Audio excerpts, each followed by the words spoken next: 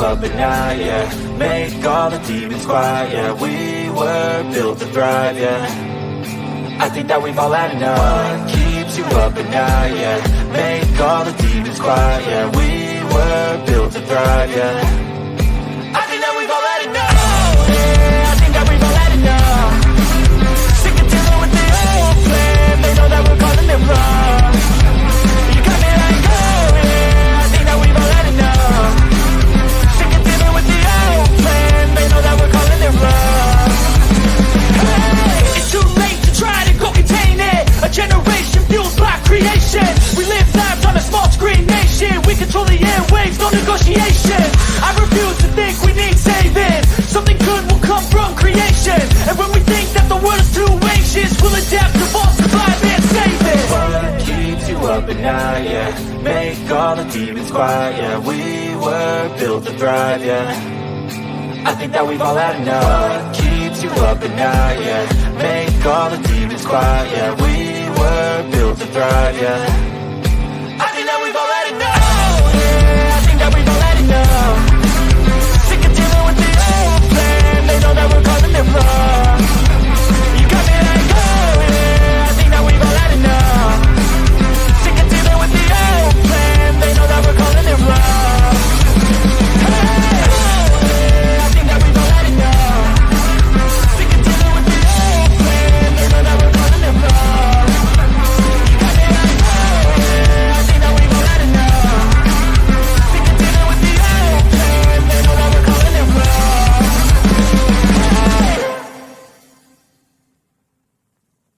Nobody is coming to save you. Get up. Be your own hero.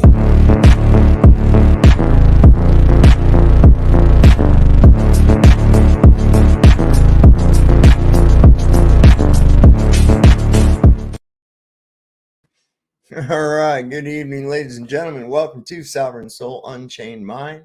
I'm Sovereign Soul, coming to you 250 miles above your imagination from the International Fake Station. I'm here with my handler from the Chinese Communist Party, that's Something Wong. Sometimes you'll hear him making strange noises in the background. Pay no mind to that crap, right?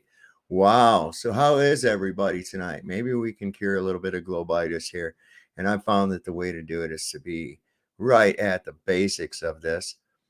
Let me see who all I've got in here tonight with us. I've got there may be 3 new viewers tonight.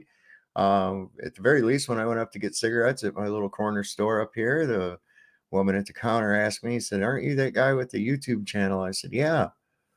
And she says, "Which one is it?" And so I found it for her on her phone and subscribed her. Well, a couple other people were listening to us talk, and they decided that they they were interested as well. So if they're out here watching, welcome.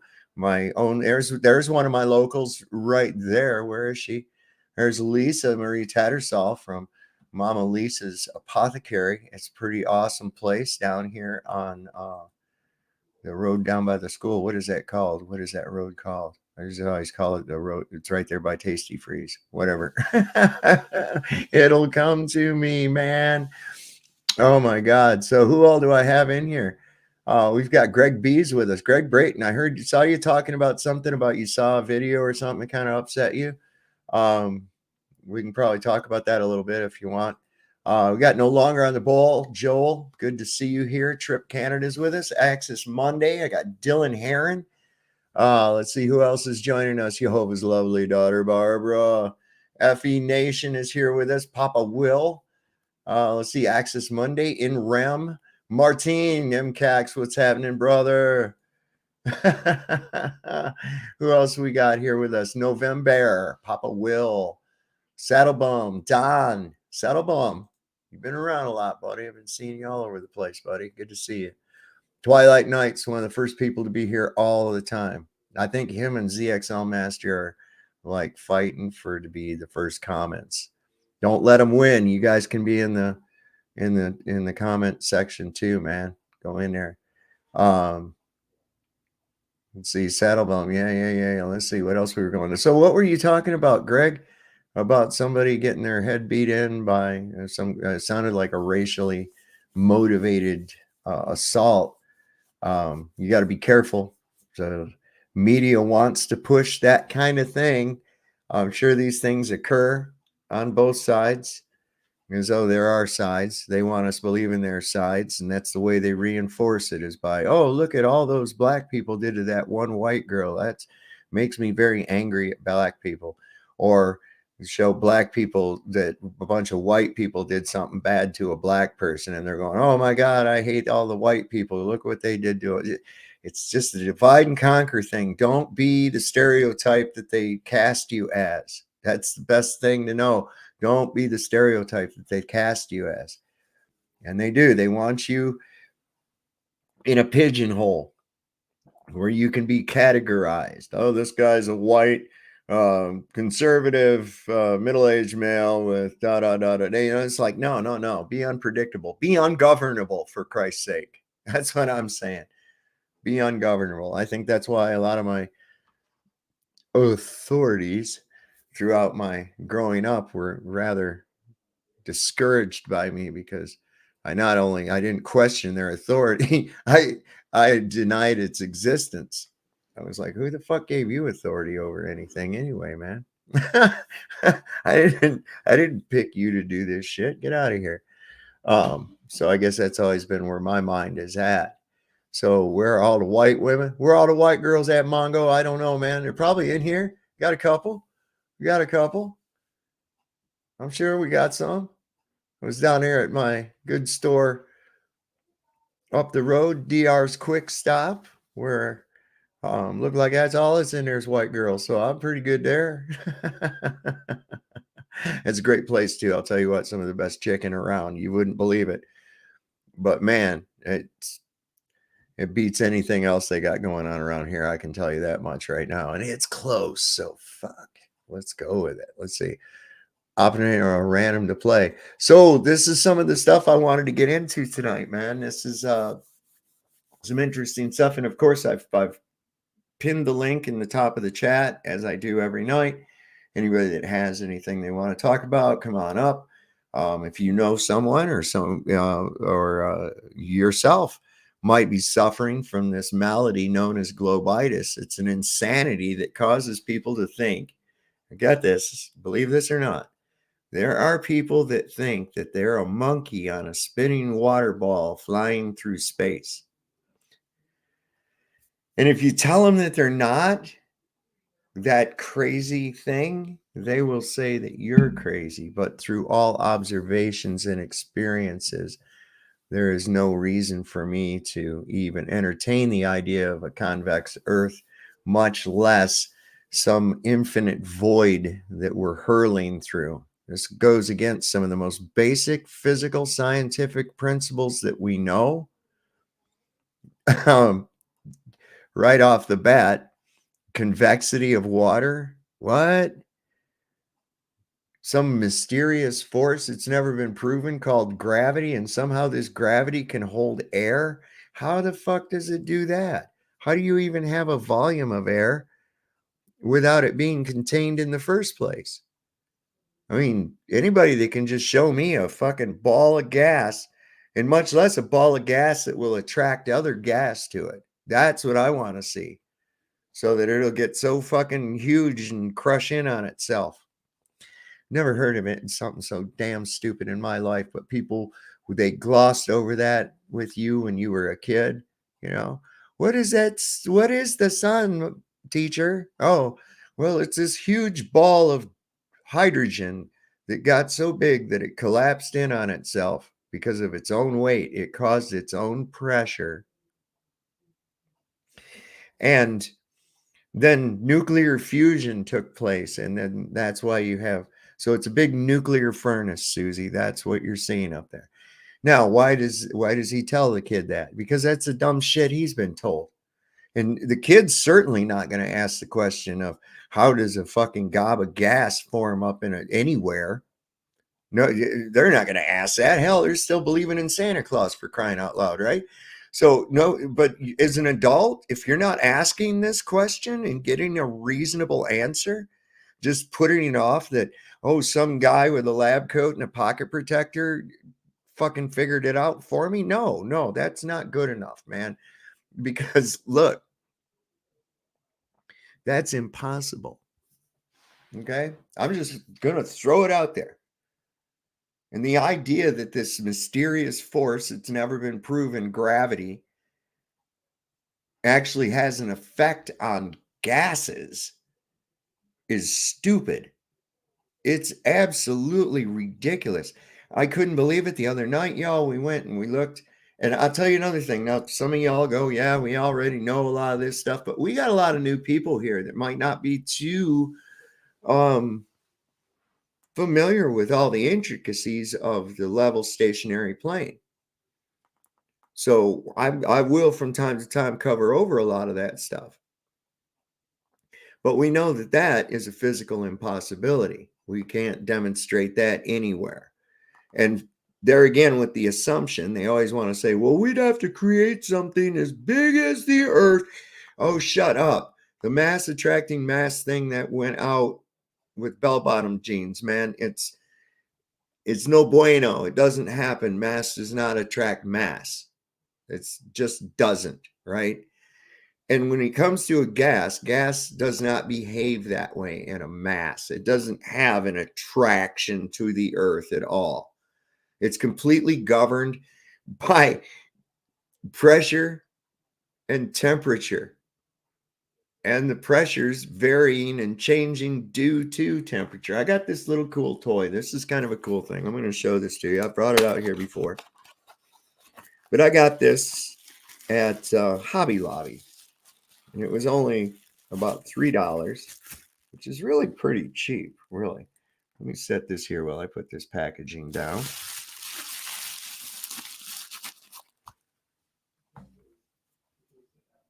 All right. And what I have here, you can see there's a liquid, okay?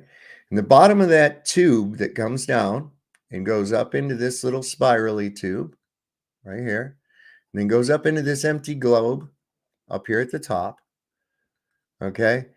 The bottom of that tube is completely submerged underneath of this liquid that's in the bottom right here. Now watch what happens when I heat it up slightly in the bottom globe. Watch what happens when I heat it up slightly.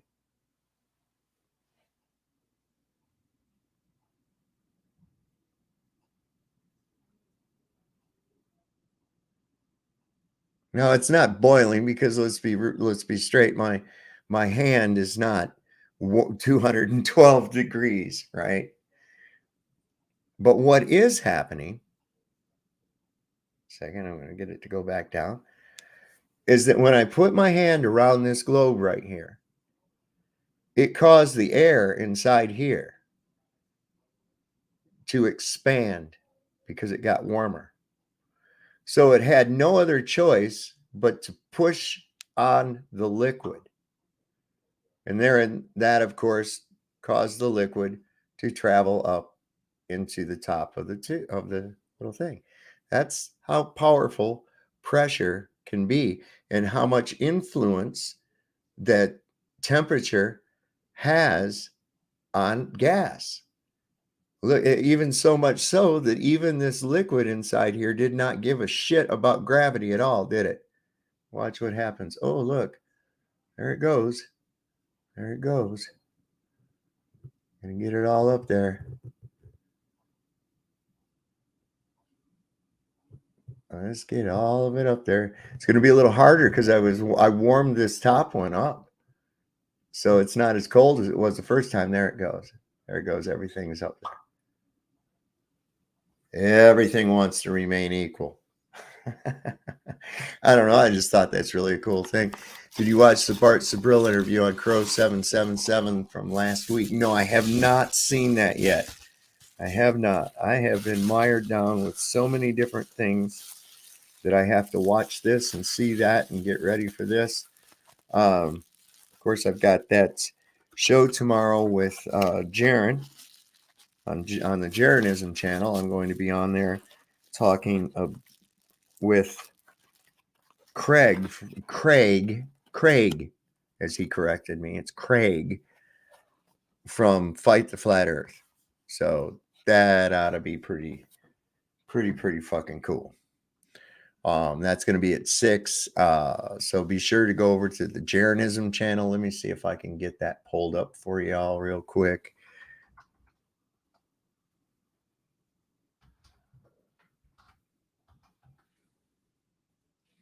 There he is. Oh, I had it already. Damn it.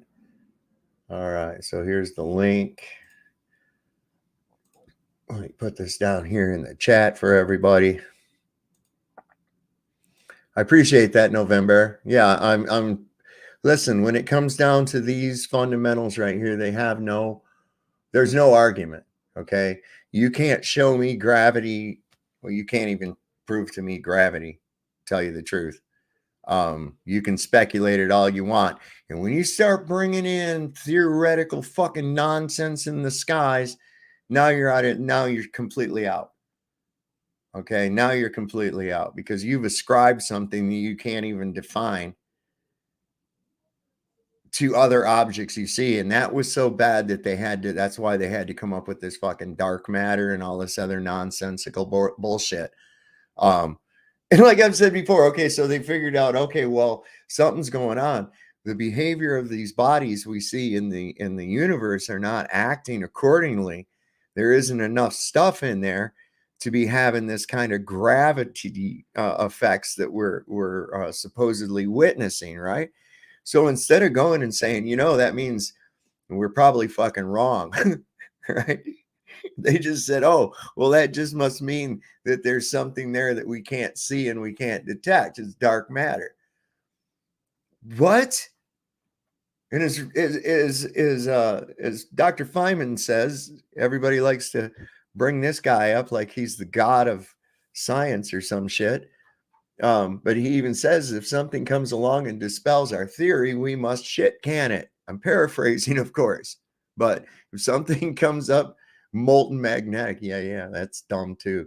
The true few. Molten magnetic, it's like there's no such thing. Oh, definitely, Lisa. Definitely. Yes, Lisa makes some very, very good fudge. Sav digs on Mama Lisa's fucking fudge. It's really good. Really, really good. Anyway, sorry about that. Get a little bit sidetracked. What was I fucking talking about? Oh, yeah. Basically the fundamental scientific impossibilities of this globe Earth that they postulate. They were glossed over. We never paid them much more mind because we were little kids when that part was glossed by us, right? And what I hear so then the other day, here we are, we're like, I couldn't believe that this is probably why I've had such a hard problem with these people. I could not believe that these folks actually think that the pressure of air is caused by its weight. That's the dumbest shit I've ever heard. You don't feel air pushing down on anything at all. We don't ever witness that. At all. In fact, if we put an object, and I'll show you, I have a video of it. If we put something in a vacuum chamber on a scale and remove the air, now think about this. Mass attracts mass. Okay. Mass attracts mass. So we have a mass of air in there, right? And the mass of this guy sitting on the mass of a scale. So I take out the air. I'm removing some mass from this equation, right? I'm removing mass. And the object on the scale gets heavier? Does that seem to make any fucking sense to anybody at all? I don't see it. So it's obviously not a downward force of anything. I've always known, and I can't believe that Wikipedia even says that it's caused by gravity. That's dumber than shit. It's due to your displacement or anything that's displacing the medium. That pressure is exerted upon the object, or if you want to look at it the other way, your body's exerting that much pressure against the medium, 6 of one, half a dozen of the other. So that's where you get the pressure from. It's not from a downward force of this shit. Now here's another thing we got to look into, and I'm going to bring one up, a picture of it right now. Let me see. Should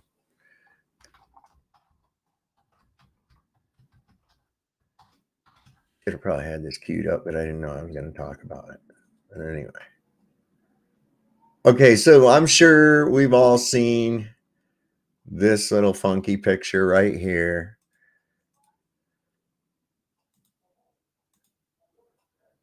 Right? So here we are, we're in the troposphere, and then up here is the stratosphere, and then there's a mesosphere and a thermosphere. And what's this shit? The exosphere. What is that? That's just outside of this. Now here's what we have to look at. None of these quote unquote spheres could exist without some kind of a containment. Now, here's what you have to look at. Within the troposphere, okay, and then up through the stratosphere. All right, what comprises those gases? What comprises the medium that's in this portion up here? As compared to this down here. Now down here we have what? Temperature change. Yeah, the ionosphere. Yeah, exactly, Anson. You got it. Ionosphere. So you have to apply Dalton's law to these gases, right? Which says that the sum pressure is achieved by the addition of all of the various pressures of the different gases in that mixture put together. Okay. So is that going to be the same here in the troposphere or in the stratosphere? No, it's not. Why? What's different? What's missing? Of course, there's going to be a pressure gradient. Why do some of the gases not go up to that level? It's real simple. Temperature and a thing called respiration. And I'm not talking about just like when you breathe, although that is a part of the Earth's respiration. But I'm talking about the constant exchange of gases between organisms continuously taking place, the gases that are being emitted from the Earth. This is where it's all produced, right? And we also have to add into that equation of Dalton's law, H2O, or water vapor, right? Now, we remove some of these components from this, and what happens to our pressure? It's going to be less. Okay? None of it can exist in a volume, though. This is the important thing. You cannot have a volume of gas without a container. And there is no way around that. Who is this? Oh, okay. So that's from Truther's Hour, a comedy show, was just messaging me. I wasn't sure who that was at first. Okay, he does not know that I'm live. Ionosphere. I like that. So yeah, we've always seen that little graphic. Everybody's seen that. And it's like very cartoonish and unrelatable. It's kind of like a childlike demonstration of what's really going on. You don't really have those clear cut lines and layers like a jawbreaker. It's more in the sense of if you can imagine like a fading out, and then to a point You're going to get to a point because, as I said, temperature is definitely going to affect these. What happens is we go up in elevation. What happens to the temperature? It gets colder, doesn't it?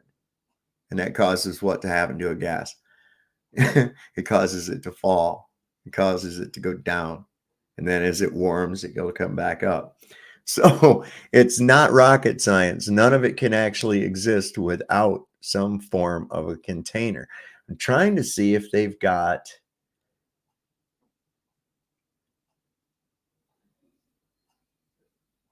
Okay, so yeah, I think a lot of this is just theoretical horseshit. I'm trying to find what is actually the composition of the gases at these different regions. I'll find that. I'm not going to do it here tonight, but you understand where I'm going because of the fact that you guys, we've looked at this right here. I'm going to bring it up again. It's real quick. It's a real quick graphic. Let me go to the images. Oh, shit. What happened? I didn't want that. Why am I not typing in there? Stop.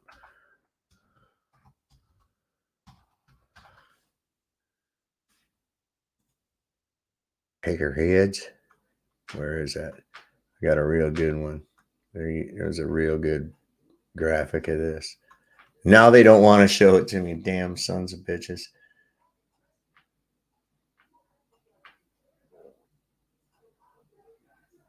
Hang on. Where did they do with that?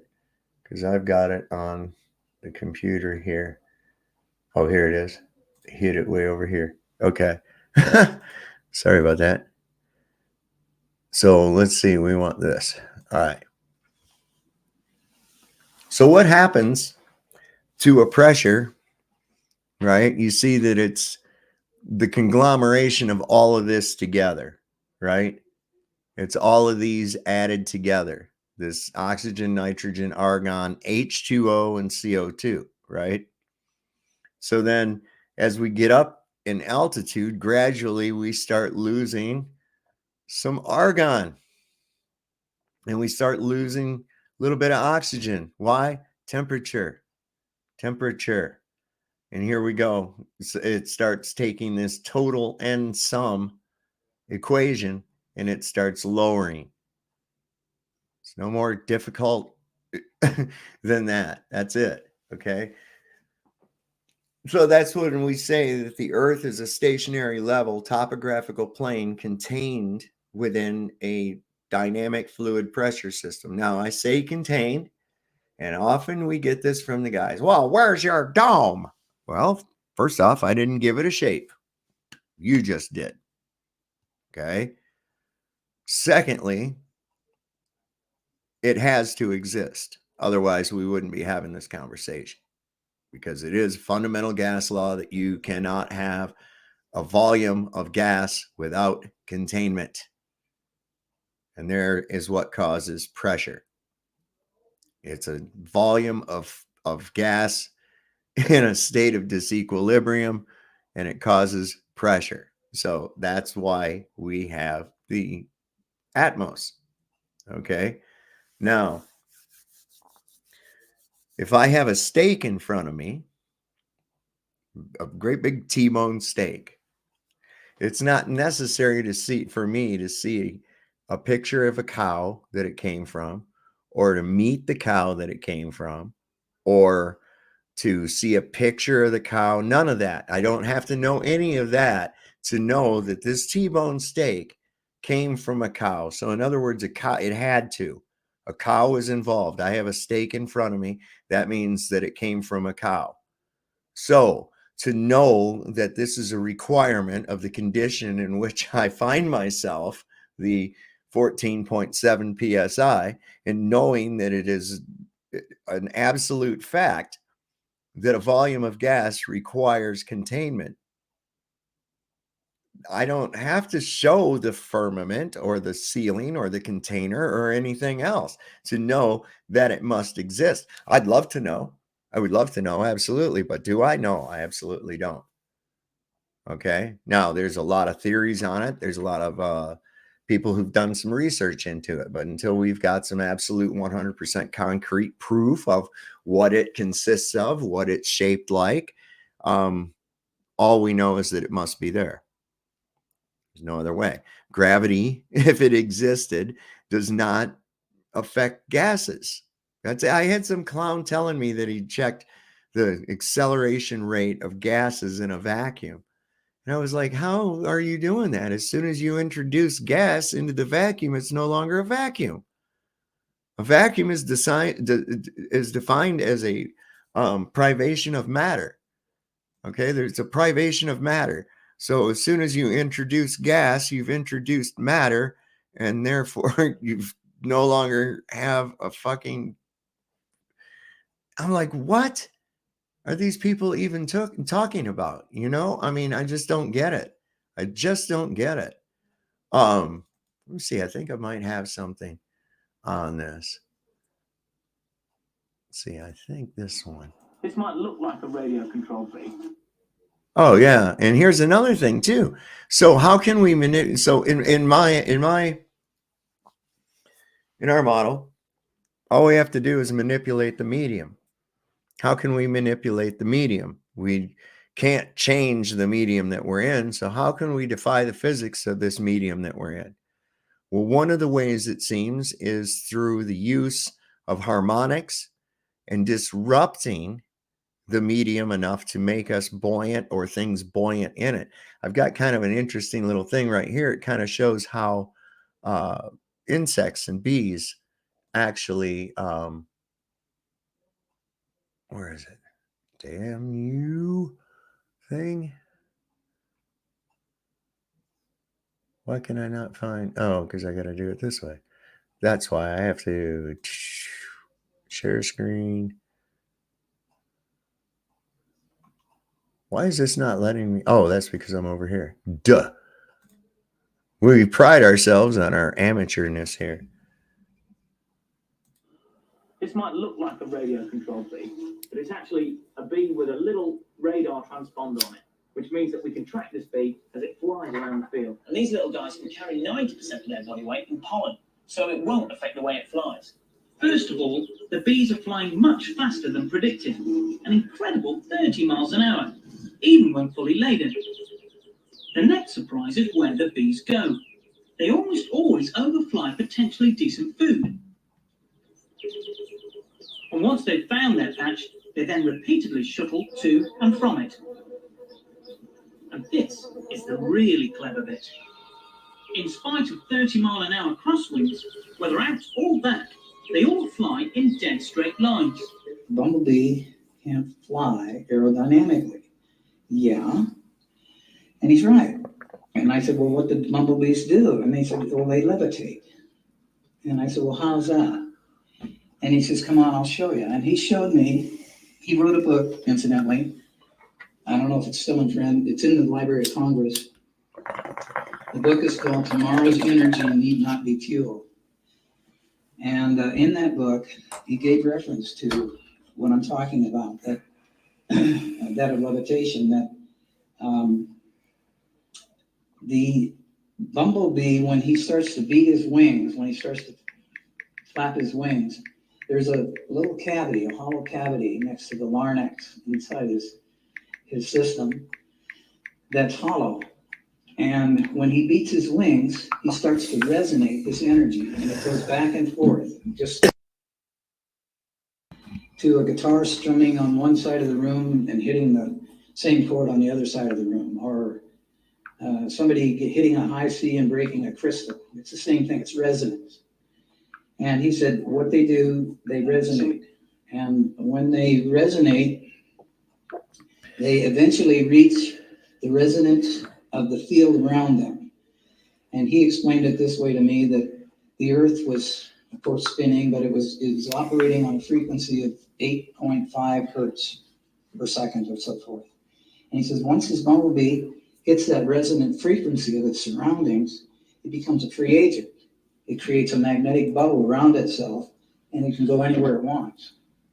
And I said, well, that's not in any of the science books. He said, I know.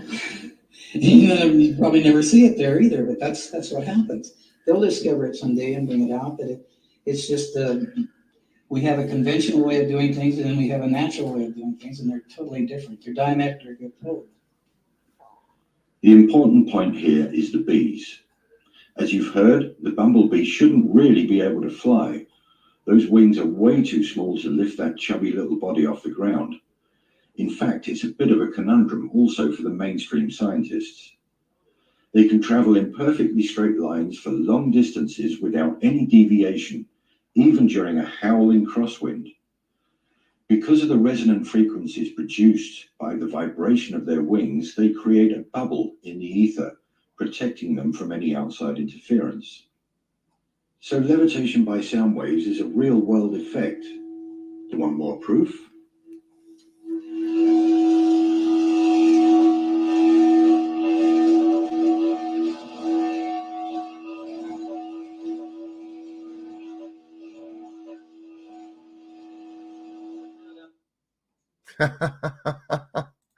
Ain't that some incredible stuff? Another thing too, that bee, he's using static electricity to pick up that pollen. Kind of like if you ever, some of you might remember the 70s when we used to have beanbag chairs. Inevitably somebody would open one up or it would break open, and those little infernal styrofoam BBs would just be everywhere, and you'd stick to your hands and every other thing you touched, right? That's the same thing, man. That's exactly how they collect up that pollen. And then when they get to a certain density of it, weight of it, then they just off they go, man. And flying through straight lines, even though they're in wind. Is that not insane or what? Right? So what are they doing? They're literally, the man said, they're putting a bubble around themselves. It's manipulation of the medium. Manipulation of the medium, somehow making themselves less dense within the medium they create of their own. That's pretty cool. I wonder if there'd be a way to study those currents, or I'd like to see what that looks like. I bet you it's toroidal in nature. I bet you $100. I'll bet you $100. Absolutely. So we've gone over a few things on perspective and whatnot, and we have other stuff too here that we want to look at as far as gas pressure, and I want to bring up a few of these things. This is a real short one. This is only like 3 minutes long. I'm going to bring this one up and let you all watch, because I'll tell you what, this is the killer. This is the killer. When you understand your visual perspective, when you understand how your eyes work, it takes away their curvature. When you understand how gas pressure behaves, how gases behave, the behavior of gases, you're on a whole nother train. You're on a whole nother train. Okay. So perspective is hugely important. Understanding how your vision works, understanding how gas principles work. And you don't have to know all the fucking math and bullshit to know that it is impossible to have a volume of a gas without a container. Now, they can scream gravity all day long, but I defy any of them to show me a downward acceleration of air due to gravity, or even a downward force of air due to gravity. If there's ever air going down in a draft that goes downward, it's due to its temperature. And it's because it's cold. All right. That's all that affects it. Containment and displacement. That's it. So I'm going to bring this up as a little thing on gas pressure that I found pretty interesting, that I think y'all might like. We got some new people in here today. Before we get started too, I see Mr. Super Sidewinder here. Shawnee B. Stinky Cash showed up. Good to see y'all. Julio Lua is with us. Shawnee B. Let's see who else has joined us. Access Monday. Realize. Bees don't like the rain. It probably grounds them out. Did I not send you those medical and scientific books on levitation? Yes, I have them in my email. It's on my other device. I'll have to get those.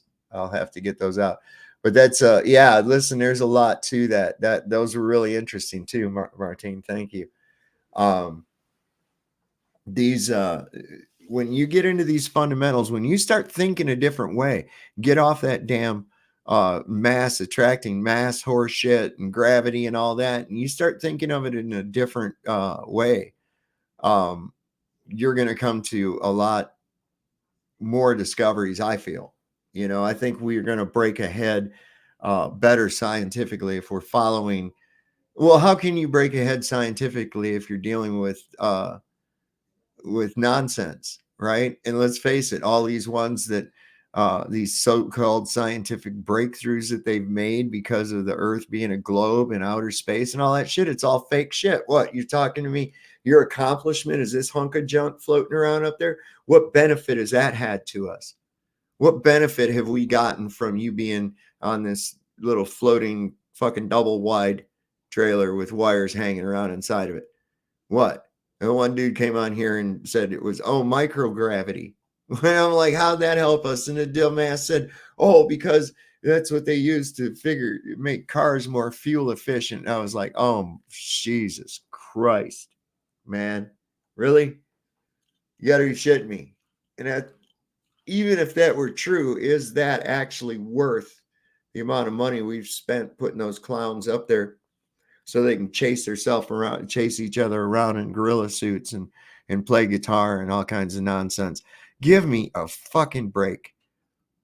Where do these people even come from? I mean, yeah, ain't that funny? She found out about me on Brian's channel, and she just lives less than about a mile from me. Maybe about a mile and a half. She don't live that far from me, and she found me on through Brian Stabley's channel. He was broadcasting. He broadcasts out of North Carolina. I mean, that's kind of a roundabout way to meet a neighbor. I think it's funnier than hell, though. I'm glad you did. Glad we did meet. She didn't realize it till one night I was wearing a shirt that said Stanley, Virginia on it. She's like, hey, I live there. I was like, oh, cool. Be surprised. There might be a few more, too. Some of the people up at DRs were interested in the channel and some of the stuff I was talking about. So maybe they're here. If you're here, shout out. I don't know what your name may be on here. Anyway, gas pressure. This guy Tor, this is named after this guy that came up with a barometer. He was big on dealing with pressure, and it was a mercury barometer. Torricelli was his name. Torricelli. Now, my friend Johnny brought me a Torricelli barometer that he found in an old house that he was cleaning out. Now, it needs a little bit of work and shit, but I looked for them. You can't find them because they have mercury in them, right? And I was looking all over online for them, and I finally ran across one in working condition that was on eBay, and they wanted like $1,200 for this fucking thing. I'm not shitting you. So I'm going to look into fixing it and making it work again myself. The mercury's been shook up or something. There's bubbles in it. So I got to figure out how to get those bubbles out of it. Once I do, then I'll show you all maybe I'll take some pictures of it and show you on a community post. But there's some work that needs to be done on it. That's for sure. Might need a little bit of mercury added to it, and that's no problem. I have some. Oh, shh. Don't say anything. And Johnny, if you're watching, I still want them bobbles out of the old thermostats. Don't forget. Anyway, with no further ado, gas pressure. Out more ISS fakery is superfluous, as it is physically impossible to have a pressurized atmosphere adjacent to the alleged vacuum of space without a barrier. It is a violation of natural law, as the gas of the atmosphere would immediately expand into the alleged vacuum of space, killing everyone. Outer space is fantasy, no different than Santa Claus. And space fans cling to the illusion of space just as much as children cling to Santa Claus. Regardless, it's still a lot of fun to point out bubbles in space, astronauts pretending to be in space when they're obviously swimming in water, scuba divers in space, green screens for faking space, wire fells, multiple CGI errors, disappearing astronauts, satellites hanging by wires, toyish space models, and blatant contradictions by lying astronauts. You can see the stars, and pretty much all the time you can see the stars. There's all the stars there, including but you can see it during the day. The sunlight washes out all the starlight, so you can't see any stars. Just like the sky is indeed black when viewed from the moon, as it is when viewed from cislunar space, the space between the Earth and the moon. In order to keep the scam going, NASA really wants you to believe in the space fantasy, and NASA gets $70 million a day to do just that. But I'm here today to share another outer space fail. Several weeks ago, I shared on my YouTube community page this video from Latter-day Saints, but the copy of the video was pretty poor and filled with lots of watermarks. I hate when people do that. Fortunately, yesterday, a kind follower of my channel emailed me a better link to the video. I pulled the video from this semi-official Twitter link. There are definitely some weird things going on in this video, but I just want to get to the most obvious problem. It's all fantasy, but the official story is that the S-13 radiator panel on the ISS was peeled back either from a micrometeorite or space debris. That phony drama isn't important. What is funny here is that the panel is flapping in the wind.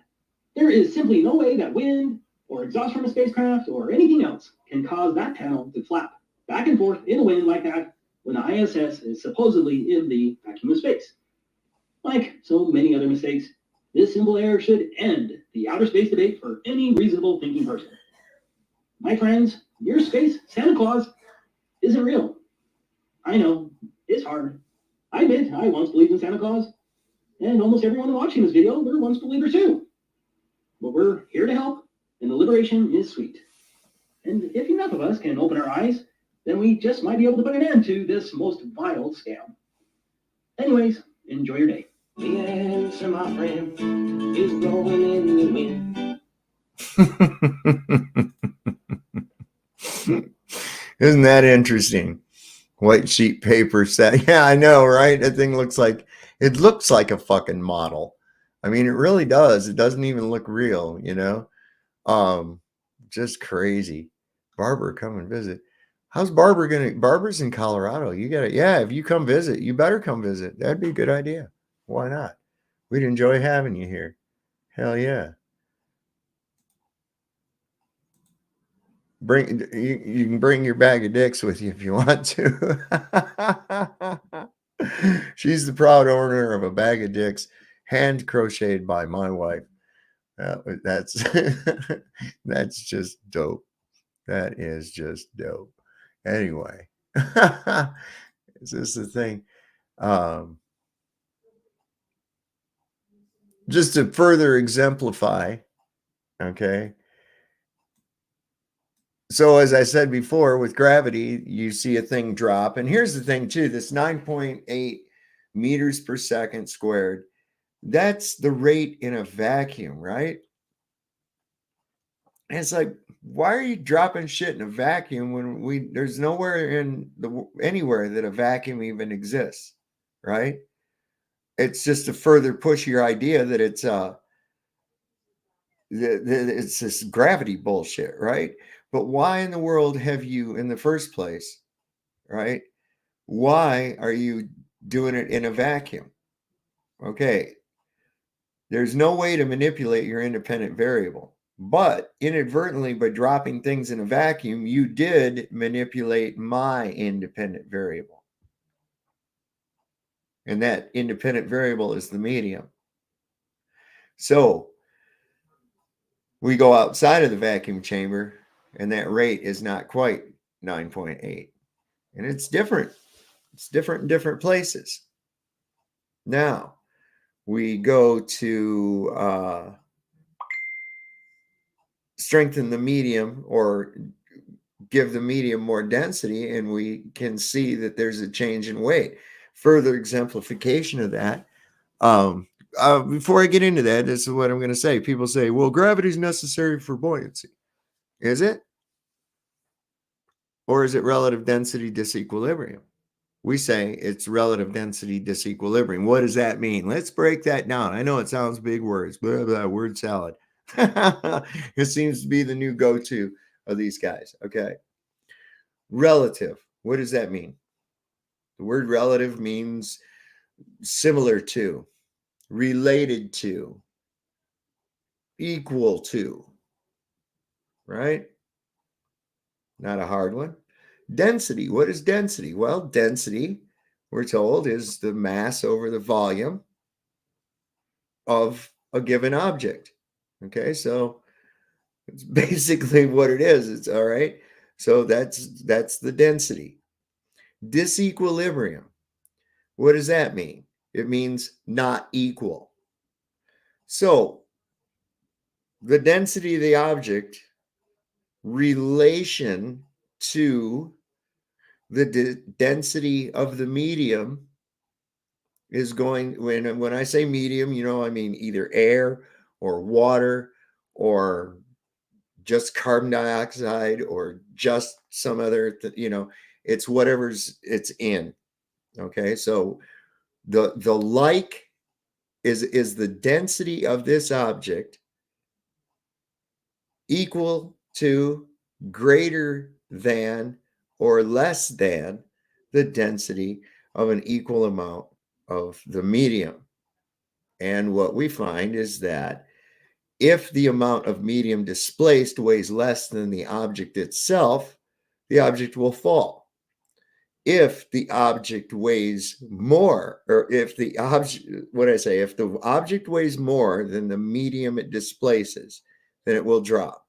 If an object weighs less than the medium that it displaces, it will rise. If the object is equal to the medium that it's in, it won't go anywhere. It'll just stay there. And I'm sure you've seen that with a helium balloon. About 2 or 3 days after the party, it's there hanging, and it's in the house, and it's just hanging in the middle of the air, going along in the middle of the room. How is it doing that? Well, it's achieved a point of equalization as the gas has escaped. Yes, latex is porous. It will not indefinitely hold a gas. It still escapes out of there. It's not because you didn't tie the knot good enough. It still has an amount of porosity to it. And that's the funny thing about gas. It's going to find a way. It's going to find a way to equalize. Always. That's what it wants to do. And this, of course, is why we have pressure. So the notion that the density or weight of air is that of it pushing down on us, and that's what causes the pressure, I'm going to show you something different. In this experiment I'm about to show you, this guy has a regular air balloon and a helium balloon, both of the relatively the same size. One is hanging from the roof of a minivan that they're in. The other one is fastened to the floor. The helium balloon's fastened to the floor. The air balloon's hanging, right? I want you to see what happens when they apply motion.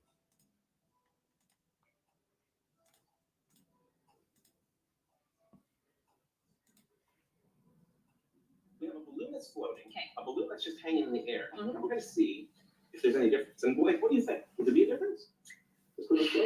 I don't know. I think that maybe this one will be a little bit more grounded. Or because I don't know. That's just that's my hypothesis. Let's try it. Sarah, go ahead and punch it. All right, emergency stop. Yeah. Did you see the balloon? Right. When we accelerated, we got pushed backward, essentially, but the balloon went forward. It did. It went forward. What's going on? I don't know. Is it just because of the weight of what's inside, the gas? You're on the right track. Okay. This van is filled with gas. It's filled with air. Yeah. Sarah, go ahead and punch it again. Goes forward. Emergency stop. Quick. Goes back.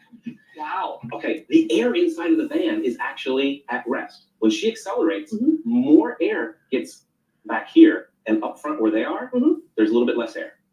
And is that why It's the a little bit balloon less is dense. drawn that way? Yeah. Helium balloons float upwards into the upper atmosphere because it's less dense higher that you go. Huh. Okay, so it's trying to find a place where the density of the air is equal to its density, which And it is... can do that quickly. Yeah.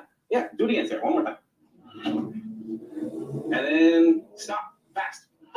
Oh, it's just Wow. so As cool. I'm thrown forward, As the you're balloon's thrown coming back The at balloon me. goes back. So we're gonna actually try going through a loop-de-loop up here and see what Okay. happens when we go in a circle with our balloons. Okay. So look, take us around this loop pretty quick. We'll make a left-hand turn fast.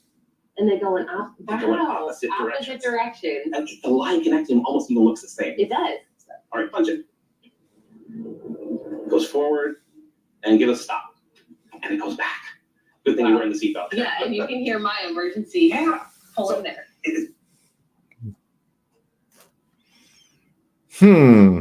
So was there gravity like in the front and the back of that car or in the sides of the car?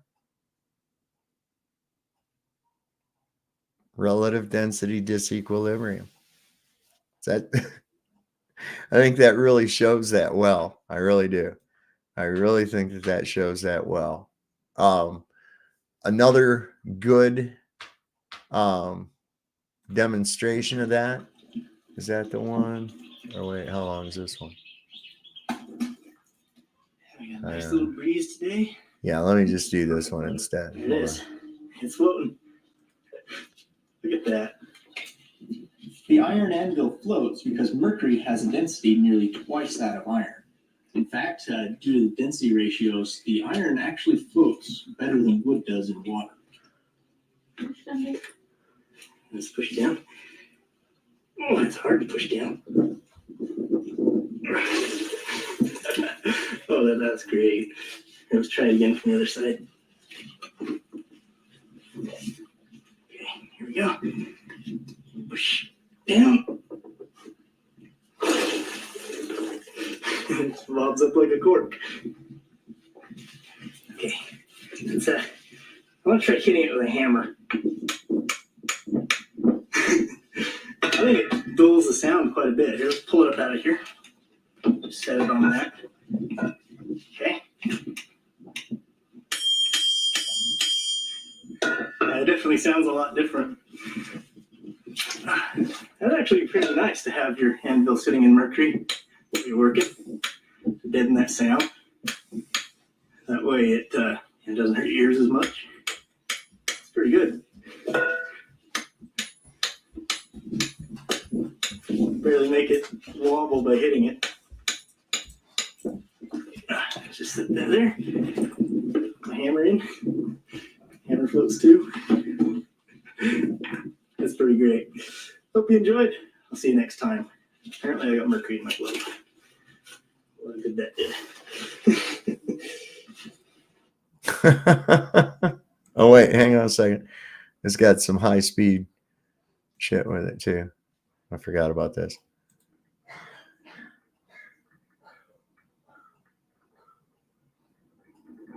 Look how that thing wants to come up out of there. It's like just, he had trouble pushing it underwater, and it's a big, heavy iron anvil. What?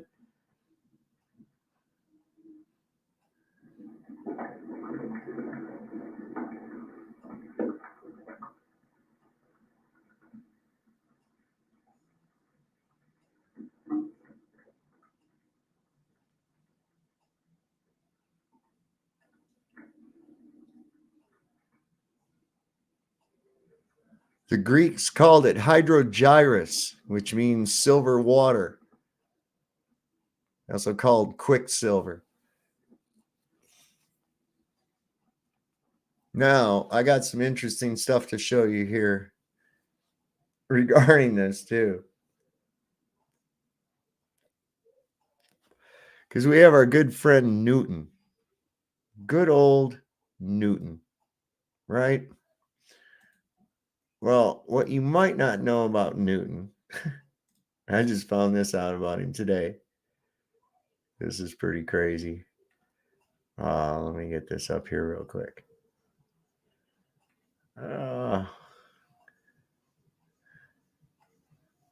Okay, here. So I didn't know this about Newton, that he apparently had never had sex. As well as being a genius, Newton was known for allegedly for an alleged personality disorder and certain eccentric traits. Some people even go as far as claiming that Newton was appalled by the very act of sex and identified himself as asexual. Oh, here's the picture that Torricelli, yeah, my bad. Here's the Torricelli barometer right here. And this tube is filled with mercury. And there's another little vessel of it. I don't know if I got that in there. Oops, shit. Hang on. Let's see. I don't know if that's got a... No, you can't see it. I'll make a little short video about it. It says here, this is another one too. So it said here that Newton, in 1693, Newton suffered from insomnia and poor digestion, and he also wrote irrational letters to friends. Although most scholars have attributed Newton's breakdown to psychological factors, it is possible that mercury poison may have been the principal cause. And I would not have a reason to doubt that because of the fact that this dude he wasn't a scientist, he was a pseudoscientist, and he engaged in quite a bit of alchemy, which of course involves mercury, and I'm sure that if you're not handling it responsibility, or you get some kind of a freaked out idea about what you think it might be able to do for you, and you eat it or ingest it or whatever else like that, could probably fuck you up. Most likely, I think what's more dangerous than the mercury itself is the fumes that come from the mercury vapor. I think that's more dangerous than actual mercury itself. So what else we got going on in here?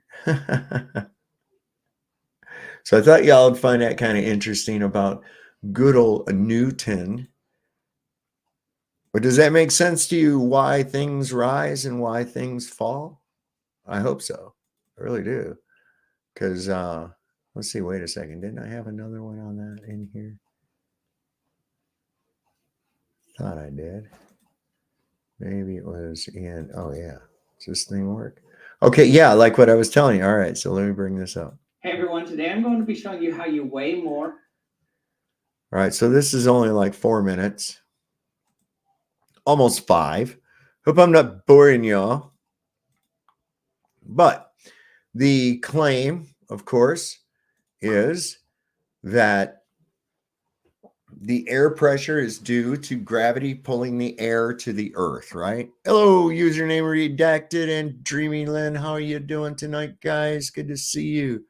Gravity has no hold on yeast.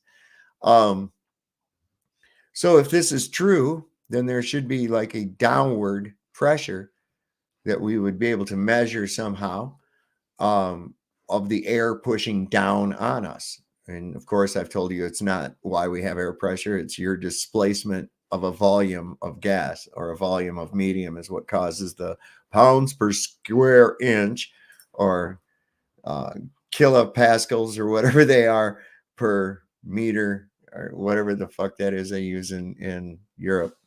But anyway, the pressure is not caused by gravity at all. If this is true, then what we're about to witness would not happen.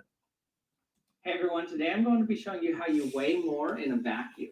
And I'd like to thank Morning Brew for sponsoring this video. I'll tell you a little bit more about them later on in the video. So I have a plastic bottle with air in it. Right now, if I weigh this on the scale, I'm actually only weighing the plastic bottle because I have air inside the bottle and outside the bottle. But if I remove the air from around it, then I'm weighing a different thing. I'm actually weighing the plastic bottle itself, and I'm weighing the air inside of it. So let me show you what I mean. I'm going to put this empty bottle on a scale in the vacuum chamber, and you'll see that when I remove the air from around it, it suddenly starts to get heavier. Okay, let's put our empty bottle on here. So right now it weighs 11.434 grams. Let's turn on the vacuum. And it immediately starts gaining weight. It's already gained 0.3 grams. And I should mention that we're using grams here. This is a measure of mass, but when you use it for a scale, you're actually measuring a force, not a mass. And it's called gram force, abbreviated GF. Well, it's at 12 grams already now. So it's gained almost 0.6 grams, over a half a gram of weight, just by removing the air around it. Now, this effect doesn't just happen. So I'm saying he's not really getting the weight of the air. The weight of the bottle actually increased, because the only way, here's what happens, is the only way that air has any kind of weight, if you want to call it that, if it wasn't in that bottle, it would not have any weight. It would not have any weight. Okay. I don't, that increase in weight is not due to because there's air still in that bottle. How much does just the overall plastic of that bottle weigh? We didn't see that at first, but the second demonstration is where it really comes into play. For air in a bottle, but it happens for anything, including you. For example, I have this guy here standing on my scale. So he's starting off at 19.81 grams. As soon as I turn on the vacuum, though, he starts to gain weight.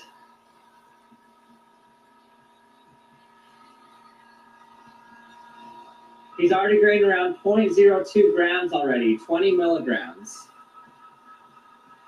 19.84. So he weighed around 0.15% more just by being in the vacuum chamber. Before we continue with our experiment, let me tell you about our sponsor today. Now, how can that be if we just removed mass? Right? I'm going to zoom it through his little coffee deal there, because I don't care about his coffee.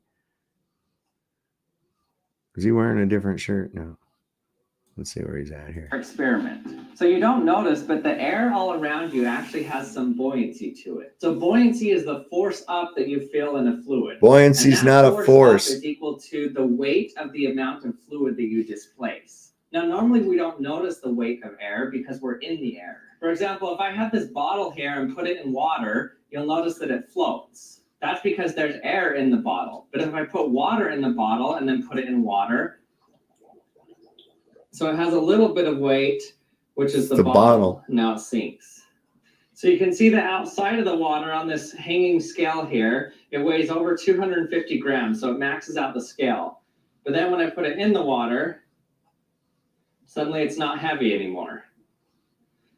So it weighs essentially nothing on the scale. It does have a little bit of weight to it, and that's the weight of the plastic bottle.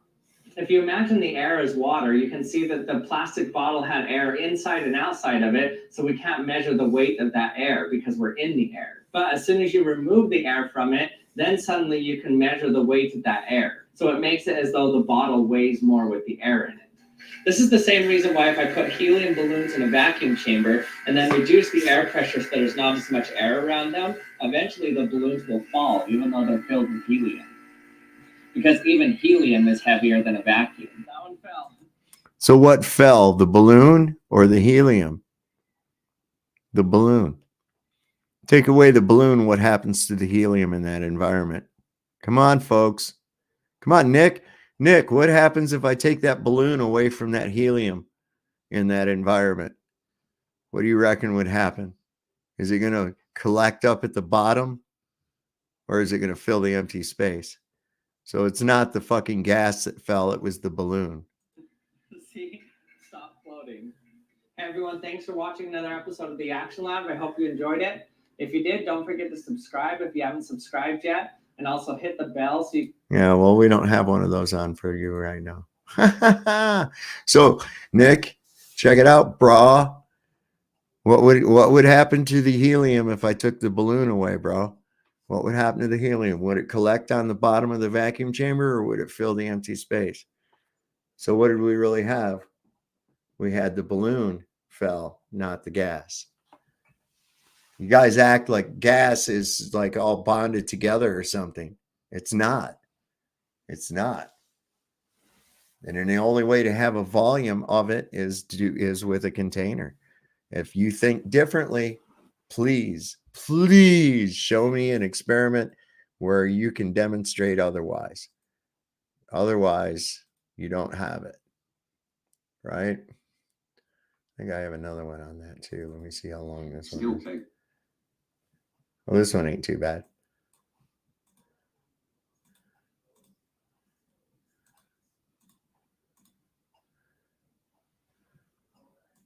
Still beggars belief that some people still claim that gravity is a force, and that force is the reason why we have gas pressure here on Earth, and why the gas is not dispersing into the vacuum of space according to the second law of thermodynamics and an increase in entropy.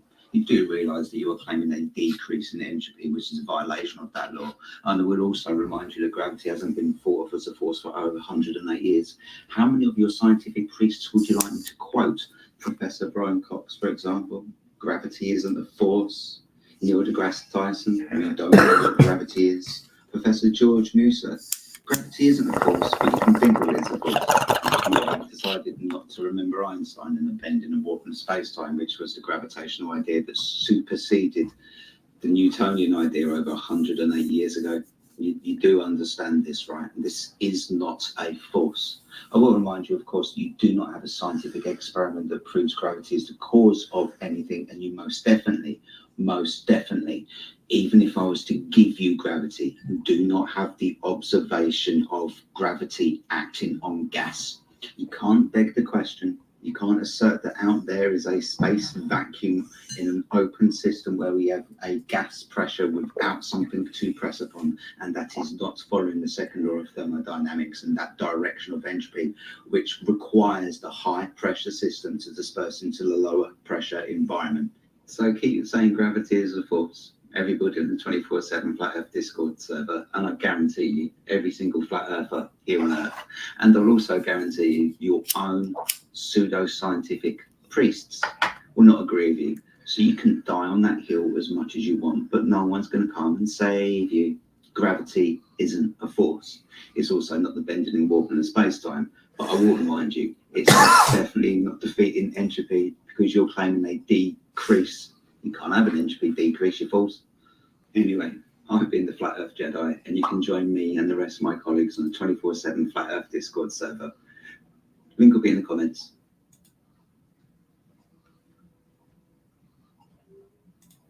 So yeah, man. I mean, these are fundamental laws, and just like, I'm not the only one that's saying this, that knows this, that you can't show gravity having any kind of an effect. You can't even show it gravity. You can't. It just doesn't fucking exist. They've beat this shit into your head so hard. They've slipped it into formulas that don't require it, as to keep it first and foremost in your mind. I mean, think about this. If F equals mg was F equals ma, right? Then they would have to say, oh, the A means acceleration due to gravity. You don't know that you don't have proof that your cause, your cause is what's making that effect. It's a dreamed up cause. Okay. I don't know why these, you'd figure people would be able to figure this out, right? I mean, and pressure will do some of the most incredible shit. This is just, I always show this just for shits and giggles. This is a rail car, one of those tanker cars. Watch this thing.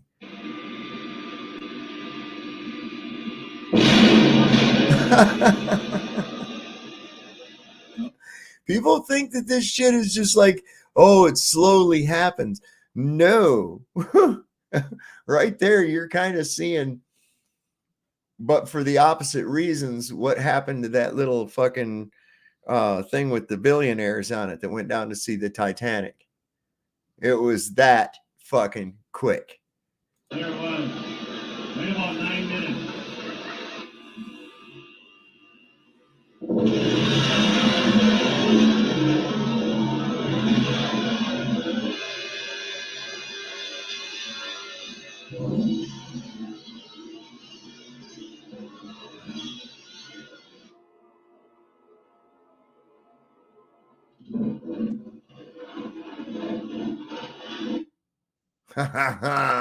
See, that shit don't, that ain't nothing to play around with. And that you would figure a whole lot of difference, right? you wouldn't think that's a whole lot of difference, but it's enough. It certainly is enough. And just like the eccentric old man in those videos was saying, you know, holy shit.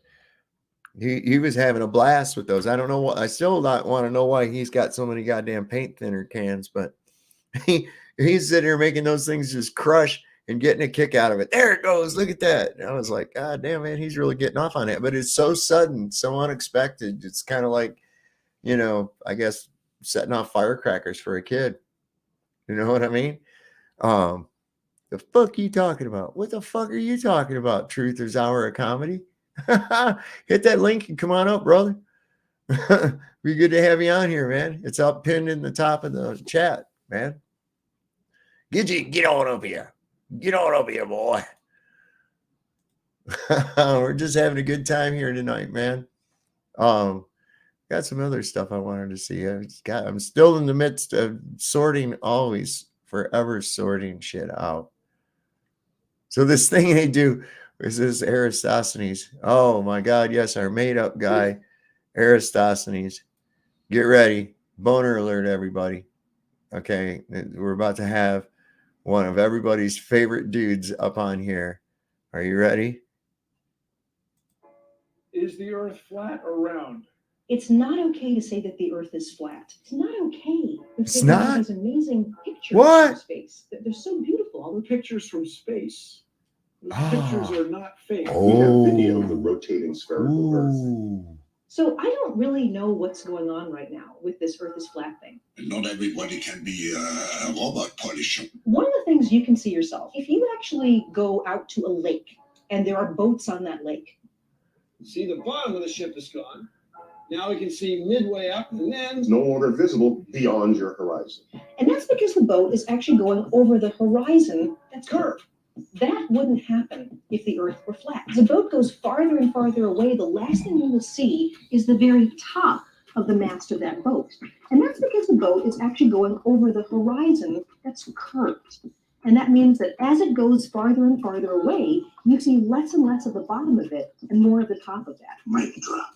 That wouldn't happen if the Earth were flat. You would simply see the boat getting smaller and smaller and smaller as it went farther away, but you'd be able to see the whole thing with the same proportions. That wouldn't happen if the Earth were flat. But see, my audience happens to understand foreshortening, field of view, and angular perspective. Can't pull that shit over on us, babe. We know about it. That wouldn't happen if the Earth were flat. Oh my God. See, okay, that's a great that last one. Hold on a second. Let me back up just a little bit. Let me get to him. This one. Okay, this next boat, right? I want you to watch it. Now, do you think that it's really going over waves as huge as what they appear? Or do you think it might be an effect of foreshortening? Right? In other words, waves closer in the foreground, and since you're zooming in on everything in the field of view, it's going to appear much larger than reality. But watch this shit. That wouldn't happen if the Earth were flat. There. What the fuck? Come on, man. the process of testing claims, the world is flat, the world is round, is what we call science. What is science? It's a famous experiment conducted by Eratosthenes. Okay. And Aristosthenes And his faithful assistant Feces. Everybody forgets about poor Feces. noticed that there was a town called Feces of Rhodes. Syene. And on a certain date, the sun would actually shine straight down to the bottom of a well. That meant the sun was directly overhead. You could look down the well and see the sun shining back at you. And on the very same date, farther away in the city of Alexandria, that didn't happen. Hey, wait a minute. Nick, you're a physics professor. Do you have any proof of downward acceleration of air due to gravity? I would love to see that. Or how about maybe even just a volume of a gas without a container? That would be cool. So I'd like to see that. And being as that you're a highly educated individual, perhaps you'd like to explain to us how there's a downward extension. And don't just say because air has mass, because so what? Well, how much does it weigh? How can we use this observation to see if Earth's surface is curved? We needed another well. Turns out we can't see the bottom of both wells at the same time. What might explain this? Well, there are two possible explanations. First, we could have a flat Earth with a sun that's small and close by, so that the light hits the second well at an angle. Or second, we could have a curved Earth with a sun that's big and far away, so that all the light comes in parallel. So it doesn't prove anything. So why the fuck do they keep talking about this cat? With a sun that's big and far away, so that all the light comes in parallel. So that all the light comes in parallel. In science, we always say that you make observations, you have a theory, you can go make more observations, and it's a very, very tedious process. Wrong. Nobody that I know of in my field uses the so-called scientific method. In our field, it's by the seat of your pants. It's leaps of logic. It's guesswork. If you have a claim that can't be tested, that's what we call pseudoscience. He didn't know what gravity was. Einstein gave a better explanation. We're probably going to get a better model later. We're probably going to get it. No, that motherfucker's a loser. Somebody said that DeGrasse is such a loser. No, man, this dude's a fucking loser right here. A better model later. Not a Professor Dan. And we are understanding about the materials, right? We're understanding the composition of things based on light. We're understanding the composition of things based on light. We're understanding the composition of things based on light. The difference between pseudoscience and regular science is whether or not you can test it. No, they can't observe. It's too far away. It's too theoretical. You have no idea. Okay, next question. You cannot reproduce the Big Bang, but you can then trace the history of what happened afterwards, like a murder mystery. And that's where a lot of science is done. All the things that were once considered science fiction are now centerpiece in our understanding of the nature of everything. It's all science fiction. Tesla had something to say about those guys. He said, today's scientists have substituted mathematics for experiments, and they wander off through equation after equation and eventually build a structure which has no relation to reality.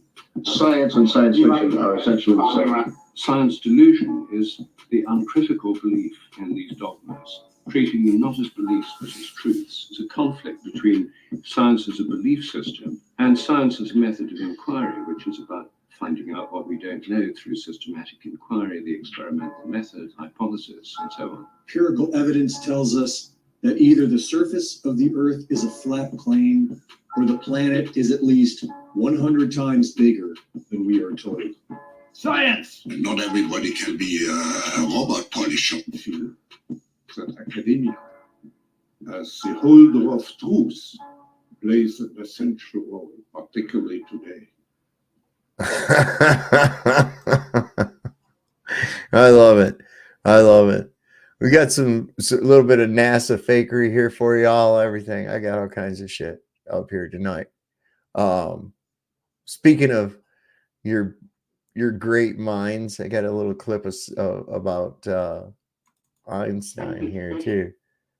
It's only about a minute, but this is entitled "Einstein Always Reads," and it's just true, man. If you ever go back and look, this guy never ever speaks. He's always reading everything, and I just think he was just some kind of a crackpot that they put out there, just like they do with Don Pettit.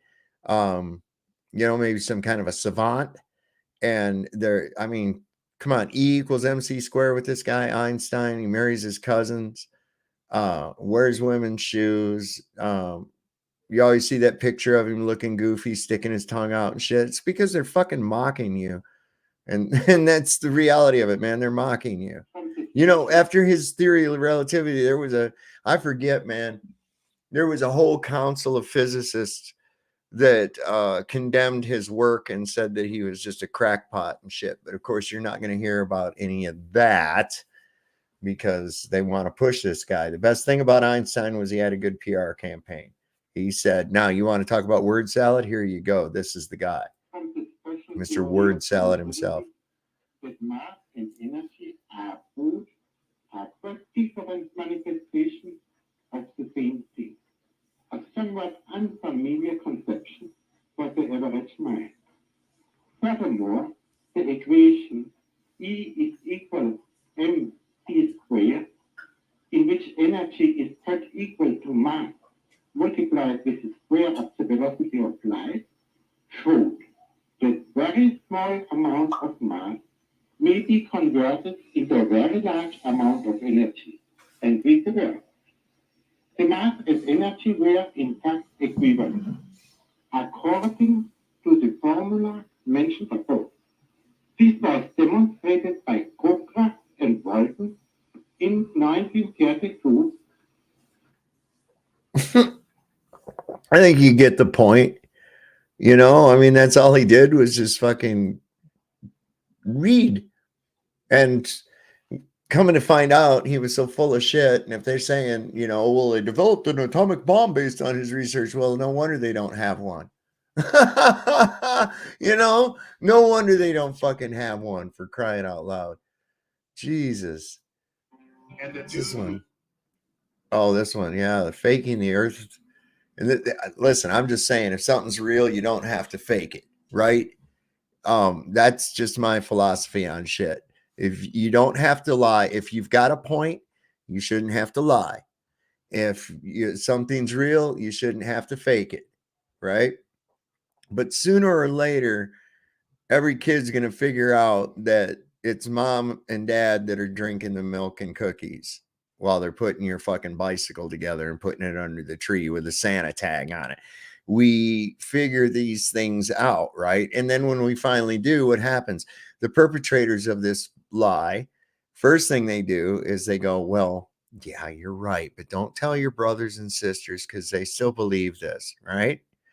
Well, when it comes to something like this, it doesn't work that way because they don't come out and say, yeah, you're right, but be quiet because everybody else believes that. Fuck no, they put the hammer down on you. So can you imagine a scenario where you figure out that Santa Claus is fake and you go to your mom and dad and you say, hey, listen, I know that Santa Claus ain't real. I saw you guys putting the stuff under there, you know, and blah, blah, blah. You know, why does Santa Claus smoke the same cigarettes as dad? You know, those kind of things like that. And then you get your ass tore up. You get a whooping and you get grounded and they tell you, no, Santa Claus exists and shit, right? That's what they do to flat earthers, right? We come to the realization that Santa Claus isn't real. And instead of going, yeah, you're right. Yeah, you're right. Just be quiet. No, fuck no. They want to kick your ass. And I think that's a good way to look at it.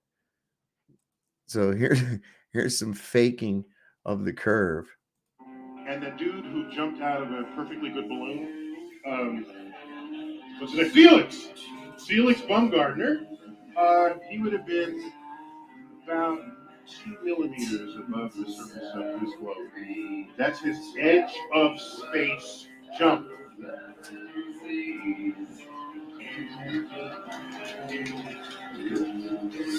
Now, you know, I don't.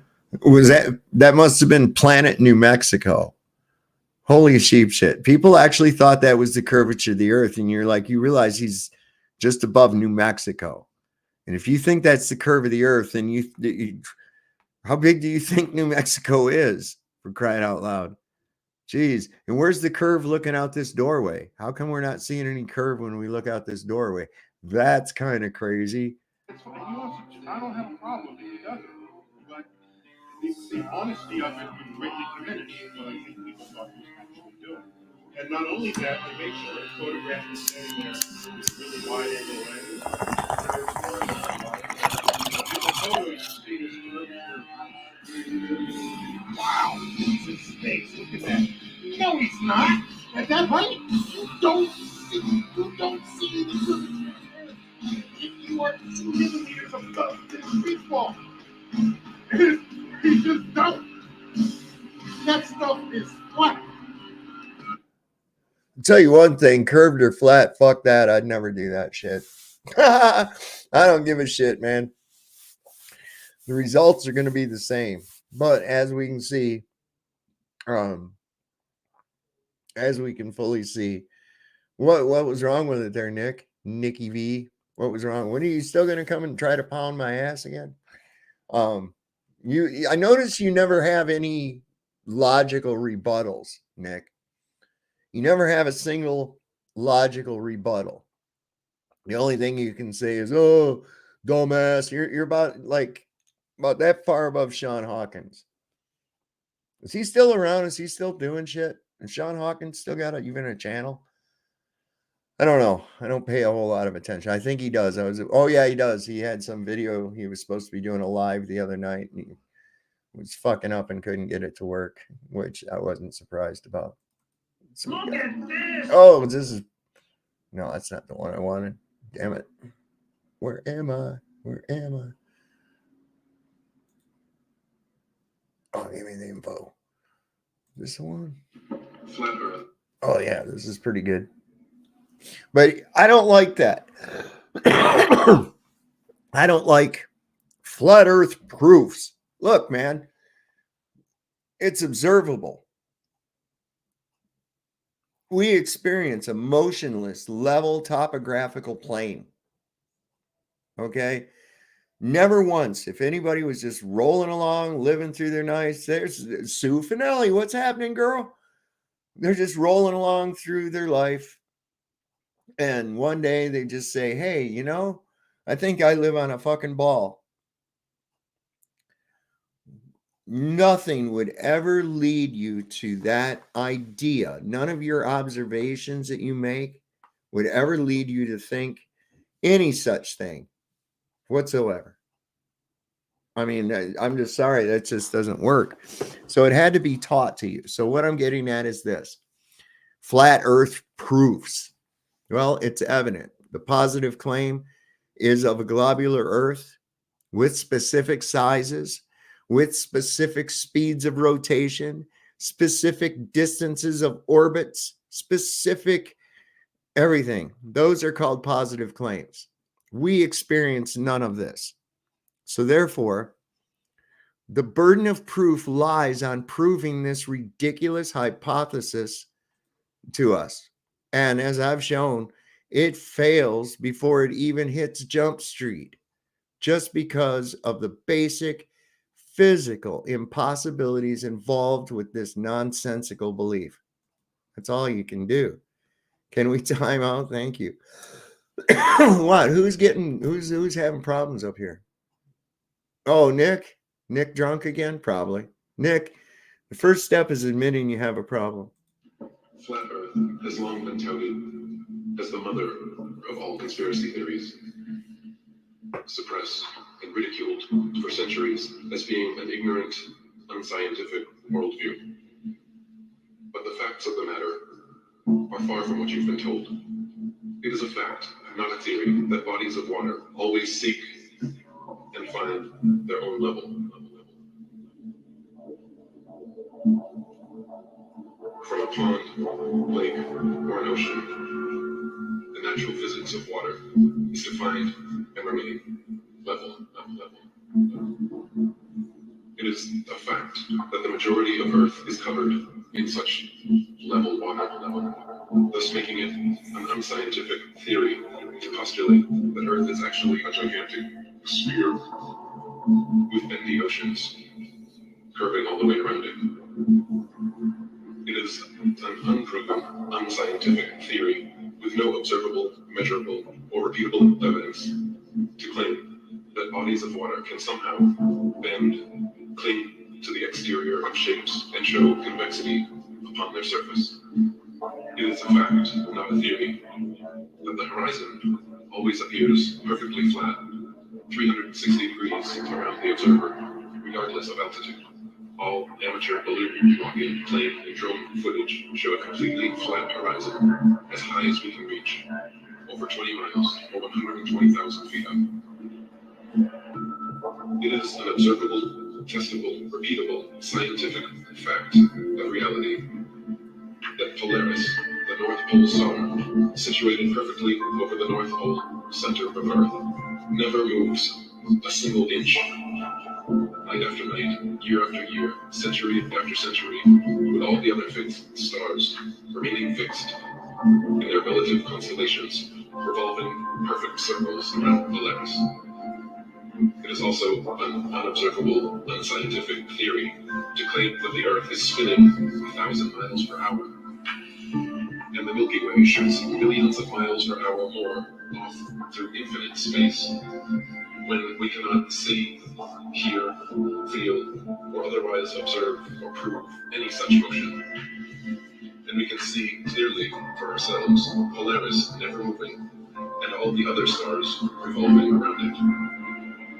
This is just a brief introduction to the many observable, testable, repeatable scientific facts of our level, motionless plain Earth that have been suppressed and ridiculed for centuries in favor of various unobservable, untestable, unscientific theories purporting we live on a tilting, wobbling, spinning, ball-shaped Earth. Pretty good, huh, guys? Yeah, I like that one. There you go. And I know some of this is rudimentary and first level to y'all. But also, like I like to point out, is we're always getting new people here all the time, and hey, any of y'all that want to come up, anybody that's new that might have questions, or anybody that's old, there we go. Look at there. It's the Truthers Hour, a comedy show. What's happening, my man? Good to see you. I think you're muted. I don't hear you, my dude. I got one of these on mute. Can you hear me? Okay, now I can hear you. Now we hear you. What's going on? Not a whole lot. Science. Man. Look. No way, dude. That's so funny. Yeah, man. I saw that one in the shop just the other day. That's so funny, dude. Yeah, there's a whole bunch of different ones like these, man. Yeah, My wife's got one that's it's a little bit different. But this one is if you notice, it's a special kind of mushroom. I've nicknamed him the Fugly Fun Guy. Get it? Dude, that's so weird. Synchronicity is my superpower. And I just was in Walmart and there were these stuffed animals called Fuglies or something like that. Oh, wow. It's really weird that you said that word, but I mean, it's not weird because that's my superpower, but it's funny that you said that word. Well, wait, there's more. Is that a pipe now? Yeah. No way.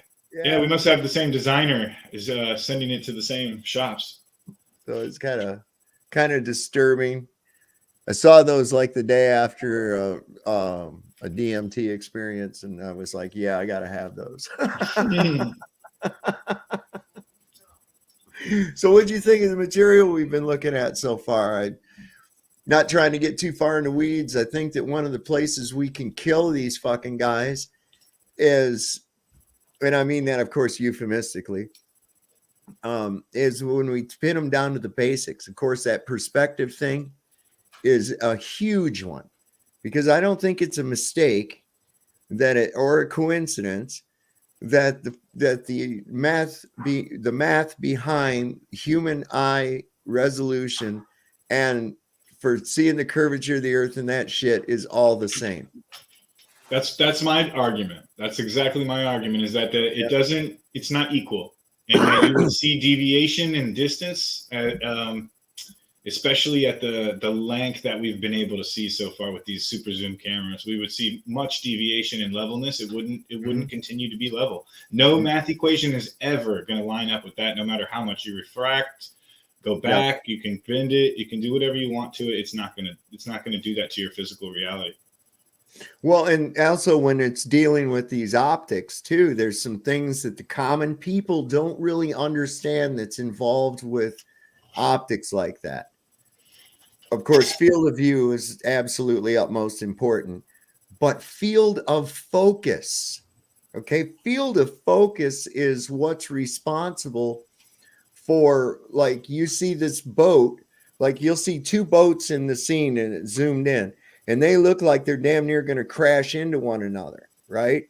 But as you start zooming out, you can see that they're actually much further from one another than that's even like a Hollywood movie trick with like crowds and stuff. They make it look like there's a lot more people due to angular resolution, but when you zoom back in or out, whichever way, the opposite of what you were zoomed in, then it brings everything back into focus, and you can tell that people have more distance. But when you use like a fisheye lens or something like that, and you zoom in real close, it looks like everything's closer to each other than it really is.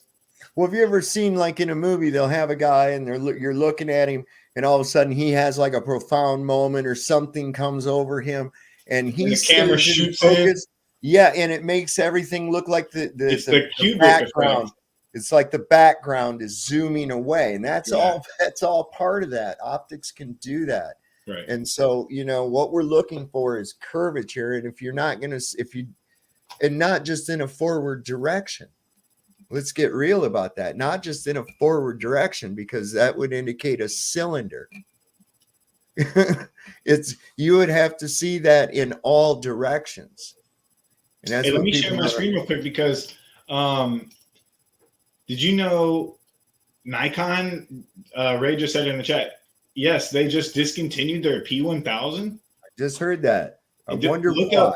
Look up Artemis, if you saw my Facebook, Artemis tag teams with Nikon to go to the moon for their Artemis mission. I mean, it happened on the same day. They discontinued their P1000, the longest mega zoom camera that you can get, a one of a kind, a super zoom mega zoom camera. They discontinued the camera and signed up with NASA the very same day. That's red flags galore. Yeah, it is. Yeah, it is. See, this is all they got is they can they know we're onto their tricks, and they got to take away our ability to see them. That's all it is to it.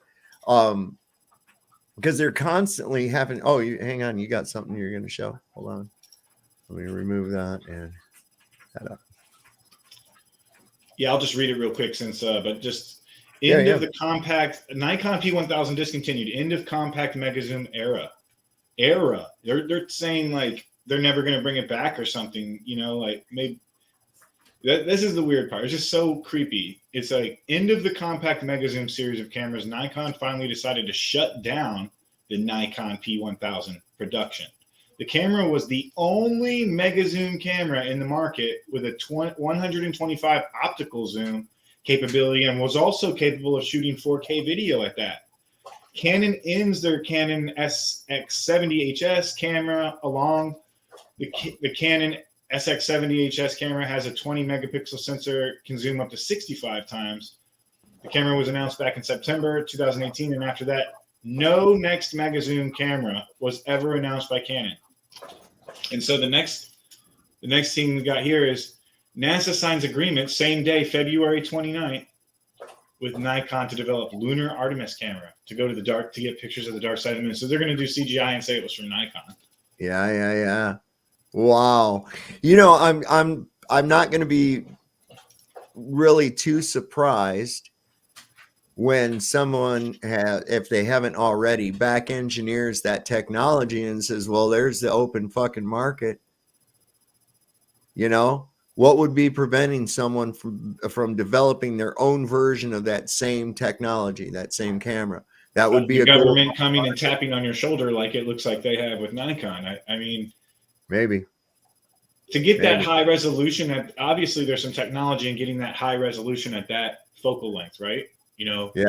Without because the other lens attachments. I'm a photographer myself, and I just bought the 950. Thank God I did before that got discontinued. But you would need maybe $5,000 to $15,000 to get a lens that gets that higher resolution on those long distance ends. So this truly is a rare camera at $1,000 or $1,100 for the P1000. It's crazy. And why would they discontinue it? Because they know it's killing the globe. Yep. That's one of the biggest. That's one of the biggest things. But it's too late. Cat's out of the bag. Way too late. And like you said, who's not going to build the next one, right? Right. And like I say, the cat's out of the bag. We already have the video. We already have the photographs. We already have a ton of this shit. We didn't lose our reels. You know, and the people that have those we have our cameras in their possession, those people that have those cameras in their possession, that didn't make those cameras go away. I'm pretty sure that FE Nation, he's a lot of, he might be in here tonight. He does a lot of photography of the moon using just that camera. Yeah. And he's not gonna, his camera's not going anywhere. He did let McToon borrow it though. But ask yourself, we're shooting through all that atmospheric distortion, right? As it gets denser, seeing all the way to the moon, and we have amateur photographers have higher resolution photos than NASA of our own moon from their backyard because they're using the Nikon P1000. That's hilarious. Just think about that for a second. You know, like the fucking highest resolution video we have is just for me and you. I mean, it's yeah, and the like I said, like 80 million a day. Cat's out of the bag. It's already out there. If they were to even just go around somehow and be able to just get rid of oh no, that was Effed Up World. Effed Up World. That's right. Effed Up World let McToon borrow his P1000. That's right. Oh, boo with you. Why'd you do that? Did you get it back yet? Did you get it back yet? Effed Up World? I'd be nervous as a whore in church the whole time he had hold of my shit. I really would. I'd be like, what's he doing to it? You know, I mean, I don't trust. He's adding some permanent fisheye lens feature, so every time we take a long distance photo, the horizon's curved now. Yeah, he probably had it. Yeah, I don't trust him. Not for a fucking second. Not for a fucking second. I mean, and I wouldn't even put that kind of thing behind. You know, they're gonna have to do something. It's too late, buddy. It's too late. Well, like I said, once, and you don't even have to get that long of a distance, really, just to once people understand how their angular resolution works, you've got still the high altitude photographs where you've increased your field of view and you can see more horizon beyond where the physical horizon should be. I mean, even a curvature calculator calculates observer height of 6 foot looking out straight at 3 miles. 3 miles. What a joke. What a joke. I live at the beach and that's such a laughable thing. You know? Yeah, because you can see way further than that. And they're saying, well, it's only a slight curve. You don't notice it until there's actually, it's like, well, where is your horizon? Is it physical or optical? I used Google Earth. I used Google's answer of a 6 foot person at sea level to see 3 miles. I used that to prove to my wife, finally, I took her to the beach and said, look at this through the binoculars. We can see the bottom of the boat, and I'm showing her where these buildings are. And she's like, where are those buildings? They're honey, those are 9 miles away. And we could see the people sitting in their chairs on the beach, right where we're like same level we're standing. You know, and she's like, oh, yeah, I get it. Google doesn't give you an answer for why. They don't explain refraction. They're not going to give you the calculation for, like we just said earlier. There's no equation that's going to put it level, and they're not going to tell you why you see past 3 miles. No. Even the Weather Channel says, oh, what's the visibility day? 10 miles at sea level. Right. Yeah.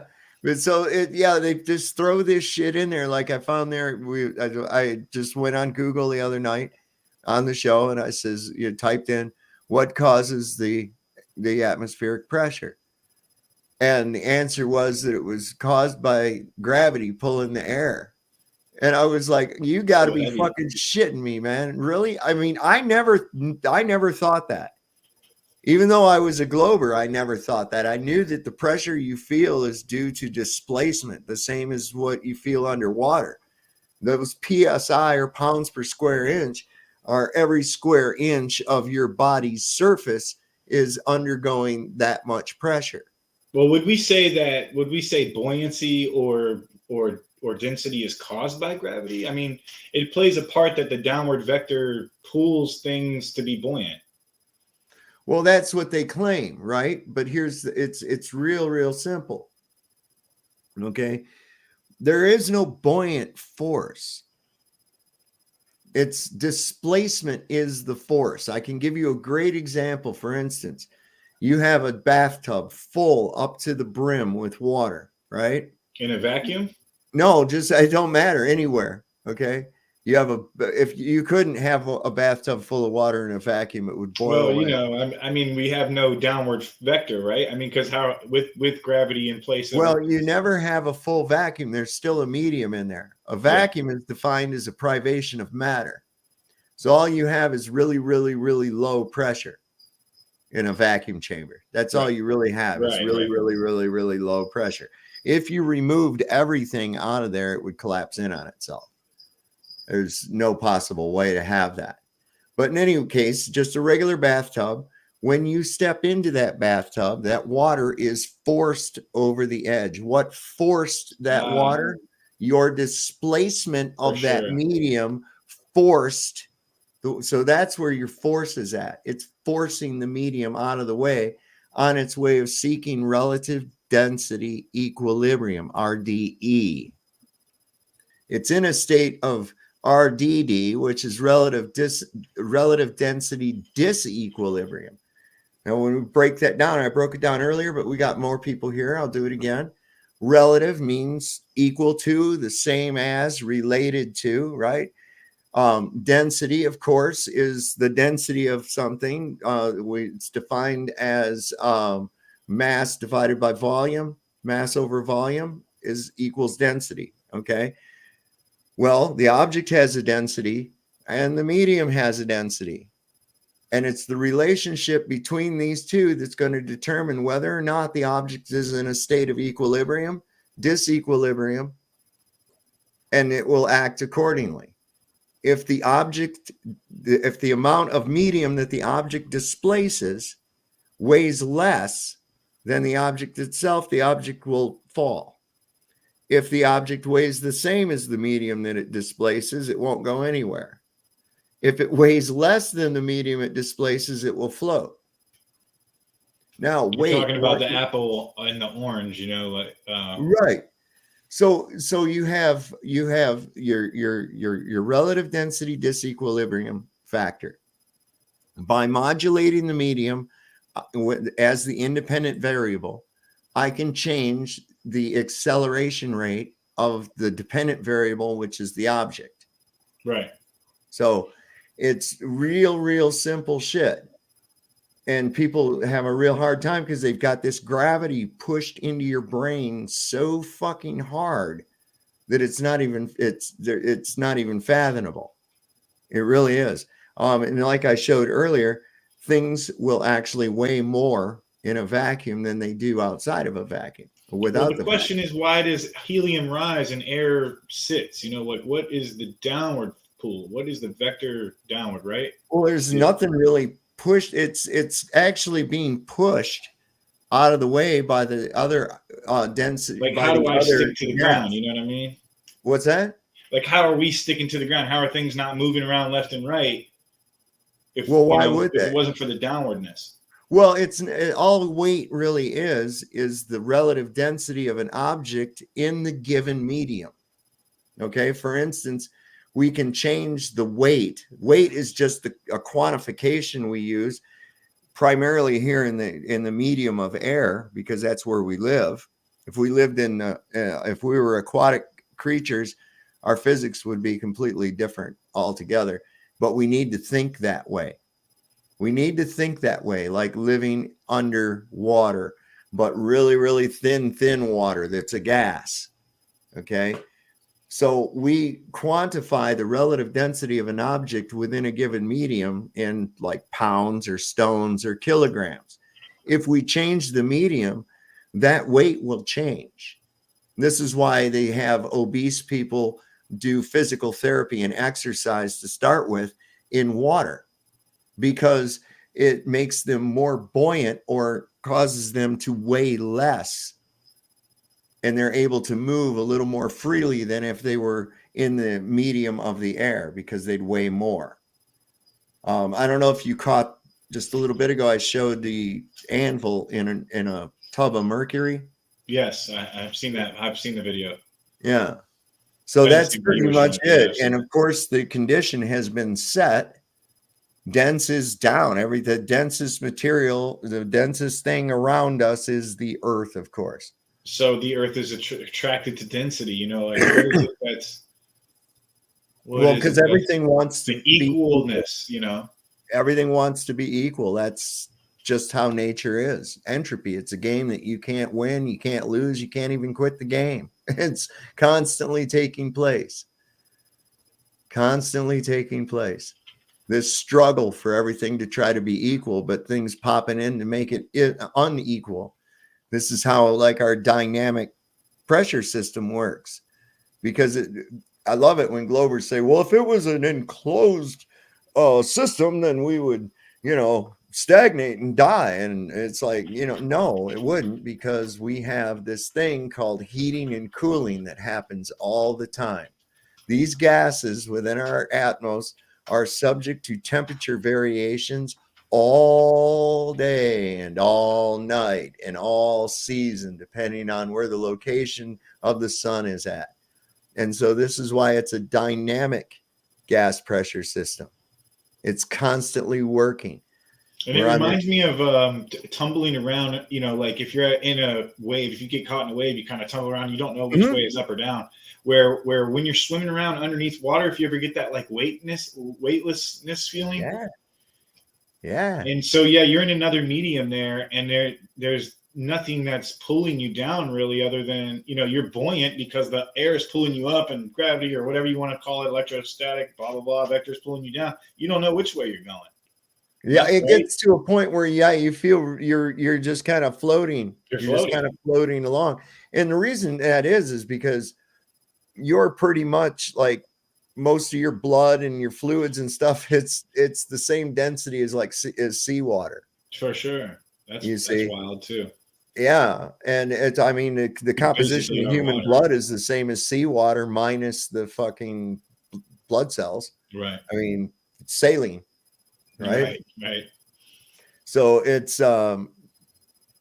we're going to react that way in that medium. Now, if you were able to, without getting the caustic reactions of the chemical itself, if you were to try to swim around in some gasoline, you're going to have a whole different experience than you do in the water, because it's a much less dense medium. Right. So it's going to be a cross between you trying to swim in the air and in the water at the same time. Your movements aren't going to affect you as much. You're going to want to keep going down. You're going to want sand and liquid or gas. And there again, of course, if I take the water aspect of it and I add a great deal of salt to that water, I'm going to become even more buoyant in that denser medium. Like the Dead Sea, just like almost people just laying right on top of it. Yeah. So once again, we've manipulated the independent variable of the medium and shown that it's not an attractive force to the earth that's causing things to rise or fall, but rather not its relative density within a given medium. There it is. Yeah, pretty wild. So it's a magical place we live in, man, and really the science of it all, or philosophy of it all, really is intriguing to me. All of it, every single bit of it. Oh my! I look at how much wonder there is. One of my favorite things to do sometimes, I'll be outside and I'll take my little vape pen out there with me, and I'll just sit there for a minute and just look at like a little maybe 6 square inches of fucking ground. Just observe that little 6-inch square ground. And then pretty soon you start really looking at it, and you're going to see little different kinds of bugs walking around. You're going to see all the variations and the different types of grasses and little mosses and shit that are growing in there. You're going to see all kinds of cool shit. And you realize that in just that 36 square inches that you're looking at is an entire little world of shit going on. Not much different than like New York City. And then you think about the entire plane is that. Wow. No, micro to the macro is super wild, right? It blows your mind. But that's what they want to do with the universe too, is they want to blow your mind. They want you to go so far away from yourself. Looking inward or I think that's the way. It is. People say, I don't see any evidence. I can't find God. I never found God. There's no God. And I'm like, well, where did you look? What was it you were looking for? What if you found God, how would you know? So stop looking externally. You have to look inward to find God. And then you'll see the external evidence of his nature once you find it within you, because God's in everybody, whether or not you believe in God or not. People, a lot of times, I'm not a religious person. I believe in a creator, Father God. I'm the creator. You know? And I'm like, okay, cool, Dad, whatever, man. This is really awesome boss place you've given us here. I like this. This is really a neat shit thing. I want to high five the hell. Yeah, man. It's like, and you want to call that praise or whatever. Hey, that's down. The sad part is, though, a lot of people don't, you need those eyes, right? And maybe some of us are still sleeping and we haven't woken out of our slumber yet. That's the sad part to me, is like how much I was missing growing up, how much I didn't understand, man. And that's what life is all about. That's exactly right. Yeah. You go and and this is what I'll hear him say. Oh, I don't believe in God. And I'm like, that's all right. God believes in you, man. If you didn't, you wouldn't even be here, bro. Right? Yeah, you'd have been. Yeah, you weren't worth it. Bye. So that's all cool to me. I think a lot of times it's an attempt at not being accountable. Because even if you're all alone and you do something that's wrong, you're still accountable for it. You know what I'm saying? It doesn't make it not wrong just because nobody saw you do it. That's how people think, and they're kind of looking like, well, if I don't believe in God, then God can't see me. And that's no different than a little toddler going, you can't see me now, as he covers up his eyes. Right? It's like, no, we can still see you. You just can't see me. I used to tell my parents, like, why do you go to church? There's no God. It was a big bang. We came from nothing. Like, I used to be all about it, and then just things had to happen to me, and I had to have some rough times. And I think a lot of people wake up, whether it's spiritually or religiously, whatever you want to call it, everyone starts to wake up when they either, they had that, there's a bunch of ways, but mine was that rock bottom way. It was like, there's nowhere else to look other than just to let the world work for me. Stop being mad at things I can't change. I think that's a verse that they say in church a lot. And it's a lot of that. It's a lot of connecting back with the earth is what helped me wake up. And connecting back with nature finally let me get off the path of not understanding about the creator. Just becoming back to nature. Right. We exist, but in the mind of God. I kind of look at it that way. It's think about this. We have these characters that we're familiar with. Everybody is Romeo, Juliet, Hamlet, Macbeth. We see them when their names are mentioned. We have an image of them in our mind, what they looked like, how they dressed, what their stories were, what their backgrounds were, everything like that. But these people never really existed. They only existed in the mind of William Shakespeare. And it wasn't until he used spelling and grammar, that it now lives in the minds of everyone. And so in a sense, these characters that only existed in the mind of William Shakespeare do have a life of their own due to the fact that they're in a thought. And they immortalize these people by having us continue talking about them. And when I'm in school, I think that's a part of that black sheep shit where I'm like, I don't want to fucking sit here and study James Madison and all these people that I'm just like aren't going to help me in my life. They're not going to progress me forward. I understand about the major events and some of the wars and things, and but when I'm trying to study who a certain individual is and how many slaves he owned, and I'm just like, I don't care, man. They're just trying to fill my mind with this bullshit so that I can't learn new truths later. I'm at the point where I was just about to make a Facebook post and say, hey, just sitting here deleting old memories because I'm not a brainwashed sheep anymore. I need to make new truths. Well, that's the whole thing. Teaching you a lot about nothing. That's the entire goal of compulsory education. And it takes you to a point where, like you just said it beautiful. I already know everything. They told me everything in school. I don't need to learn any of the rest of this shit. Now I go on, and then you become too busy within your so-called resets within resets within I was the resets within Matrix holder. I resets, was and the you just Agent Anderson, you know? never any time to really Or think Agent on Smith. it. Yeah. So yeah, it works brilliant. It's diabolical, but I got to give him props. It's worked well. I mean, actually convincing the majority of the people on Earth of an actual Luciferian inversion of their reality and them believing it without any proof to such a point that they'll argue and fight about it. Like I said, the Agent Smith pop, that's the brainwash. It literally instills a personality inside you.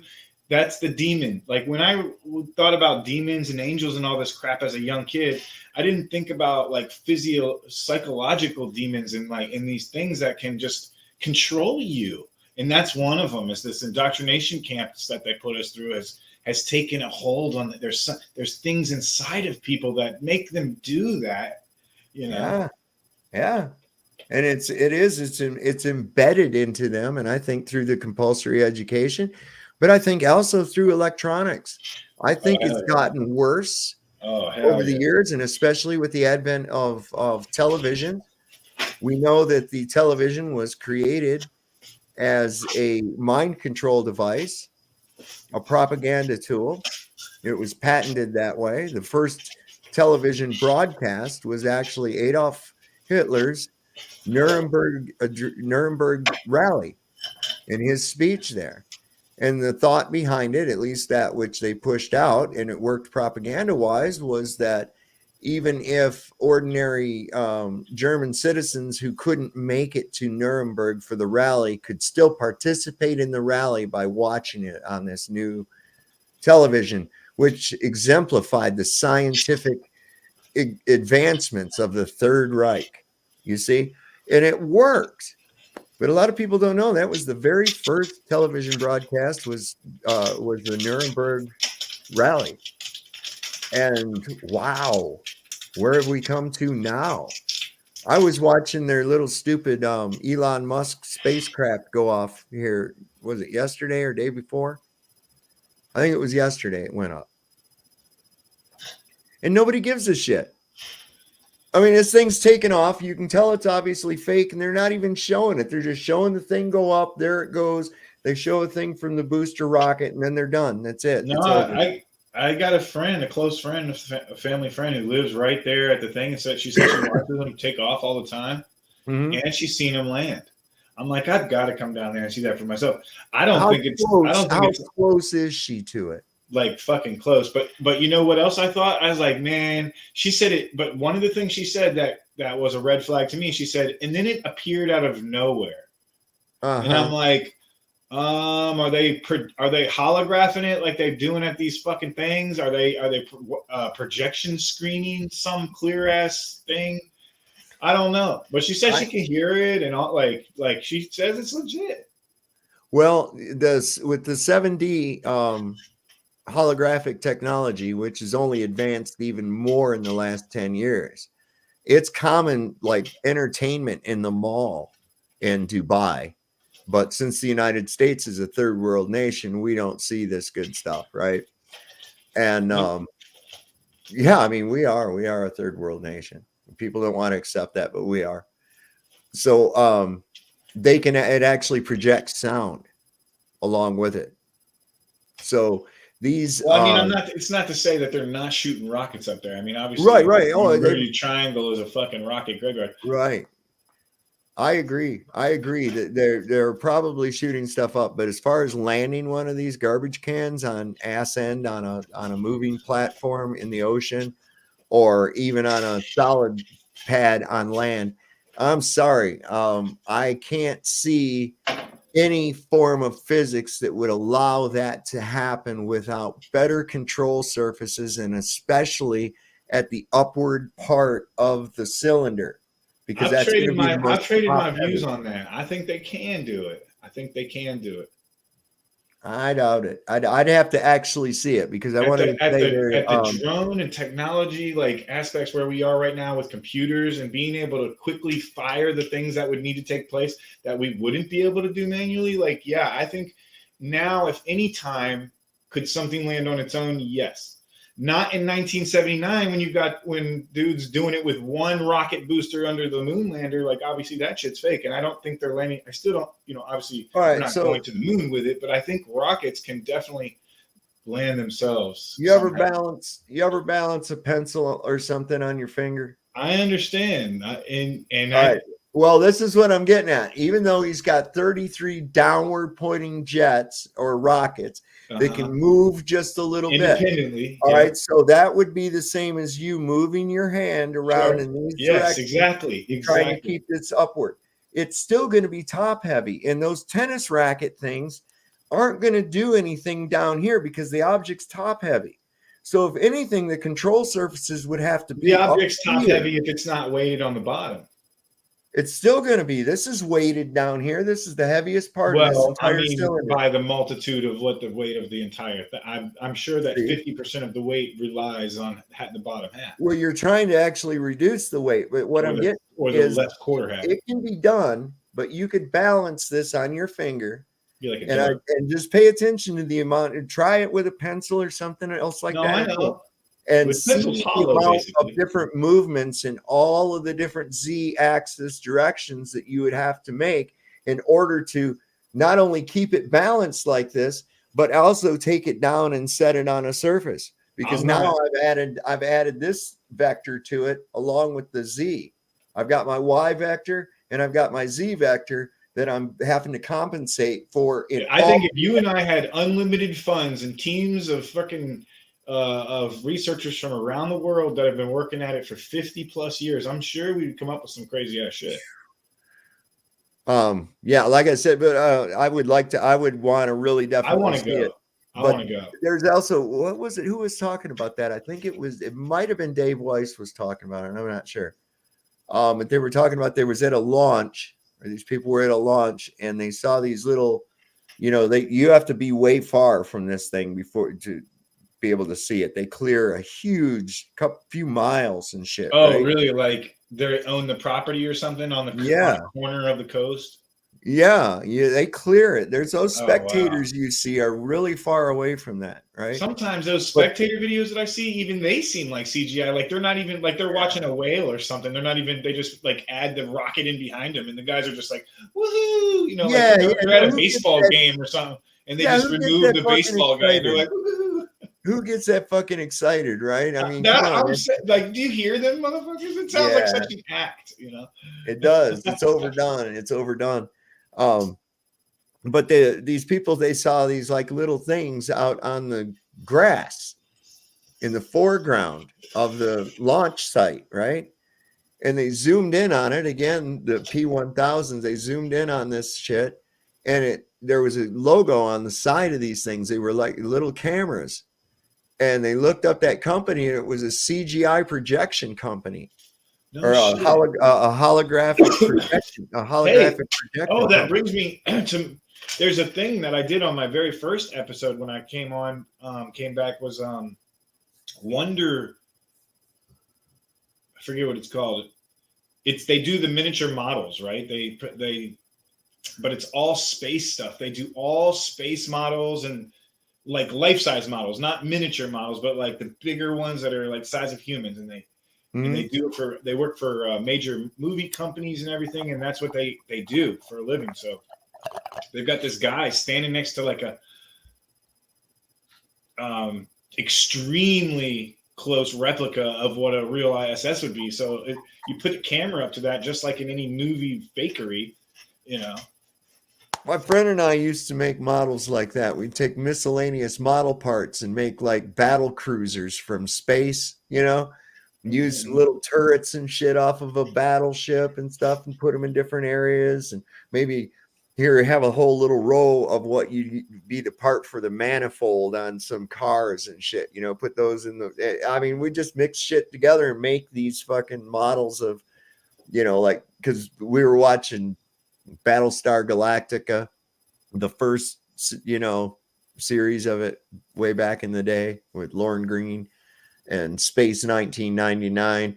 And that was the first thing we thought of when I was looking at those spaceships in the movies. I was thinking, well, that's just a bunch of different fucking model parts all put together. We could do that. And we did. We made all kinds of fucking cool shit out of stuff. Yeah, look at this one, you know. And you know, we were talking about cameras earlier, yeah, and resolution and things moving. How do you feel about these like HD photos of things that are millions of miles away? But you know, that'd be great if that'd be awesome if they were still. But aren't they supposed to be also spinning in their own direction and orbiting some star or sun in their solar system? Like, how are we getting these like HD photos of other solar systems, man? Because we're not. We're getting photographs of lights in the sky, and they're not millions and millions of miles away. That's just ridiculous. They're right there. And it's a map. It's stuck there. It's a painting is what I call it, because it doesn't fucking move, you know. It's just insane, yeah. Insane. And here's how dumb do you have to be to believe that it's, you know, that it could be the same thing every night, but also be blasting at Mach 10 through the fucking infinite void? Like, right. Tell me, like, how does the brain work that slowly? Yep. Well, you know, there again, it comes to this, and I put it this way to somebody today on Facebook. I said, you have a lot of unwarranted trust in authoritative academics. And most people do. Well, these professors and scientists say, and I'm like, I don't give a fuck what they say. Scientists used to also think that rats could spontaneously generate from trash. Okay. You hear the darndest. Kids say the darndest, you know. I mean, these are, yeah, it's like these people have always come forth and, you know, somebody wondering something. And if somebody can come up with an answer, well, they're a hero. And if they can make that answer, even though it isn't really an answer, seem plausible, then they're even more of a hero. You see, and this is exactly what they've done with all of this nonsense. And a lot of these people, they get mad at you because in a way, see, these people, they learn this shit and they were told that they were smart for learning it. And then when you come forth and show them that the shit you learned was nonsense, you're in a sense taking away their smart. You know, it's like, what? I'm not smart anymore now. That's how I wake people up, is I attack their intelligence, and it causes a natural defense system to want to prove to either yourself or to the person who's saying you're not smart. It causes you to want to, you know, prove that person wrong a little bit more than just like say, hey, can you argue with me about this? Or this is what I think. How about, you know, it causes them to want to go look into that. So I use that sometimes, is that the psychology of like, you know, did he just say I'm not smart? You know? Yeah. That's exactly what, well, and they were really, this was really fostered too through a gradient education system, and I use that term very loosely, but you know, it's a system of punishment and reward, right? You get you're favored if you get an A, you're semi-favored if you get a B, you're just average. In fact, they make it a point to put C as average and not a good grade. The A is the good grade, right? And so these people that went through and they bought all this bullshit and got all A's, and they were told they're very smart because they're a straight A student. And then you say, well, all that shit that you regurgitated back and memorized and told back to the guy that told it to you was nonsense. And they automatically, that means, oh, I'm not smart. No, it doesn't mean you're not smart. It means you were fooled. It means you're very good at memorizing and regurgitating information. But did you really question and digest the information that you memorized? No, you memorized it long enough to put out there on a piece of paper, and then that's over on to the next thing. And and like you said, it's the punishment system, right? So like you'll get held behind in a society where you're the retard, basically. Right. You had to go behind a grade, and now you're the oldest kid in the class, looking like you're stupid because you got held behind.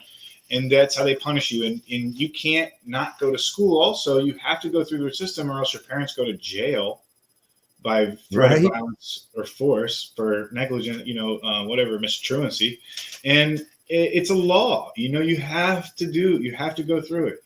And so I don't like to act like I made it up, but it's the story of the gold star achievement. It's Wayne Dwyer said it during one of his presentations.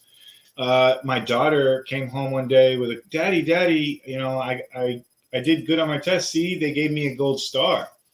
And he said, honey, you don't need that gold star. That's for kids who need to think that they did well, and I guess the moral of the story, it'd be better if you go listen to him say it, but the moral of the story is that you don't need the gold star to feel important or to think that you were the best in the class because it's a competition. You just need to make sure you're happy, you're healthy, you're having fun. Those are the important things, not grades or gold star. I'm going to play this song real quick and take a break real fast. All right.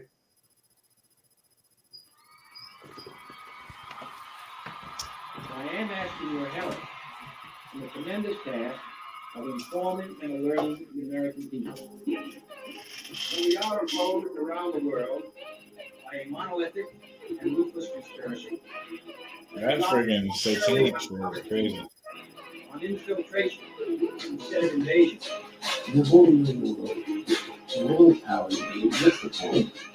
Let them go. They send them go with very ship. Control the whole society. Party in the guy, the time was falling, love in the summertime. Ooh, yeah, yeah. It's so unified. I really know so unified. What up, chat?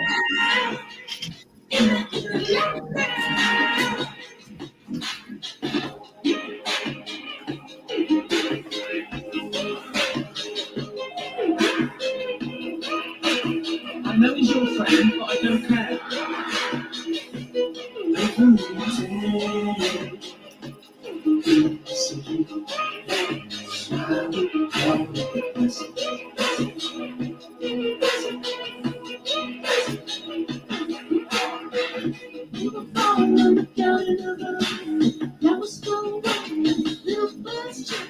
I was in the party just having a laugh till I made a monster across my path.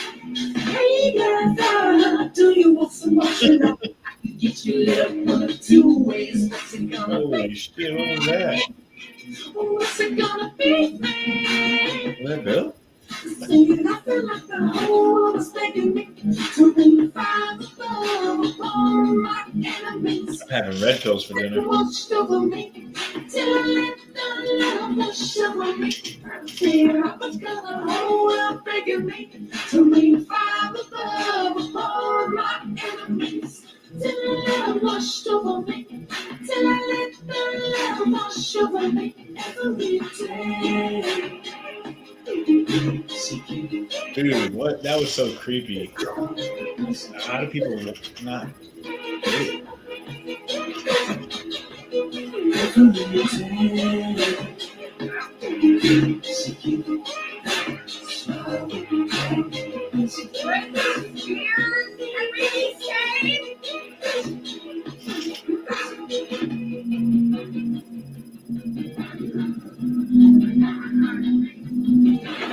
We were going in a direction that was irreversible.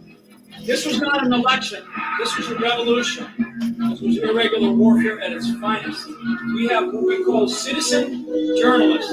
We have an army of digital soldiers. You're here because you've made a decision about something in your life. You can't sit back. You have a responsibility. You have to fight for this country.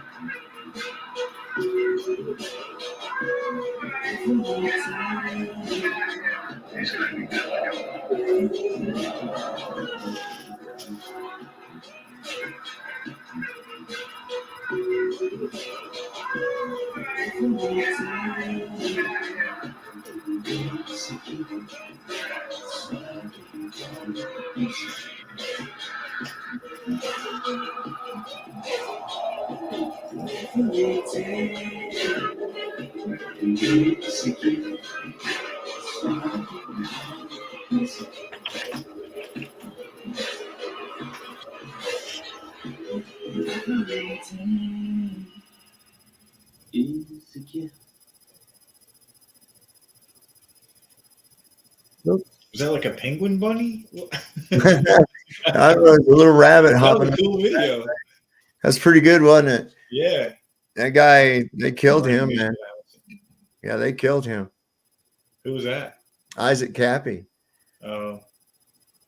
Yeah, he started naming names. He Is that started the actor you're naming. talking about? What's that? Who is that? The guy who made that video? Yeah. Oh. Yeah. They say he jumped off an overpass onto I-40. I in love the Arizona. narratives. And All the no. celebrities that committed suicide had to have just been so sad with themselves. Yeah. So sad that all their Money and richness, satanic cult stuff. Super sad. Oh, this was what I was gonna show. Was it on yours? Well, that was something else with Craig. I go on Jaron with him tomorrow. Is that you tomorrow? Yeah. I can't wait. That should be pretty good. I'll totally be tuning in. But it's you saw his reaction when you said, "Yeah, it's me." That you're, oh, great, it's you. Damn it. Yeah, well, it's going to be a little bit different of a format, and he has a tendency to want to jump in, interrupt, and carry on that way. I'm going to let him. I'm just going to let him. I'll just shut up. He starts. Well, isn't the format over there where you guys get like sort of rounds or whatever, and then he, you get like a couple tap-ins or like advantages, I guess. Yeah, it's a new Kinda format. Cool. He's trying a new format, so we'll see how it goes. But I've already decided that's how I'm pretty much going to deal with people like that. And on my show, if they just keep doing it, I'm just going to throw them the fuck off. But on another platform like that, they start fucking interrupting. Won't let me get to the. I'll just okay. You are you. Because if I had to be on somebody else's channel or on his channel where I didn't have it. Even on my own channel, I felt like my responses weren't able to be long enough because he would shake his head even in the, and his responses would be like 5 and 6 minutes long. So I can see where when you become a pro at debating people, how to take over the camera or to use a couple tactics to make yourself seem like you're doing better. But I see right through that. That's the thing too. If you have to use tactics, then you don't have a good argument. You should be able to win on the merits of your arguments alone. Correct. That's it.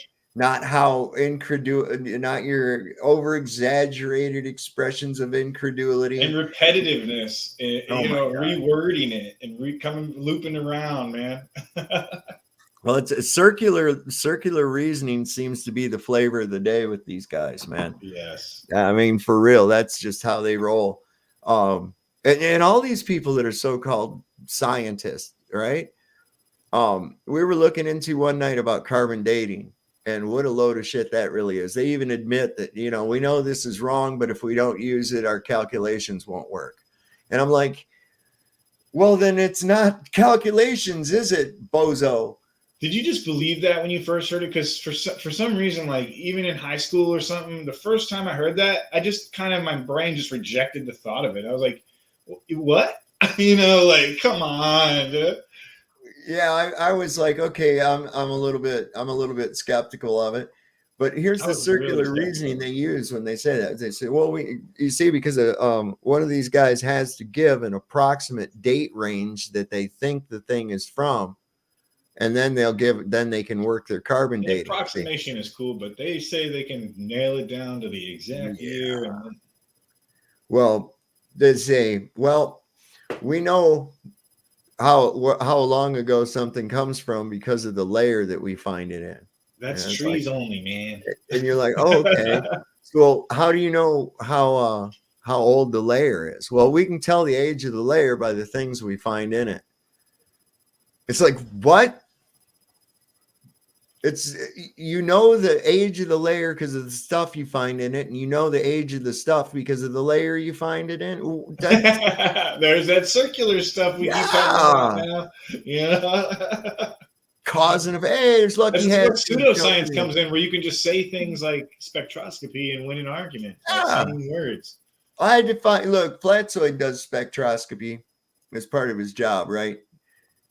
You have to have a contained sample to fucking do that with. That's what I'm saying. You can't You look have over no and just, physical evidence of it. these guys have you believe they can look at a jar down 100 yards away and tell you whether or not there's a fart inside. You know, right? And tell you what's in it from lasers. Right.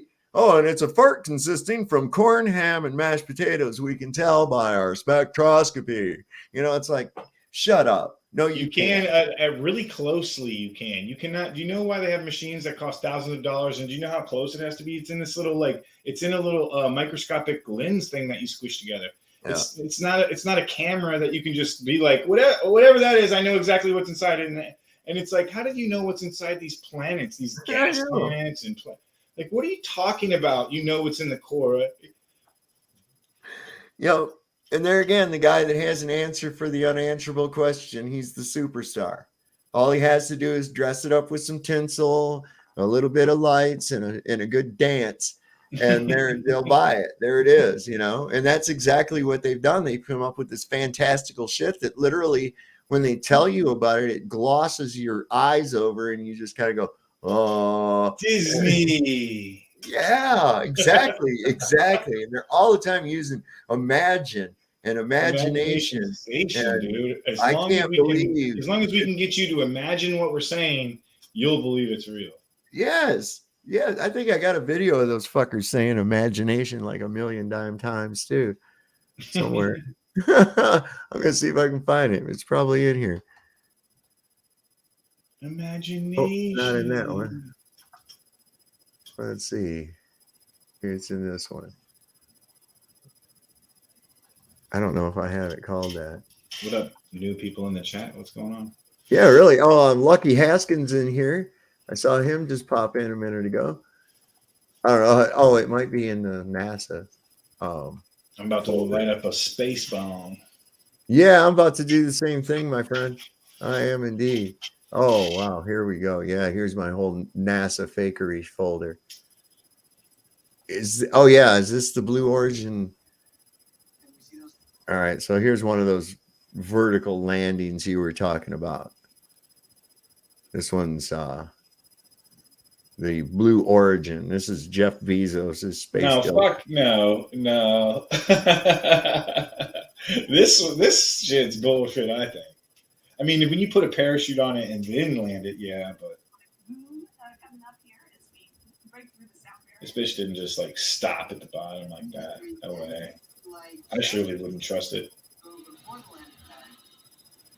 It looks legit so far. Now we're in CGI land. Now hold on. Look at the way the sky looks.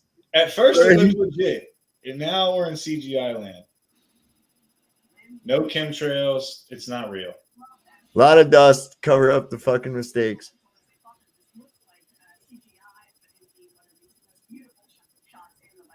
Oh, that's so horrible. I have a video game that looks just like that. Do you hear what she said? It looks like CGI, but it's actually here in the West Texas desert. They have to say that now. They have to all like the science posts are like, it's not fake. This is real. You know, that's the title. Like, what? That's fucking ridiculous, man. I mean, it really is. And people will fight you. No, it's real. And I'm like, no, it's not. Stop. They will fight you over it and not be your friend anymore, man. Here's a good one. Because you have a different thought process than them, where you looked into it and they didn't. And that the hardest part for me to understand is how can someone be mad at me that actually hasn't looked into it? Because if you go against societal norm, then you're the crazy. Whoa, did his head? Whoa, he went up inside that joint? Yeah. Oh, That's gotta hurt. well, he is an astronaut. They do awesome stuff. So many of these things. And they have an escape tunnel. They show those astronauts going up there and everything like that. But they have an escape tunnel out there. It's like a curly slide in a tube that they can go down. For the rocket ship. Yeah. Where the Challenger people went. All up there where the how long is this thing? Let me see. Yeah, 2 minutes 14. This is pretty good. Last thing anybody. So I've always said there ain't nobody really on those fucking rockets. I don't believe never. That I came to believe. Nobody's ever on a single one of those. No. But here's the guys. These guys are getting put into the capsule. And you know what? You know another reason I know that is when they come out and they do like the press release or something like that. Like these guys, like when they come out and when they first come out and they're like smiling and waving their hand, they look like a beauty pageant. Like they have this like perfect white teeth smile. It's big as fuck, and they got their hand up in the air, and they're just like robotic, basically. It's so lame. Well, this is the guys in the Apollo. They're getting ready to go on this thing, and this guy's going to tell you about, in case there's a problem, how they can get them out of there real fast, which I think they do anyway. They don't never go in there. Anybody wants now is an emergency. But like everything else, they're ready for that too.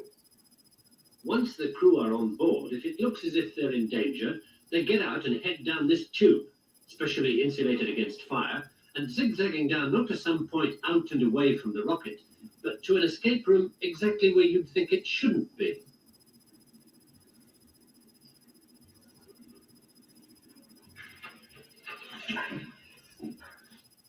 Three and a half minutes after they get the warning in the capsule, the crew will be down here in the blast escape room via that. Are you saying that? Can you pause that for 1 second? Does the slide go all the way up? They show that camera length. Like, how high up did it start? Where do they get in at? They get in at the top, right? Yeah. Command module. Yeah. And they're saying there's a slide from all the way up there straight to the bottom. Yeah. 90 degree drop. No, it ain't a 90-degree drop. It kind of goes around, I think, like a curly slide. Oh, okay. Like those ones at the water park. Right. Right. I'm looking for it though. Like I didn't see that. We'll see. Find themselves in a totally rubber room, walls and floors, and they head for safety through a 6-inch steel door. Once they're behind that door, it doesn't matter what comes down this tube behind them.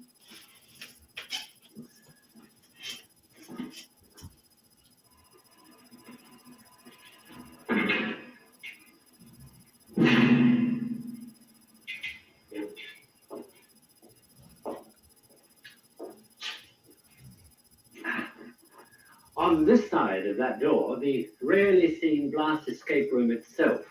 It's totally isolated from everything around it by... No, wait a minute, man. That's their secret porn theater. Why? Yeah, why is there so many chairs in there? Dude. That's just their secret bunker, dude. I only saw them loading like 3 guys in that fucking thing. If they had to get out of there and come down that hatch, right? I mean, but so they can sit in different places and it was like 20 seats, wasn't it? It was. Let me go back just a little bit. Let's see. Yeah, whoa, right there. At least 10. We don't want it. Let's see. This is 1, 2, 3, 4, 5, 6. I see at least 6, maybe 7. That's funny. It just looks like a theater to me. They're not showing what's over on On the this left. side of that door, the rarely seen blast escape room itself. It's totally isolated from everything. This is where we watch porn most of the time. Why are there seatbelts? Yeah, I know. This is the VR room, the roller coaster thing at Disney. It's like, it's gotta be. What the hell? None of this makes any sense. But I guess there's like cup holders and remote controls everywhere. Where's your astrophysics degree, Flurf? Yeah, you don't know. Series of 24 giant springs underneath the floor and shelves all round it of steel, concrete, and sand. It contains enough food, water, and air for 20 people for up to 24 hours. And it's all around the edge. There are these foam rubber shock-absorbing seats, as you can see. The room is built to withstand the simultaneous explosion of every drop of fuel on a Saturn V. And in that event, strapped into your shock-absorbing seat, if your rocket did blow It's a bomb seat? 40 feet above your head, all you'd feel would be a mild rumble from somewhere up there.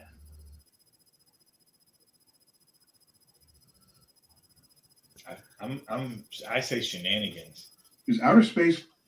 This is pretty funny. I don't know how long this is, but it's pretty fun. It's not real long. I'll show it here in just a minute. But yeah, what's with this? Oh, so you had to explain the seat belts because what if that thing can withstand all the explosion of all that? Yeah, shit, what do you get? You're not getting blasted by something. I mean, what are you talking about? The shock wave is going to make it into this big concrete bunker and shit, and it's going to be throwing everybody around and stuff. What? And you know, how much was that upholstery?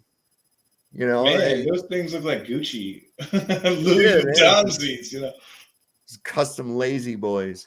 Custom lazy boy. That's what it looked like. And why was it angled at a little tilt there, like it was looking up at a screen? Drew says constant high-pitched beeping whistle. It's like a frequency being captured. Where is this at? Oh God, not this clown. Yes, this clown. This is Lucky Haskins has a poster of this guy in his house, probably. I can imagine. Yeah. Busting your balls, Lucky. This is pretty good. This is they're getting more diverse. Space is more diverse than even Earth is. You're straight. We're going to the moon. Join us. Is it me? We are going. We're going. You said there's a constant beep. Is it me? Are going. We're going. And this is how. Mission equity. I am gay. I am gay. I am gay. I am a queer woman. I am NASA. I am a lesbian. I am NASA. No. I am a transgender woman. I am NASA. I am a queer woman, and I am NASA. I am non-binary. I use they, them. I am NASA. We still have a little ways to go, and we're casting our net lottery.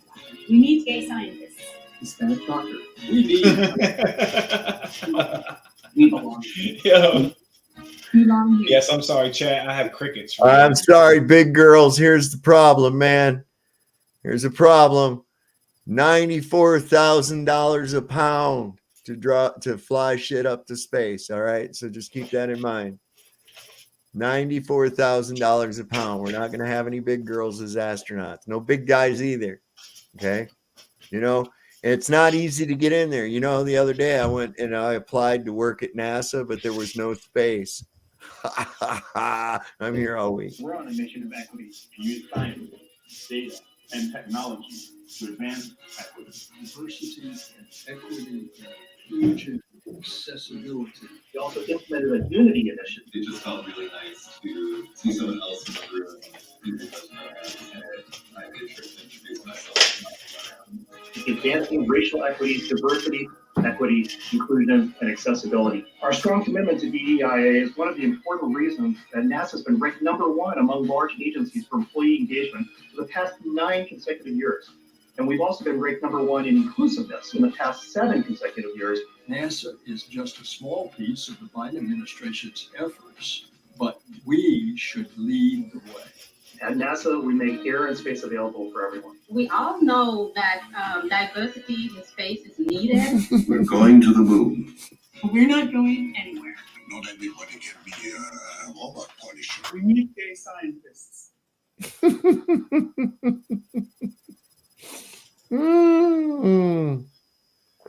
So, yeah, that's they're getting really inclusive with the whole thing. They had to make a whole deal about it. I think they'll probably have special patches. I don't know. Can you show this? Can you show mine? Can I show one? Oh yeah, go ahead. Yeah, like I said, sorry about that, Chad. I have crickets, so if you heard that beeping, Drew, I apologize. Looks like nobody else was here. Oh, okay. I didn't hear it. I see Sue Finelli is in the audience there tonight too. Got Peter within. This shit has me cracking up. So yeah, let's check this out. We are never going to stop fondling your imagination and reaching you in your unreachable parts. Wait. I'm Neil Belson, your NASA administrator, so check yourself, bitch. 2023 is shaping up to be tremendous here at NASA, but we do need more money. Your donation will make you an immediate 33rd degree Mason, and that means you can wear an apron and hide secrets like we do, and that's really cool. Yes, we do fake everything we show you, but retards believe it, and so we will continue stealing money and presenting you with CGI. But we also will be providing you with an inclusive and a diverse staff. We are never going to stop fondling your imagination and reaching you in your unreachable parts. And we will do it bigger, faster, and harder than ever before. Thanks to the money we steal daily, we're committed to going to the stars in just 8 more years. Remember to buy Bitcoin. Did I mention that aero-arousal technology to probe space is right around the corner? And you should sign up soon. No, not for my secret society, the Book of the Snake. That's a Yale secret, and you're just a crappy citizen, and we here at NASA owe you nothing. Did we mention? No, that's funny. I'm not going to play the whole thing, but go check that out. So it's on That's Jaren's channel fucking too. great. Yeah, I saw that when he played that. That was a good one. It was just too funny. Hi, I'm Neil Belson. That guy's creepier and shit looking. It's anyway. all He so looks like funny. some They're kind of all a- actors, dude. Oh man, he's like some kind of a monster. His face looks like some kind of a Right? monster or Sunken something. in. How did this get him into here? I don't even know. It's in the wrong file. I've been sorting these What up, things Andrew out. Baker out there. Where the fuck was the thing I was looking for? I just had it queued up and now I lost it. Oh, yeah, to show you, this is crazy. You know this character, right? I'll show you here in just one sec. Let me share the screen. Go over here. Mark Kelly. So I'm going to pull just so it's just this screen, but watch his eyes in conjunction with this ball of water he's supposedly paddling back and forth with these ping pong balls. Watch his eyes.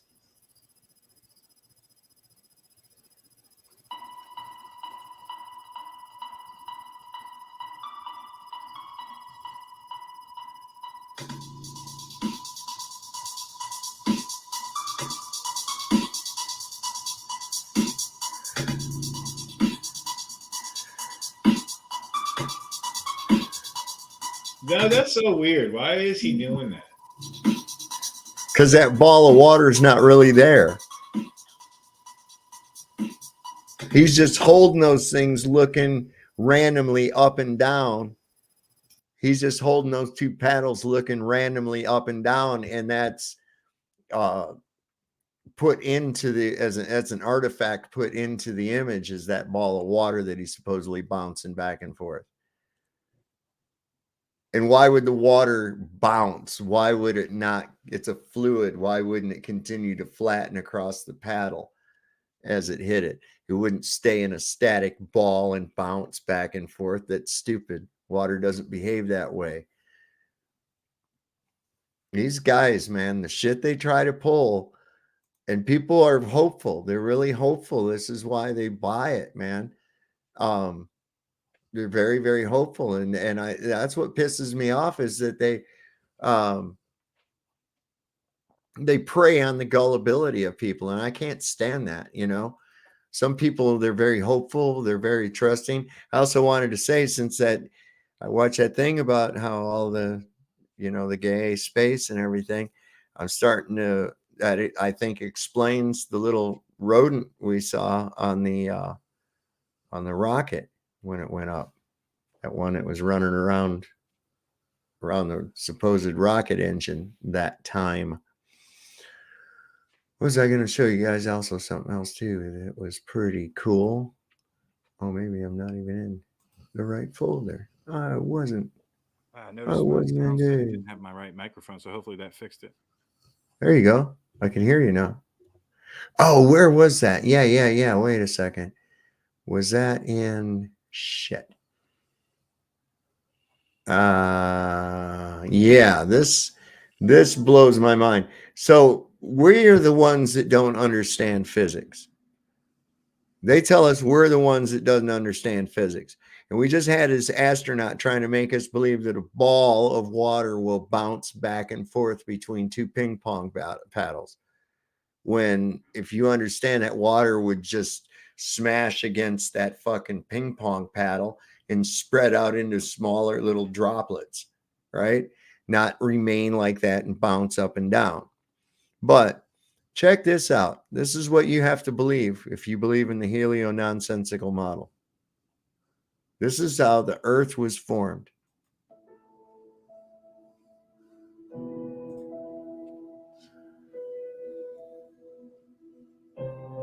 Now, when does anything ever behave like that? The other object doesn't react to an equal and opposite reaction to the collision. No, what you're saying is so funny because they just had press releases saying, you know, that we sent a NASA rocket to stop an asteroid the size of what now? You know, like it was a mosquito to a dinosaur. Right. And they're like, yeah, we stopped it. We changed its angular direction. Did you see that nonsense? Look at here.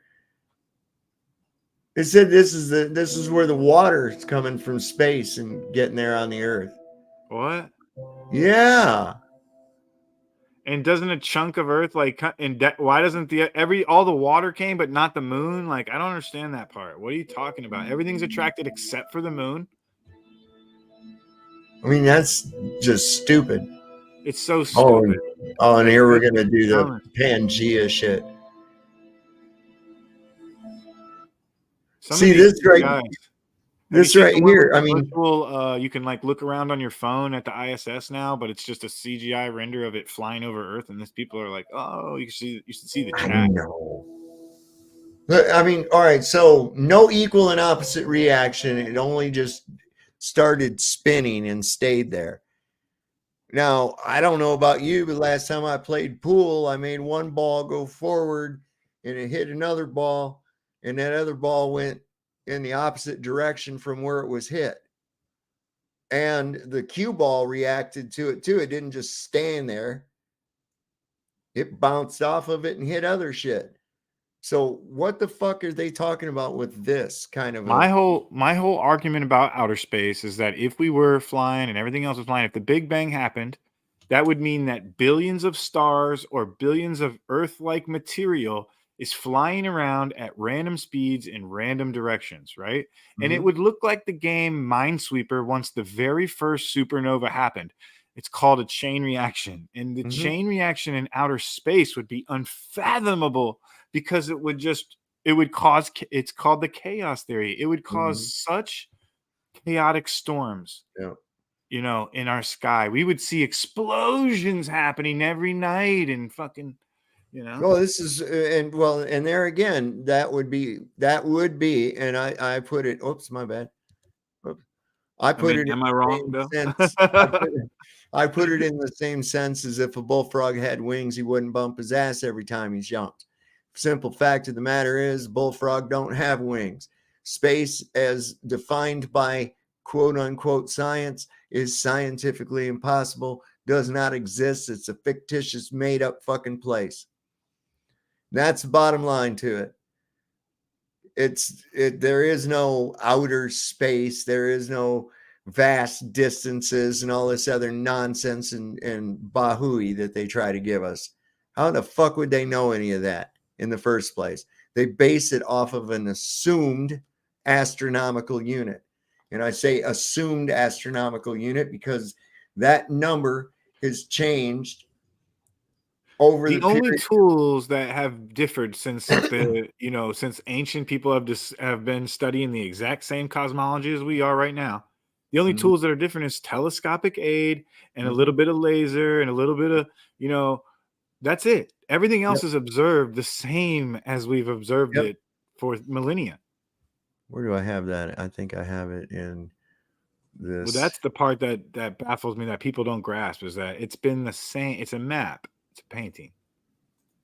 So this astronomical unit, which is what they base all these distances to these stars on, has gone from Copernicus calling it at 3 million miles, Tycho Brahe saying it was 13. Kepler agreed.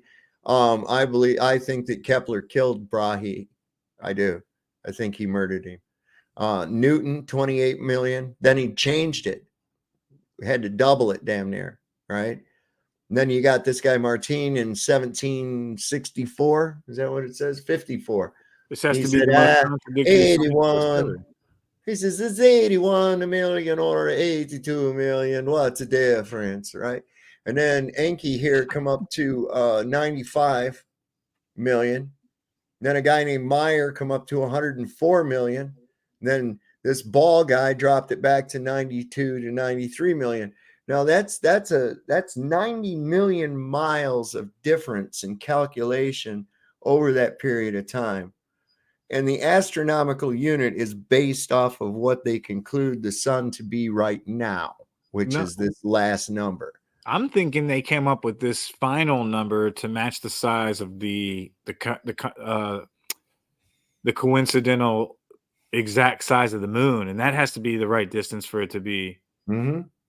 So they had to come up with that magic number. You know, Mhm. what's the farthest thing from us that they've measured, right? That we see in the sky, the sun. See, that's just it. We don't measure things in the sky. We can't measure that they've things. claimed to they've claimed to measure, right? Right, they're calculated. Right. See, this And is so, why like you just showed, what's the tool that we're using for all the what was the tool that those gentlemen used to take their guess?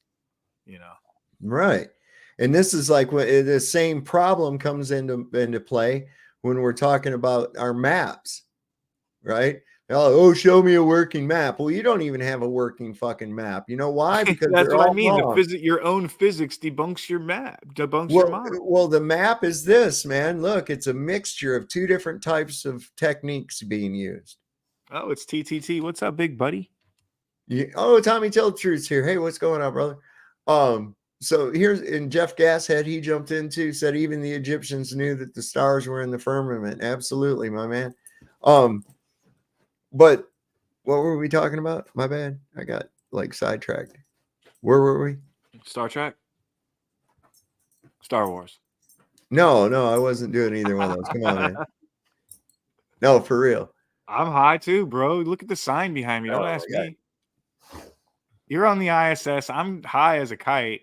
We're both just. Oh yeah, maps. Thank you, Lucky. Maps. Okay, so here's the problem with the maps. Right? We have two different types of measurements being used that are given two different ways. One is calculations. The other one is by physical measurements. Now we measure maps. We measure land physically. It's a physical measurement. But when you're out in an open area of ocean, those distances and everything are gauged by stellar observations that are calculated into distances. Now we start running into a problem as we go south. For instance, in the South Pacific. Now you're past the equatorial plane, right? You're right past that line. And you can no longer see your stationary reference point of Polaris. So now you have your calculations are even worse because now only thing you have is time and movement of the objects in the sky. So there's a whole bunch more guesswork going on involved there, course corrections and what have you. This was such a problem that they had to develop the Royal College of Longitude to come up with where they place the longitudinal lines and latitudinal lines in the south. So they're basically laid out once you get past the equator by observations, which are turned into calculations. Well, calculations and physical measurements don't often coincide with one another. And we see that case. That's why we have I think it's 1.6 nautical miles to the mile. Isn't that right? Or do I have it backwards? I think nautical miles are more than statute miles. And, you know, I started coming to that and was like, well, damn it, we have nautical miles, we have statute miles. Why don't we just have them be the same? Just have one unit of measurement and call it a mile. If you want to have it be a nautical mile, have it be a nautical mile. But why are we using a different frame of reference here than the I have other? And I always started asked that looking into question it. about nautical miles. What's that? I have always asked that question about why would there be a differentiation in nautical miles? It's because it's based off of observations and calculations, whereas statute miles are actual physical distances that we can manipulate. Plus, it keeps you really confused by having the two and thinking that your map is 100% correct because other people smarter than you drew it. The trust level is so high. Oh my God. It's just it's off the chain, man. I Off can't the get over charts, how bad it is. dude. Like, I trust you on everything you do. Yes, everything that you say, everything that you tell me, My because God. you have some fucking letters and shit after your name, so that makes me trust you. You And a know, white coat. no, I think the Alberuni map is one of the more accurate depictions that we have, and of course, that was before we were dealing with the coordinate system that we're dealing with now. I think it's very, very similar to the Gleason's map, which is not really a map, but more of a timepiece explaining the movements of the sun and whatnot. But here's the thing about that. If the South is so badly distorted by an AE map, why don't they use one of these? I've always wondered this. Why don't they just go ahead and use that for in the South? Oh, Lord, look what that does. So now you can get more of an idea what I'm talking about. You should have equal distortion in the land masses from this projection as you do from the projection of from the north. It's always the north projection. You're right. I've never seen a Uh-huh. south projection like that. Yeah, well, you'd figure somebody'd use one of those for the And south. the other thing is, why do rivers run north, south? Most rivers run south. Right.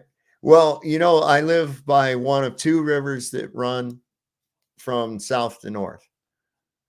And it's the Nile does that, and the Shenandoah River, which is just about a mile down the road from me right now. Oh, where are you at? I'm in the Shenandoah Valley in Virginia. Oh, cool. Yeah, I'm in Virginia. Where at? In Virginia Beach right now. Oh, Virginia Beach. You're over there, Flatlanders. You're Yeah. the Flatlanders over there. No, I'm over here in the Shenandoah Valley, man. Nice over here. Ain't got no beaches here. We get to go there. You got trees and mountains. Yeah, boy. Yeah, boy. Got a few I'll nice come out and little visit, take some lakes. pictures from the top of one of those mountains, man. Oh yeah, man. Well, see, and here's the thing though. Virginia, you can get it some really good views and stuff and some long distance views, but given that Virginia's got a higher humidity index. Oh gosh, you- yeah, it's hard. Yeah, to you gotta wait for the weather controls the photography for sure. Yeah, because in the summertime it'd be hot, nice. You're up there on the New Market Gap and go up Storybook Trail. They got a really nice overlook there, and you can see really well right out across the valley, but you see the haze factor because of the humidity. Yeah. Now in the wintertime you can see a little bit further. It's a little crisper. Yeah, but it's colder. I've been up weather there a than few that. times camping and stuff and been down and seen some waterfalls and some beautiful. It's a beautiful area. Where The were you up valley in that it creates there. Were you up in the Shenandoah National Forest? Oh Up yeah, here, and the Park? Blue Ridge and Up in the park? oh yeah. Yeah, okay, yeah. I probably hiked half of it.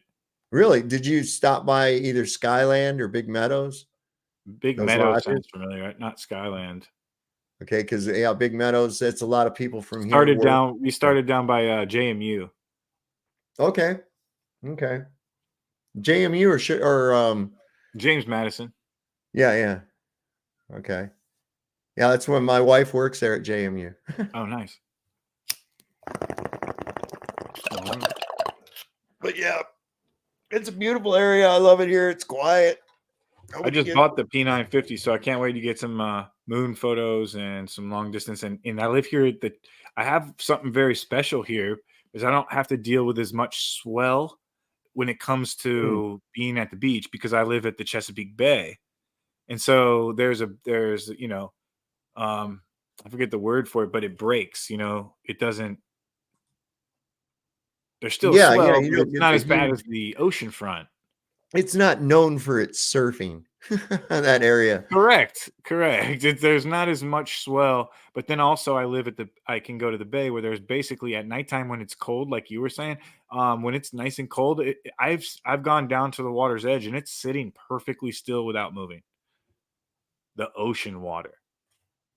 So I can get some really good experiments by doing some photos there, because Hampton is only 12 miles across that water, across the bay. Okay. And the water's not going up and down all the time if I can get it right. My son and his mom lived over in Norfolk when he was a kid. That's right where I'm at, yeah. Yeah, Norfolk. Good A old lot of Norfolk. aircraft carriers and stuff. A really cool area. Shit, the last time I was there, they were just finishing up building the USS Ronald Reagan. Well, they got the Navy here and the Air Force base. Yeah. So we've got jets, and they got the Coast Guard base. It's all three right here, because they've got these hovercraft. When I say these hovercraft are massive, I don't have a word to explain how big they are. Yeah. It's like a small town, just one of them. It's like these things are huge, man. Amazing. The size of a warehouse. It's amazing. That is. Of course, you got to consider too. That's where that defense, that fleet right there. Look how close the proximity to Washington D.C. you actually are. Oh yeah. So yeah, that's It's first the line largest of defense. naval See, base. we're supposed to have a standing Navy. We're not supposed to have a standing Army. We're only supposed to have an Army in a time of war. Other than that, we only have a standing Navy and Marines that goes. So that's it. And now What is here the we've National got. Guard considered? Is that Army? Oh, there he is. There's the guy. Look at there. Look what the cat dragged in here. You're muted there, buddy. You're muted, you professional, you. Yeah. It's the one with the microphone symbol. You think? And the one with the camera. Yeah. My eyes are not the best anymore. And they used to be really, really good. All right. Where is these? Private chat. I'm sending you something in the private chat. I don't know. Y'all might have even already. Is that surreal article about the eclipse talking about it? That it debunks the flat Earth conspiracy. Oh yeah, you did find it. USA Today. Somebody said, I showed about it last night, but I can pull it up again too. I thought it was pretty funny. You ever get so high you're like looking for the remote, but it's in your pocket? Holy shit! Yeah, I've done of worse course. than that. I've been looking around for my remote, and it's in my fucking hand, and I You're don't. like, where is it? I know I fucking put that shit in. I stay there with it in my hand, and then I'll set it down to lift up the couch cushion, and then I realize that there it is. I had it the whole fucking time. Yeah, I do that shit all the time, man. Yo, Sean's right. He's got that THC gear on. If y'all in the chat who don't know who I am, go to thcshow.live and grab that look up, wake up. Yeah. Shit. Yeah. Let me put that in here. Let me pull that up. The pot leaf thing is behind me, and then there's Flat Earth over there. Flat Earther. Oh hell yeah! Sure. I love that design, dude. I didn't realize until after I made it that's also Conspiracy Music Guru's font. So I was like, oh fuck yeah, he likes it too. So. Oh my god! So here's even this. Now they have a little video to go with it. They didn't have that. Yeah, it was from today. Yeah, they had one yesterday with the same thing, but it was just an article. They didn't have this video. Yeah, I tried. It didn't have any sound when I played it though. Really? Maybe it will for you. Yeah, I don't see any sound. No sound. Oh, is that our 33-degree tilt wobble? Is it Yeah, it must be. No, actually, the moon does that. It waves around. Are you sure? Oh no, the analemma. It's so ridiculous. Well, it does do that. Okay, so there's no sound to that. All right, so let's see. We usually do this here. It's because of the jet stream. I think it just moves it. Or it's refraction. It's refraction. Oh man, you said the buzzword. You said the buzzword. Said the buzzword. Every time we say refraction or gravity or parallax as an excuse for a phenomenon, a bong hit must be taken. Well, that's no problem here with me. I'm the I like unibonger. this game. I like this The game. unibonger. The Yep. big bong theory. That's how the universe was created. The big bong theory. That's what it Oh, was. that's tight. I like that. Can't we all just hit a bong? Yeah, man. I see what you did there. Yeah. Can't we all just hit a bong? What did he do? Says here the sun and the moon will perfectly align during the total solar eclipse on April 8th to cast a narrow shadow of darkness on Earth in the middle. I've never seen so many advertisements on Facebook and stuff for a lunar eclipse though. Like as soon as it's weird, there's like merch for it, and there's camping sites where you can go, and it's like you can only see it in a certain way. Here's the thing. I've seen two states have put out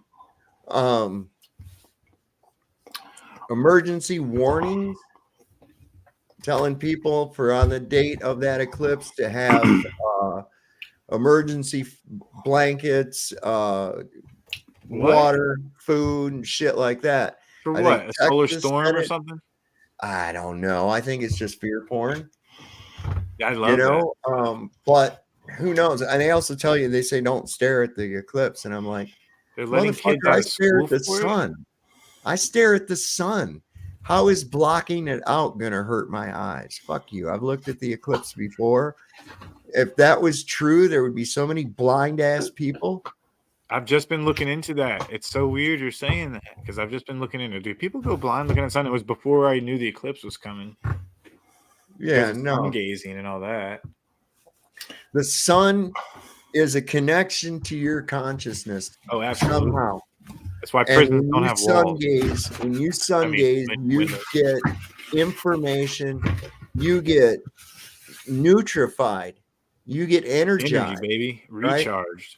And I think that it possibly staring at an eclipse might just pop your fucking pineal gland open. And that's what I'm looking for. Do what they tell you not to do. Exactly, man. That's how I go through things. If I see a fact check sticker on something, I'm like, oh, that's probably true. Otherwise, they wouldn't go through the trouble to make me not want to look at it. And it goes right down to in the empire of lies, man, truth is treason. And we live by that daily. But this thing in here, it says the sun and moon will perfectly align during the total solar eclipse on April the 8th to cast a narrow shadow of darkness on Earth in the middle of the day, a surreal event that has debunked conspiracy theories that clash with proven scientific explanation. If anything's been debunked, it's the globe theory. Oh, you know it. not flat. Sorry. Experts say it's another example of how easily anti-science conspiracy theories can spread. And here's the authoritative quote.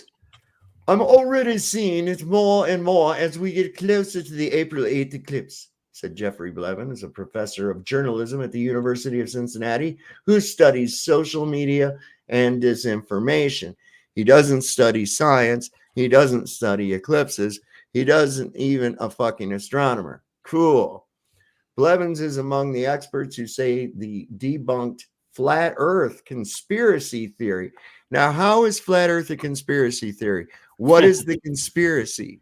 I mean, yeah, right. I mean, there is a conspiracy going. There's an ongoing lie and deception going on, but it's not us. But they love to flip it on us. No, we're lying and we're deceiving people, by saying it's flat. Yeah. Blevins is among experts who say that, let's say, the conspiracy theory doesn't slow down when an eclipse happens. Oh, how witty. A flat earth conspiracy theory doesn't slow down when an eclipse happens, even though the event is precisely explained because of scientists' deep understanding Hey, Dave, mod me in the YouTube. of celestial bodies and their orbits. What now? Mod me on the YouTube. Do what to you? Wrench me. Oh yeah, where'd you put your name at? Right here. Just type something. Yeah. There we go. All right, so I have to do it on this side. Oh no. Oh no. Wrench me, dog. Blew me up. Got you, bro. Well, it goes on. It definitely goes on. Oh yeah, man. They were really piling it high and deep in this fucking thing. So it says, let's see, where is the best place to see the one state is the easy answer, right? Probably a fucking ad. Where's that going to take you? Yeah, I wouldn't. Yeah, I'm going to Ohio to see it. It says there are a whole spectrum of conspiracy theories, from some harmless or thoughtful. Others are based on a wholesale rejection of science, and still others are promoted for financial or political gain. All right.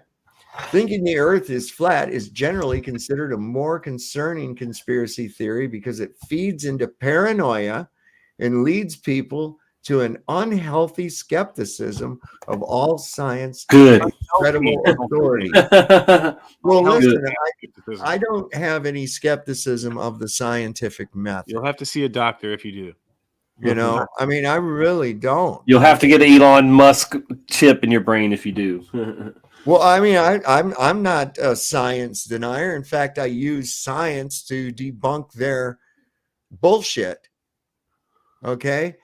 So I'm not a skeptic of science. I'm a skeptic of pseudoscience. Space science. Yeah, theoretical science. Bullshit called science. Philosophy disguised as science. Okay? That's what I question. So science is the act of questioning things. So what the fuck? Whoa, try again. That's tight. You know? I love etymology. Like conspiracy. That's pretty cool. Yeah. It says there's a whole spectrum of conspiracy theories, some harmless, political gain. Yeah. They're not just primed to believe the earth is flat. They're primed to believe that you can't trust science, academics, the media, or government, or anyone else that fucking lies to you. Yeah, that part. Okay. That's the point. If you continuously lie to me about shit, everything you tell me, I'm going to consider it a lie until it's proven otherwise, right? Yeah. And it might also lead you to see other extremist views as plausible. Extremist. Yes, I feel like it. Somebody blowing now. What happened? NDB is blowing up my messenger over some stupid stuff, and I guess he's not in the chat. No despair bear? Yeah. Oh, yeah. Lord. No D's bear. I mean, yeah. Oh no. It says in general, most flat earthers. Tommy's got that hot mic tonight, huh? I should put it on silent. I'm sorry, guys. Yeah. I didn't think anybody was going to hit me up at midnight. You got yours on the right audio setting. Make sure you pick the right one. It's not your camera one, because that's what I fucked up. Mm-hmm. Yeah. Nobody usually hits me up this late, but tonight, of course. Right, of course. That's about as soon as you go on air, man, that's when everything starts happening. Yeah. Hell, Geico was calling me this morning, and I've never had Geico, and I'm like, at like 7:30, I'm like, what the freak, you know? And then they call me again. I'm like, get out of here. Yeah, I can't deal with these fucking guys, man.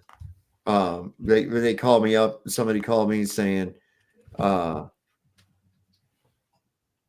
yeah, they said, oh, we have exciting new benefits that you can add to your Medicare. I said, I'm not interested in that bullshit. They said, well, what about your Medicare? I said, I don't have Medicare. And they said, well, what about your Social Security? I said, I don't have Social Security. And they said, well, what do you do? I says, anything you take from the government was stolen from somebody, man. I don't want it. I don't accept stolen properties. Okay. So leave me out. I'm not in that shit. Okay. Leave me out of that. I'm not in that. She didn't know how to fucking deal with that. So you still work for somebody, or you just work for yourself? No, I just do my thing, man. Yeah. Cool. Smoke weed and I know things. Yeah. Fuck the Matrix. I saw that sign today. Somebody was selling it on Marketplace. I was like, that's funny.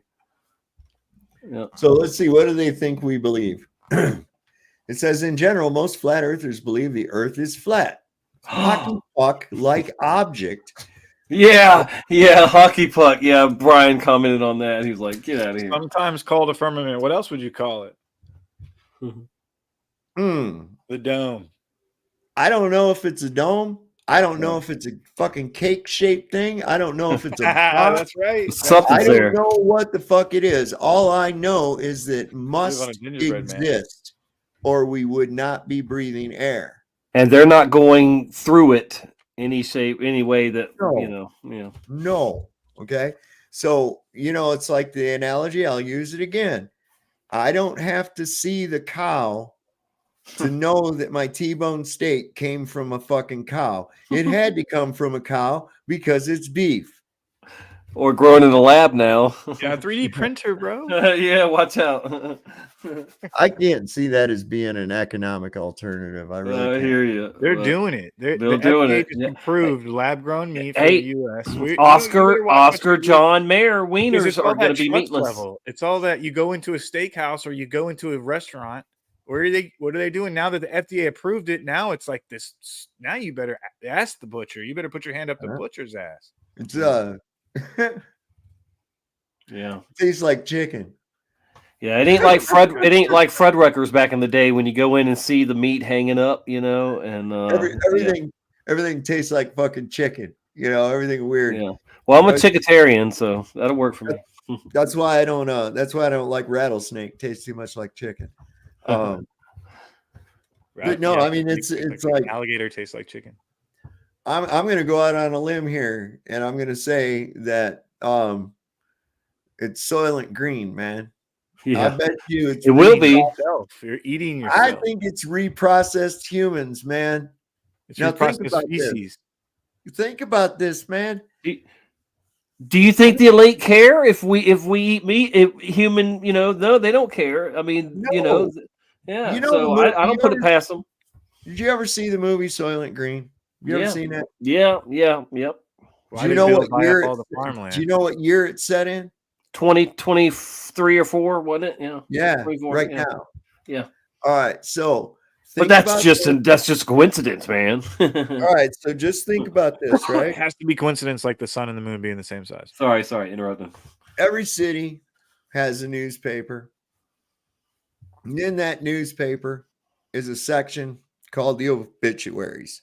And this is a list of everybody in that area that died. And it's always full, right? All the time, people are dying. And let's just say that even 40% get cremated. That's still a lot of bodies every year that have to be buried and interned in a cemetery. So I ask you this. Don't you think you should see a lot more new cemeteries opening up in places or expansion projects on existing cemeteries? Just to cover the number of bodies that would encapsulate? What, the number of people that died from the thing? That just die every day normally. Because it never expanded ever. Ever. I mean, think about that. You don't. Well, more and more people are getting cremated too. I even took that into I've taken that into account. I've taken that into account, even given it a liberal estimate of how many people would be cremated. And we still have a lot of fucking bodies. No, that's that whole question. That begs that whole question. McDonald's serves 6 billion hamburgers a year, and you're like, wait a minute. It doesn't say that. Hamburgers times divided by where the fuck do they get all the cows, man? It says over 6 billion served. That's just one. Yeah, that's just one restaurant. You're like, where do they get all the cows? That's not beef. But it don't say 6 billion hamburgers. It says over 6 million served. Right. Right. Well, they are in a lot of countries too. So I mean, they probably have sold a lot of burgers, y'all. Well, here's the thing know. too. Did you ever see? There's an old Twilight. There's an old Twilight Zone episode where these visitors from another world come here, and they have this book, and they're studying this book, and they trying to translate it. Meanwhile, these aliens who seem very benevolent are taking people off to their home planet. You know, they're voluntarily going to their these creatures' home planet. And during this too, they said, well, we know it's got to be very it's benevolent, because we finally were able to translate the title of the book, and it's called How to Serve Man. So they've been sent here to serve us somehow, right? And then after everybody's been going to the other planet and shit, they decipher it a little more, and they figure out it's a cookbook of how to serve man. That's funny. I was like, oh, so you gotta be careful what's said. You know, when they say they serve so many millions served, what does that really mean? It means you eating yourself. Listen, I got a guy named Finkelstein talking about that very thing, and that they laugh because the goy are sitting there eating their own children at breakfast. Laces out, Finkelstein. You know, I mean, this is just some shit. This has been known, this kind of thing, for a long time, but I think it's bigger than you think. I really do, because you know that movie Soylent Green, they're always putting shit right in your face. Did you ever see it, Mike? Seen what? Did you ever see the movie Soylent Green? No, I did not watch that. Oh movie. wow! I mean, it's an old movie. It's kind of slow, but it's worth seeing for the overall. I definitely just asked, like, what? Now know. that I'm, and now that when it came out, I was asleep. I was a sheep, so it wouldn't have affected me one way or the other. But now that I know things, I'd love to go back and watch stuff like that. Sure. So basically what it is, it's like this year, it's 2023, 2024. There's economic decay, global warming. Okay. It's gotten really hot. The temperature sucks and everything. They ration everything. And there's been a food shortage to the point where they came up with a plan to use blue algae in the ocean or green algae in the ocean to make up Soylent Green, because it had a lot of protein in it. And these people would be begging, on food lineup day, and they'd be dropping them these big green wafers, and these people were scrambling for it, and they would eat it and shit. And that's how they got their sustenance. Well, the main character, Charlton Heston, he lives with this guy that's kind of an older guy who still reads books and has books and knows a lot. And he comes to him and he says, hey, I've been figuring it out. I've calculated there isn't enough green algae to be feeding all these people and coming up with this much Soylent Green. So where are they getting it? Well, what they end up finding out is that everybody that dies is being turned into Soylent Green. Yeah. And these people all think it's algae from the oceans, but it's not. It's actually people. Yeah. And they're Soylent Green, or whatever you want to call it, like dietary supplement that people are doing now. Yeah, I saw that. Call it that brand. I was like, "Are you shitting me? Are these people actually doing chalk it?" milk? You're doing fucking like nutrient packed chalk milk, and that's the only thing they eat, or whatever. Have you seen that brand that 7-Eleven of snacks and shit that they have? It's called Go Yum. And I was like, Go Yum? Here's somebody with the upside down camera. What's up, upside down guy? Oh shit, that's Sovereign. Can you hear me? Funny. Yeah, man. What's up? Hey, I was curious. You guys are talking about Soylent Green. So are you guys big Pixar movie WALL-E fans? No, Which looks just like the Mars rover. I love the fucking symbolism in that movie. Yeah, WALL-E. Yeah, it's a telling movie. Well, yeah, they eat a lot of Soylent Green in that. But are you going over your debate? Are you practicing your debate for Tuesday right now, or no? I just tuned in. Not really. I'm just Or is here. that the one where they're all fat and in the like guys. hover wheelchairs? Yeah. That's America, Dude, baby. I don't They really, changed colors and yeah. I don't really need to practice. I mean, it's basically I've got reality facts. Do you know the definition of math? Do I know the definition of math? Yeah, math is reality. You know, it's not. I mean, really if you don't know the math. definition of math, Describe reality. I mean, you're math walking into a slaughterhouse. Math can describe reality, but math can also describe Narnia. Okay, garbage in, garbage That out. wasn't All it funny. is a description. That was All kind it of is funny. a What? description. It was almost as funny as your camera.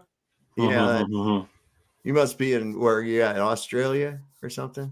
That's funny.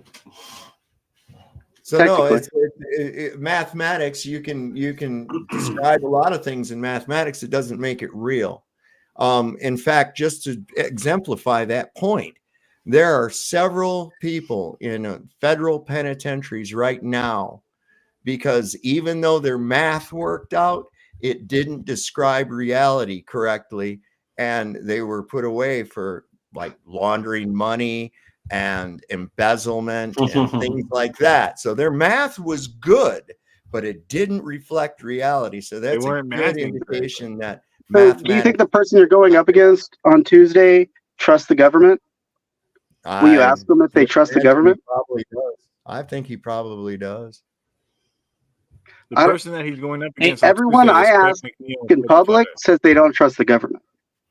Oh, yeah, but they still probably vote. I mean, because most people still vote. You know, Well, your vote matters.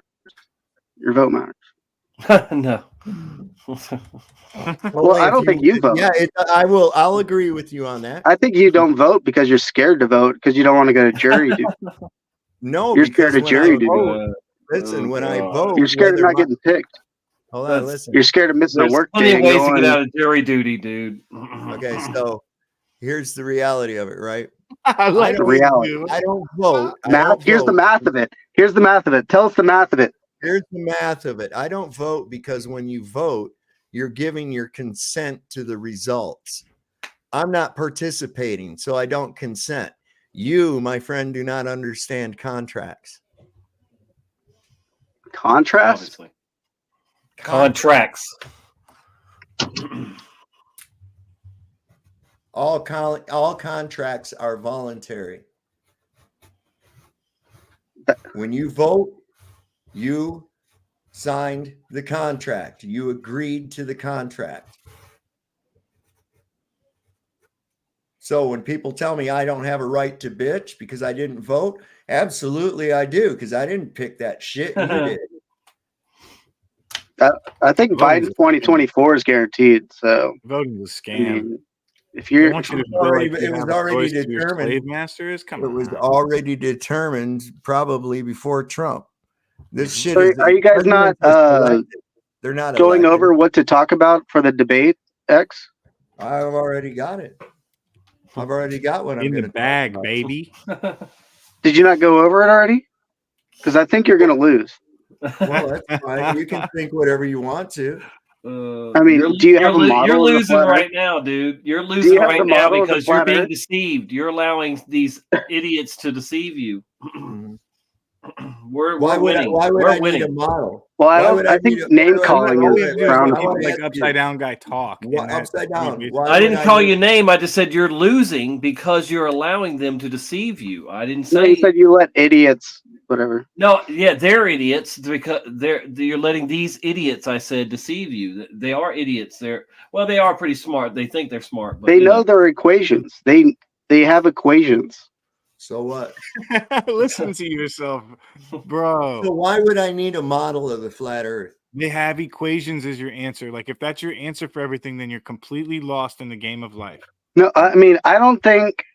Is it who are you going? McToons or Fight the Flat Earth? I forget which one you're going against. It's Fight the Flat Earth. Craig McNeil is who he's going up against. Tough. Yeah. I mean, why would I need a model of the flat Earth? no, that was a joke. But do you have like like a haymaker? Like, what's your main event? Like, what's your like slam dunk on them? Having read Sun Tzu, so that's the answer I'll give you. Have you read Sun Tzu? Are you familiar with the art of war?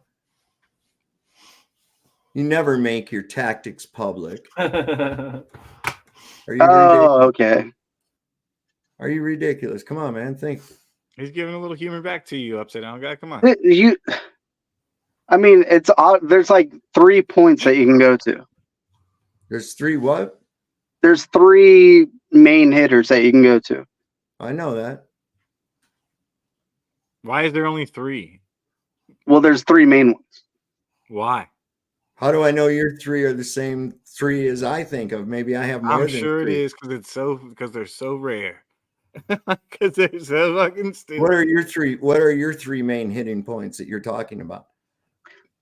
Refraction, math is reality, and gravity. That's for the ball. The refraction thing all day. That's for the ball. I don't know. You asked for 3, so that's what I was giving out. That's for if the you're ball? not prepared for those 3 big hitters, I don't know what you're gonna do. You probably might not have any sleep from here to Tuesday. Really? Your balls, your You fucking planetary balls are. You might not even show up. Oh, I'll show up. It's gonna be like 8 o'clock, and you're gonna blame it on Jaron for not starting his shows on time. You're like, oh, Jaron didn't start it on time, and everyone's gonna know.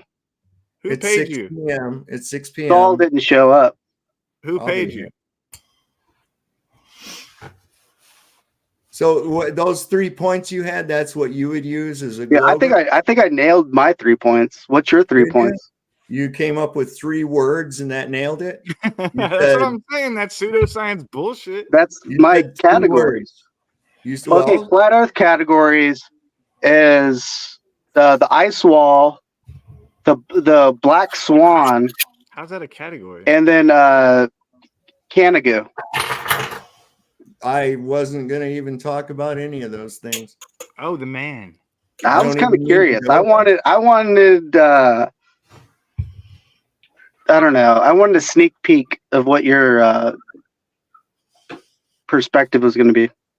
You're saving it for tomorrow. You got to pay for the fucking paper. You want to know what my perspective is? And I'm going to give it to you right here in a nutshell. It's no big secret. You ready? Okay. Crack it open. Earth is a stationary level topographical plane contained within a dynamic fluid pressure system. You got my. I don't know. M80. Yeah. There you go. What's up, Andrew? Hey, cheers, gents. What's going on, man? Just got home. Off work and I'm entirely unstoned right now, so I'm trying to work on that. Oh yeah, get with it. We're patient for that. Absolutely. Well, I've got the whole. Can of blue.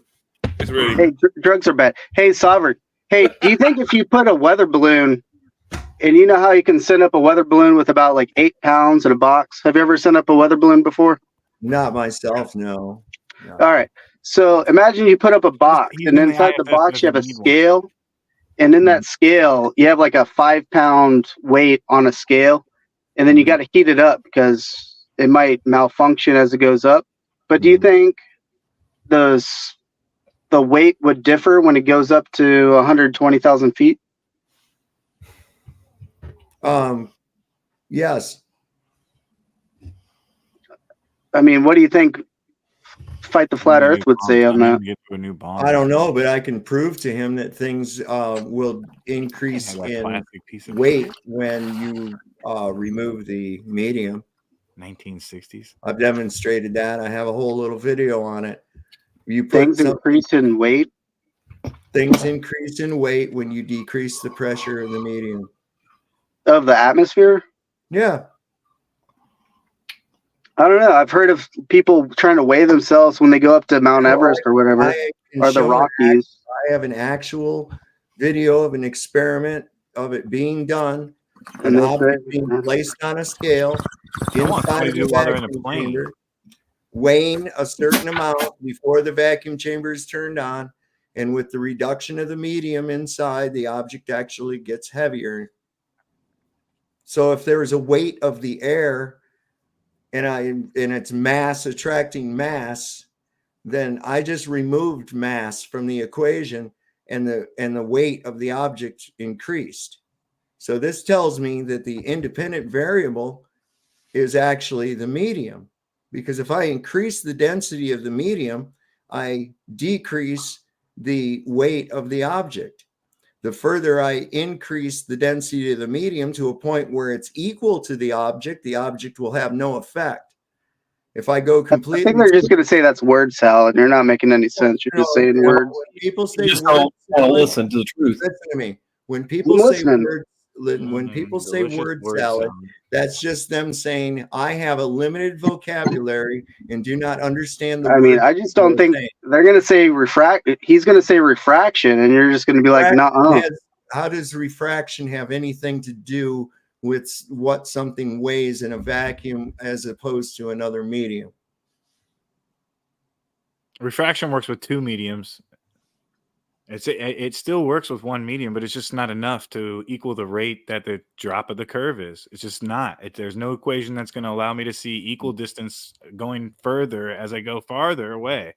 It's not going to bring it back into level. So we got to come up with a home run proof. What's your home run Where's proof? the equation at? I asked you guys as the mathematicians. You're talking about math is reality. Where is my equation? Wait a second. What do I need proof of? What's your biggest topic for going against fight the flat Earth? Right? I don't know his real name. The globe Earth is scientifically impossible from Jump Street. Well, is that saying like because we can't prove that the Earth is spinning in the universe, then that means that the Earth is stationary? Why would I look at shit in the sky to determine the condition of where I'm standing? That's dumb. That'd be like me looking at see if my neighbor's house needs shingles. If you go out and look at the moon, it's pretty spherical. I'm not on the moon. It's Am I on the moon? Hold on, wait a minute. Am I on the moon or am I on Earth? I'm not saying that the Earth is a sphere because the moon's a sphere. Then why are we fucking talking about the moon? I thought we were talking about the Earth. I mean, I'm asking you what your biggest hitters are. I guess I'm anticipating. I'm trying to cheat and get some cliff notes of what's going to happen on Tuesday. He's Mandela affected. I feel like it's going to be a nothing burger. I think it's going to be a nothing burger debate. Then don't watch. I don't give a fuck what you think it's going to be. I really don't. That's about some truth. You're definitely Mandela affected upside down guy. All right. What? Okay. I mean, I don't. Go ahead, I don't even know what he's going to come up with. This thing, man, we're going to get through this together. Don't look. You worry. Here's the bottom line. Here's the bottom line. I'm trying to put myself in fight the flat Earth shoes and come at you with, but I really can't. I can't really. I don't know what he's going to come at you with. I'm going to give it to you. I'm going to give it to you. Here's what you're going to have to do if you're going to be in fight the flat Earth shoes. Are your armpits okay? It's a big shirt and big shoes. Here's what you have to do. Right.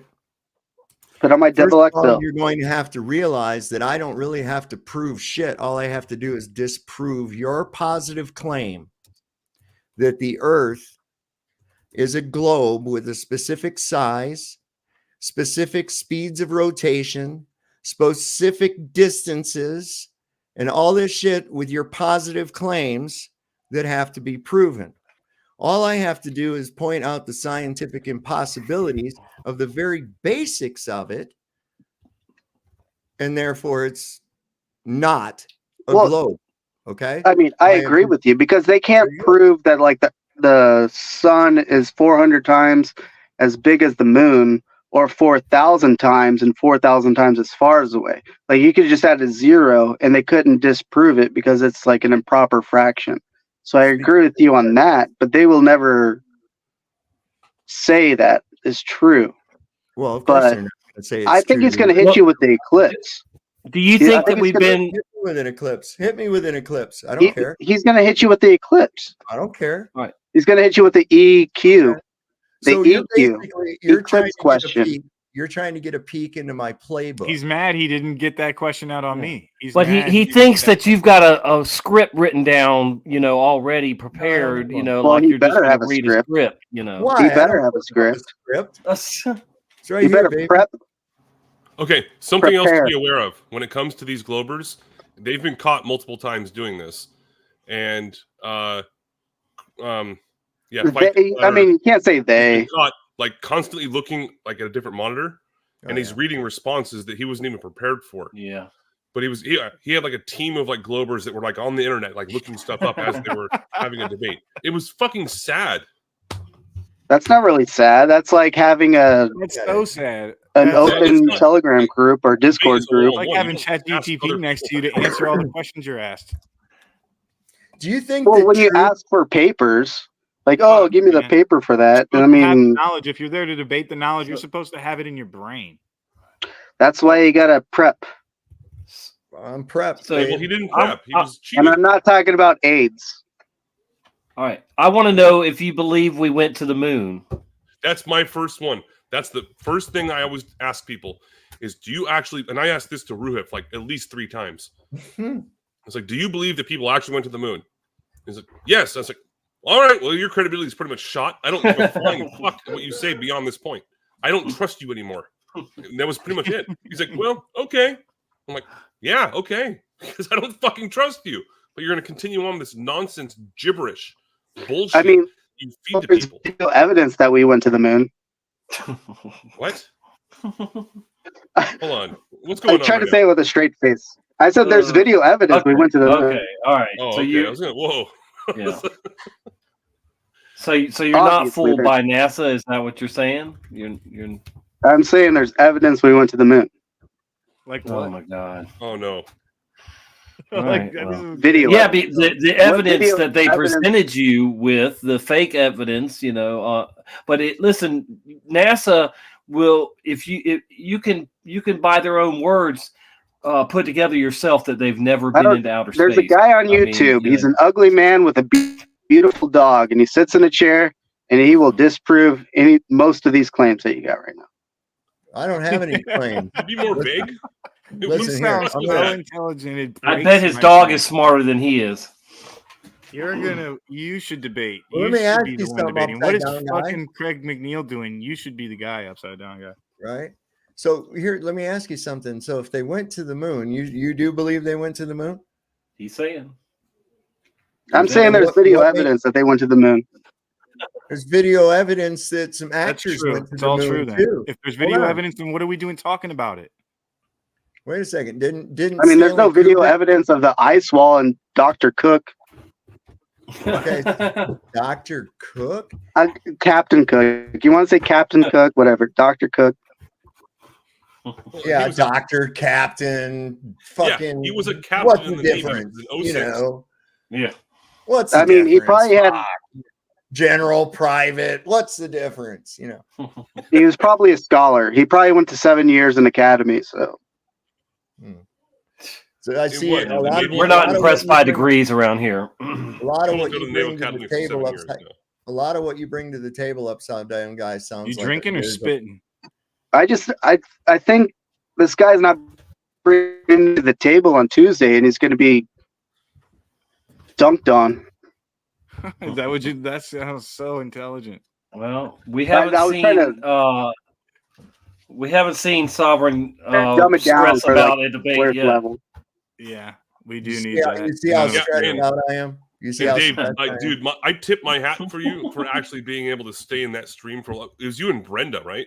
Yeah, I did that one Oh too. my yeah. god, dude, I would have had Hey, to show up like Do not totally bring drunk Brenda then just and fucking her leave hot out. pockets. up in this 422 conversation. somewhere. Right. 422 somewhere. Let me ask you a question about that. If you believe that they went to the moon, right? And you said it's Video because evidence? the video evidence, right? Okay. So you do realize there was a really cool movie came out prior to any going to the moon, right? 2001. And yeah, 2001 Space Odyssey, and it was actually That's a part of it took coincidence. place Coincidence. on the movie. Yeah, I Imagine that. know. Isn't that awesome? But you know, it Imagine looked that. so real. It looked so real. You know, I was watching Big Bang Theory, that TV show, and one of the characters on there, Howard, he got sent up to the ISS. Yep. And it showed him up there weightless and floating a pen around and it spin around, and some of the actual real No, NASA. that was Hollywood. Well, wait a The second. Big Bang Theory. What? But it looks so real. The Big How do Bang you Theory know is it was Hollywood.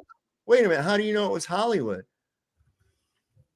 Because that was on Fox, and then Well, this footage was breaking news on CBC. So that's how you can tell if there's no laugh track. Then what if I took away the laugh track and then didn't have it on? Actually, the moon landing was actually on the radio. It wasn't even footage. So yeah, I'm sorry, son. I'm sorry, son. I watched it. Shut up. You watched it on the radio. I watched it on television. Shut up. How old were you? 6? Don't worry about it. 4. No, I was 5. Oh god, that's pretty good math there, upside down guy. Pretty decent. I'll give you that. So I can already tell you're full of shit as a Christmas goose. But in any case, so video evidence, so somebody can trick you or show you some video, and that's exactly what happened. So how do you differentiate between what is real and what is not when it comes to video evidence like that? For instance, Sandra Bullock in the movie Gravity. There you go, right there. Right? Did they really send Sandra Bullock up to space? Because that shit looks fucking That real. looks real as shit. No, that was probably a Universal video footage. In that movie, if you look at like the I couldn't tell the scenes, difference. Like they I was show you like, how it's being I mean, done. I don't think they sent Matt Damon to Mars to film Martian or whatever that movie was. Well, someone why had not? to take me to the Hollywood set and be like, "No, this was definitely here on Earth." And I was like, "Are you fucking?" They couldn't have the proper lighting to light up the whole Could if a surface. frog, if a frog had wings, he wouldn't bump his ass when All he right. jumped. So I mean- here's the point. If space can be faked, you don't know that it's not. I'm just saying, And if they could say the footage was real and you say the footage looks fake, then you can't say footage shows it's either I got or. a problem with that. Okay, so you're No, claiming if some say the footage looks real and some say the footage looks fake, course they then wanna make you it have to have a real. Let's look different at argument. So wait a second. So you're claiming Did you that own the a moon- Nintendo? Because we had to blow in the cartridge and bang it up and down. That's what they went there on. They went there on a Nintendo. No, fucking That was amazing. That was amazing technology that they had. So listen here, upside down guy. So you're telling me that they went to a place that was I'm saying your argument is null and void because you're saying that the pictures look fake to you, and then they're going to say the pictures looks real. So you got to go with a different argument. Okay, I'm about to get there if you'd shut your fucking pie hole long enough to let me get it out, for crying out loud. Whoop whoop. All right. So you went to a place 237,000 miles away. They, whoever. 237,000 miles away. That's almost 250,000 miles. How the fuck did they get out of the containment? It's a difficult process, but we can't figure out the technology to read. No, how did they get through the containment? Yeah. They went around the Earth 3 times and shut out. No. How did they get through the containment in order to get into this space that you speak of? They circled the Earth and gravity shot to the moon. You're telling me shit after the fact. How? No, did they had the math. You're not a rocket scientist. No, math is. Are you a rocket scientist? Hold on. Do you have a PhD? All right. Yes, I do. Okay, so now that that's you know that one meme where the dudes run across the stream and they go, that just happened right now. All right, so here's what I want to give you, right? You're giving me after the fact. If I asked you how you got to the store and you start telling me about what you did in the store, you've missed the whole fucking thing. I ask you how you got No, to the because you're going to be like, no, I took a taxi to the store. And you're like, a taxi? All right. How did the rocket ship get out of the container? Rocket fuel blasted them up, then over with their wings, and they circled the Earth, hit the gravity Oh man. What is vector. This is They hit the hilarious. gravity vector, then shot after 3 rotations. They shot to the moon, But that's why they're so pointy, so they can bust through the containment. Is that what you're saying? and they got wings. Yeah. Wow. Come on, You dude. shouldn't argue Dude, either. you're not a rocket scientist, and neither am I. So you can't go with this. Isn't All it right, at some but point I it am. goes from, like, I super am. big- You can't be like, that's difficult math. All right, Dude, let me that's ask a you. luxury Oh, hold on. Here we go. It's There's really a what do incredulity. you call it?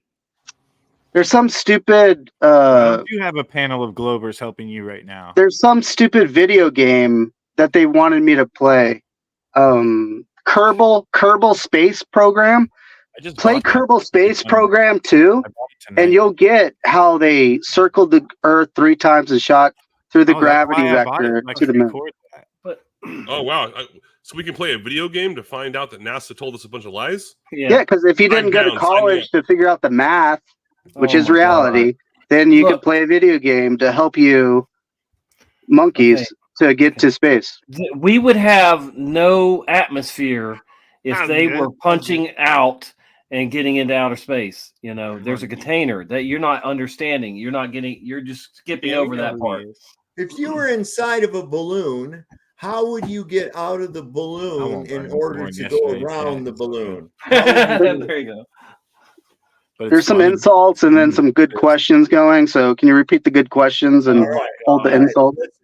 Listen carefully. All right. If you were inside of a balloon, how would you get outside of the balloon in order to go around it without popping the balloon? How would you get outside of the balloon without popping it? Why would I need to get out of the balloon? I don't get what your question is. You're wanting to go into outer space. I'm not even a Wanting to go Glober, and into I outer can help space? you. I can help you on the globe side. Like, I could help you right now. Uh-oh, here we go.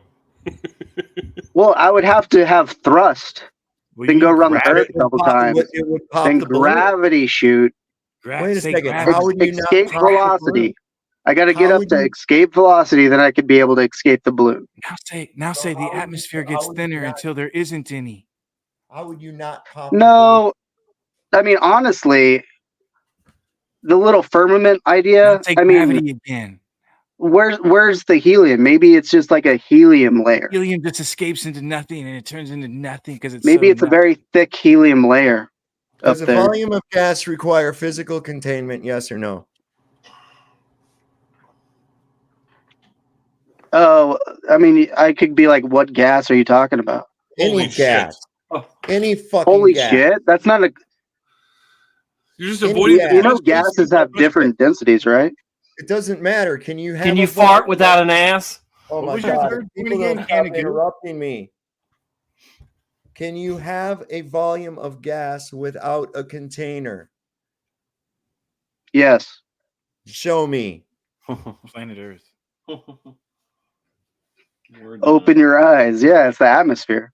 No, it's contained. It has to be because a volume of gas is only No, possible. gravity. Gravity's containing it. Gravity has no effect on gas.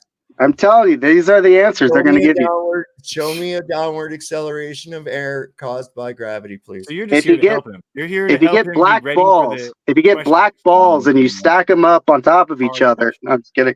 All right, appreciate it, guys. I'm going to take off. I'm going to go to bed. Yeah, you probably. Just fucking around. You Later, should guys. go to bed. Golly.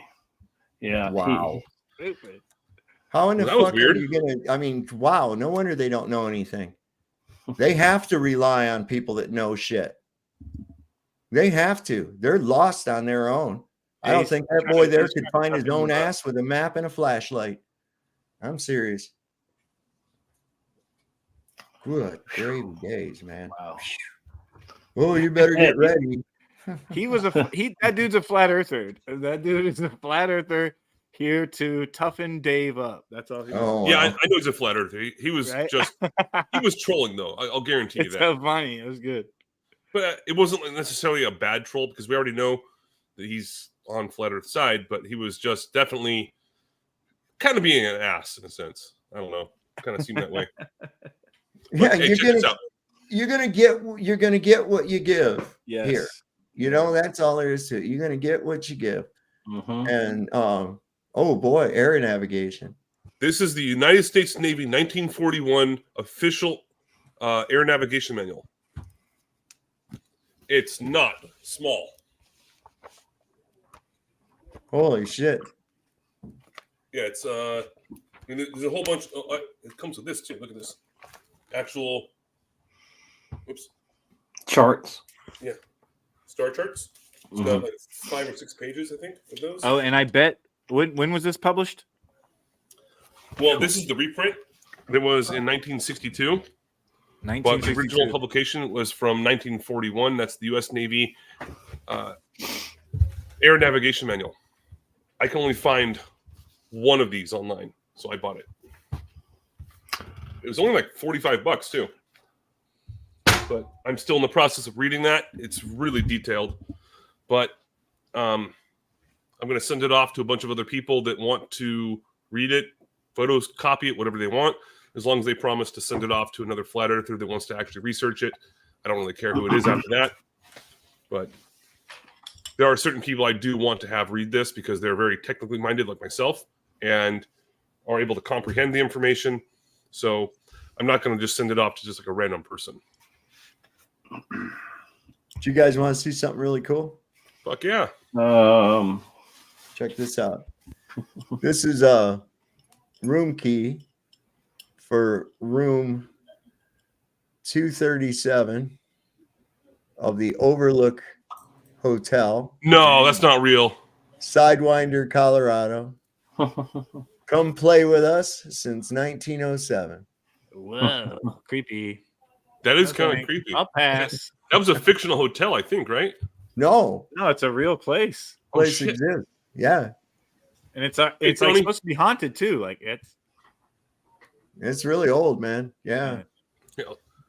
But yeah, I thought that was really cool. I saw those and I was like, I have to have that because it's so much symbolism in that movie. Not just him blowing some shit about NASA and his involvement there, but that movie's a great analogy, an allegory of alcoholism if you really pay attention to it. I've still got this. I still have the lanyard and everything else. Oh yeah, Okay. I got mine. Mine's in the other room there, man. I got all mine. Yeah, I'm never fucking taking this thing apart. Yep, I It got was mine awesome in meeting there. you guys too. I know we didn't get to hang out for as long as we Oh, probably wanted to, but I wanted to gamble, man. I wanted to hang out and gamble with everybody, but it was quick. dude, did you hear what Jaron did and Dave? They won. Yeah, they won big. Wow. Like in the multiple thousands of dollars each. Yeah, I did too. I won a couple grand myself. Right on. I won 120 Yeah. and then gave it away. On I roulette. didn't gamble a cent. Did you guys I got- enjoy any of the special chocolates that were being given out? Oh, of course. Oh yeah. I Yeah, did it. did I do did it. it 2021 Flattoberfest. Yeah.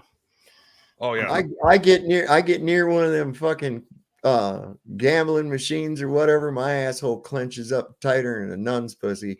I ain't giving up nothing to them one-arm bands. Once in a while I will, and lo and behold, I win.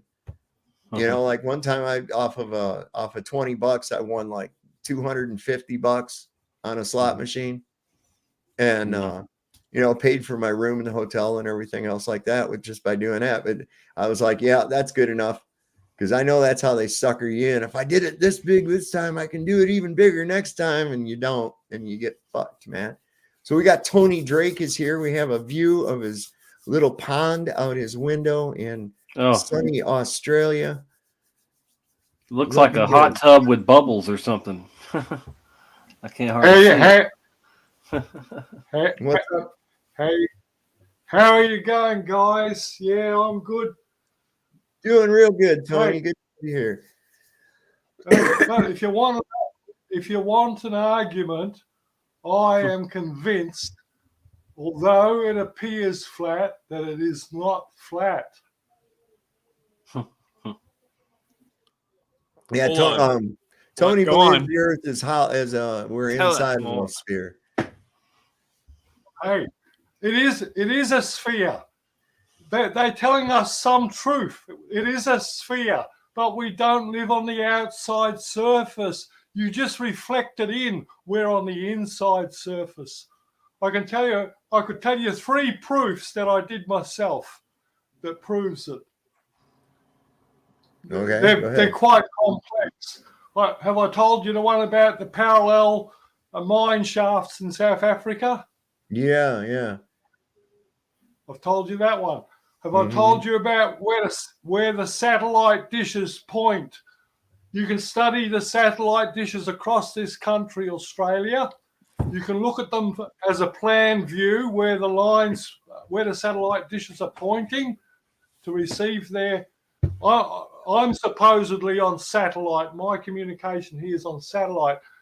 And I know where my dish points. And if it moves a couple of millimeters, it won't work. Are you trying to tell me there's one at the other end somewhere that's floating around?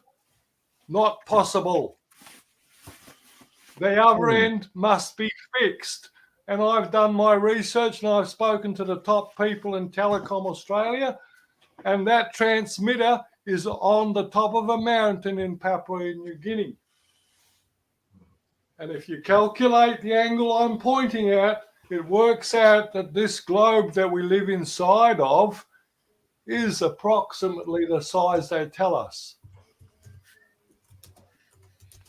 What do you guys think about that? So wait, so are we on a flat plane or not? It appears to be flat. But if you look at even if you look at some of the long distance photographs that some of you guys have done, you can see the boat just below the horizon. The horizon rises. We already went over this. I just did a show on it. You're one show too late on that. Hey, Richard Bacard, okay, the highest ever been in a hot air balloon. He said, with upturned edges, okay? We all know what they said. Yeah. Right. Not feeling it. It appears to be upturned edges because it is upturned. We could be on the inside of the sphere for all I know. But the surface of what I'm standing on is level. It appears to be level, yes. That's because of you. It's because of the electromagnetic and all the math works out if it's just level. We don't have to get Occam's razor with it. We can just be regular chill about it and be like, oh, it's level because it's level. I see no more concavity as I do convexity. I mean, I don't see any deviations 100%. In it. There's valleys and hills, but the rest is flat. I mean, as far as those mine shafts are concerned, if you're even just slightly off by a little bit in your angle when you're going down, by the time you get to a long distance, that angle of error is going to become more apparent. So I don't know if that's actually. And when we're talking about long distance video too, we're not talking about a couple miles. We're talking about 50, 60, 70 mile videos. Oh, where is that one I just had? That these things blow it out of the water. Yeah, and I actually have my own video and photography examples of that when I was going out to different places on the coast here in California. That's awesome, dude. Which I'm going to actually be doing with Jaron. Hopefully, he does it during the weekend. Otherwise, I won't be able to go down there with him and Crumb and Hibbler and things like that. But anyways, that's what one of the plans is to view the Catalina Islands off of Ocean Beach, I think that's what it's called, which is in between LA and San Diego. It's not. It's 10 miles. No, he's trying to 65 miles is what Jaron wants the observation. Yeah, Catalina. So you have to view it from certain angles because of the way the sun's going to set behind it. But you're just going to have big swells. You're going to have nice. That's the only problem there. Well, no, because at 65 miles, it should be hidden by 185 feet or something like that. Yeah. It does have some pretty. If you see any land at all, right? Right. If the sun sets behind it, you have to definitely take weather conditions into account with that. But if it does set behind it and you see the silhouette, then it's like, well, okay, that's not refraction because a sun refracting up to a silhouette, it's brighter, it's gonna shine through it. But that's been done with Mount Canigou multiple times. Mhm. People, they gather there every single time. It happens in September and February, I believe, where the sun sets behind Mount Canigou every fucking time, and there's it's like a huge gathering of people that actually go out to watch it. So I mean, there's thousands of pictures of people that have taken that. Well, and also by going up in altitude and increasing your field of view by minimizing obstruction from the ground portion of it, you can see objects for further distance. But even with an increase in field of view would not allow you to see around a physical obstruction of a curve. Yeah.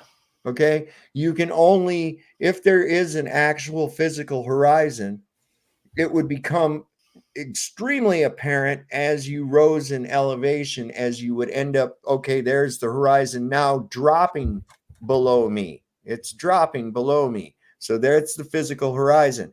I can see everything up to that physical obstruction, but not around it. No more than you can see around a corner by backing up from the corner any. You can't. Not till you get an angle of view that you can actually see around that corner. I mean, it's just some ridiculous shit that they postulate, and I don't know why people just fall for it so easily. It's this trust. It's this fucking trust they've got. And it's beaten into them as a child. You know, here you are in this school, and that nice lady up there, you got to do what she says, and she's going to tell you all this shit and make you smart. And it doesn't really make you smart. Fuck no. Makes you dumber than a bag of hammers. As I'm finding out, people thinking the goddamn air pressure caused by gravity. That's the dumbest shit thing. I never thought that. Well, they're just following orders like everyone else was. Like I teach at a college level, but I teach technical stuff like electrical engineering and that kind of stuff. So there's no debate on how this works. It's just I'm teaching the basics, by the way. So there's no conflict and like, oh, that's a conspiracy theory. Like, no, I can show you right now how it works. Like, it takes me 5 minutes. So there are most certainly some things that work on whether we're on a flat plane or if we're on a sphere, or if we're on such a biggest part of the sphere that it feels like we're on a flat plane. There's plenty of things that still work, but 99% of it really doesn't. I mean, right.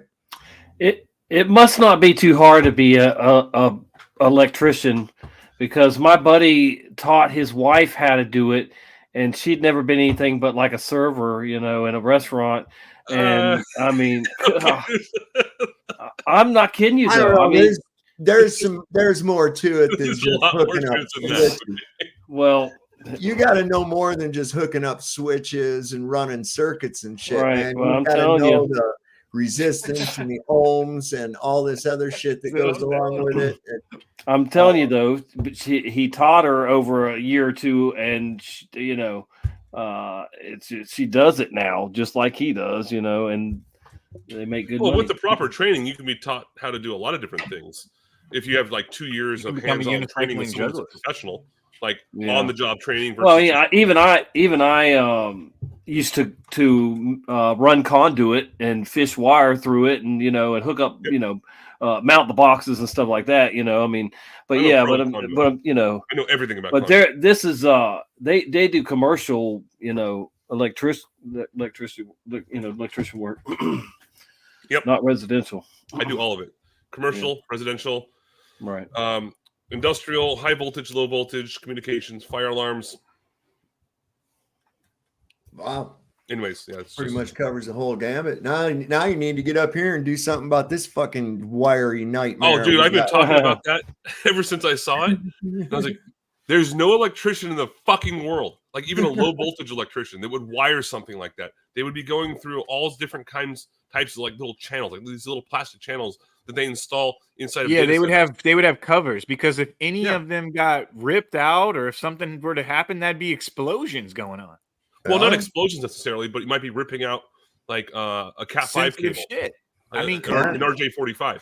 All of a sudden, the danger of that in a highly dangerous environment like outer space or something like that, or in a mission. It wouldn't have the shit like you said. It would be covered by panels of some kind, even if they were easily removable by one snap. You know, they would have a cloth over it or something like that. Anything so where it's not hanging out that you can just like grab it. It can accidentally snag on your belt loop. You know, like I've seen them fly by and rub on them, and I'm like, how can they do that? Yeah, I've wanted to call into the people on the ISS and be like, I wanted to like have them turn over their shoulder, and I wanted to point to a cable and say, "What is that?" If they don't fucking know which the one answer, does that go to? Yeah, like, Like, what, if you disconnect it, what happens? Well, they and probably won't be able to. They sure as hell ain't They gonna don't have let a some, them a little thing. they sure as hell ain't gonna let some stupid bitch be squirting water out of a packet into her hair and the little drops of water flying out all weightless throughout the goddamn space station. I don't know and what shit. that is though. Did they find space? Is some of it CGI and some of it's real? What the fuck is going on? How do they squirt in water everywhere and it makes it look real to me, right? But then you go and you watch the movie that's not a movie. Which one's the movie? Watch this. This is I got something for you. Where's this kid? She can squirt the water in her hair. That means space is real. Watch Can I this finish shit. that argument? Yeah, go ahead. Can I carry on with that argument for a minute? Yeah, go for it. Yeah, actually, talking about electricians, I did an apprenticeship as an electrical fitter, and when there was nothing else electrical that I didn't understand, I branched into gas, and I got a gas ticket, and then I branched into oil-fired systems, and I got tickets for that. I got tickets for refrigeration, commercial. I did all of the commercial industrial refrigeration in the whole district. But that's besides the point. Back to this, and listen, you guys, I'm older than you, and you should respect that I have more knowledge, okay? How I'm about just say the knowledge 75 instead of trying to put yourself on a pedestal? How about just go with that one? Just right. I just wanted to give you a little bit of background. Now, Andrew, do you realize that gravity is caused by an electrostatic differential? I acknowledge the fact that mass does not attract mass. Aside from that, I would say there's some sort of a Newton's vector. gravity is bullshit. Yeah, it's a vector of some sort. That's like why down is down, up is up, and your Yes. XYZ coordinates. There's a Thank you. there's a vector involved with that. Aside from, if you're going to bring up gravity, I'm going to say prove it. No. I'm talking about the effect that we call gravity. I believe it's an electrostatic force, and that the ground is negative, and up there somewhere there's a positive, and it might be related to the sun. But it is in the center of the sphere. It is in the center. And So, Polaris, what is it? Because we're on the perimeter, right? We're on the perimeter, the outside surface. Because the electrostatic pressure from the center is evenly all across the internal sphere, right?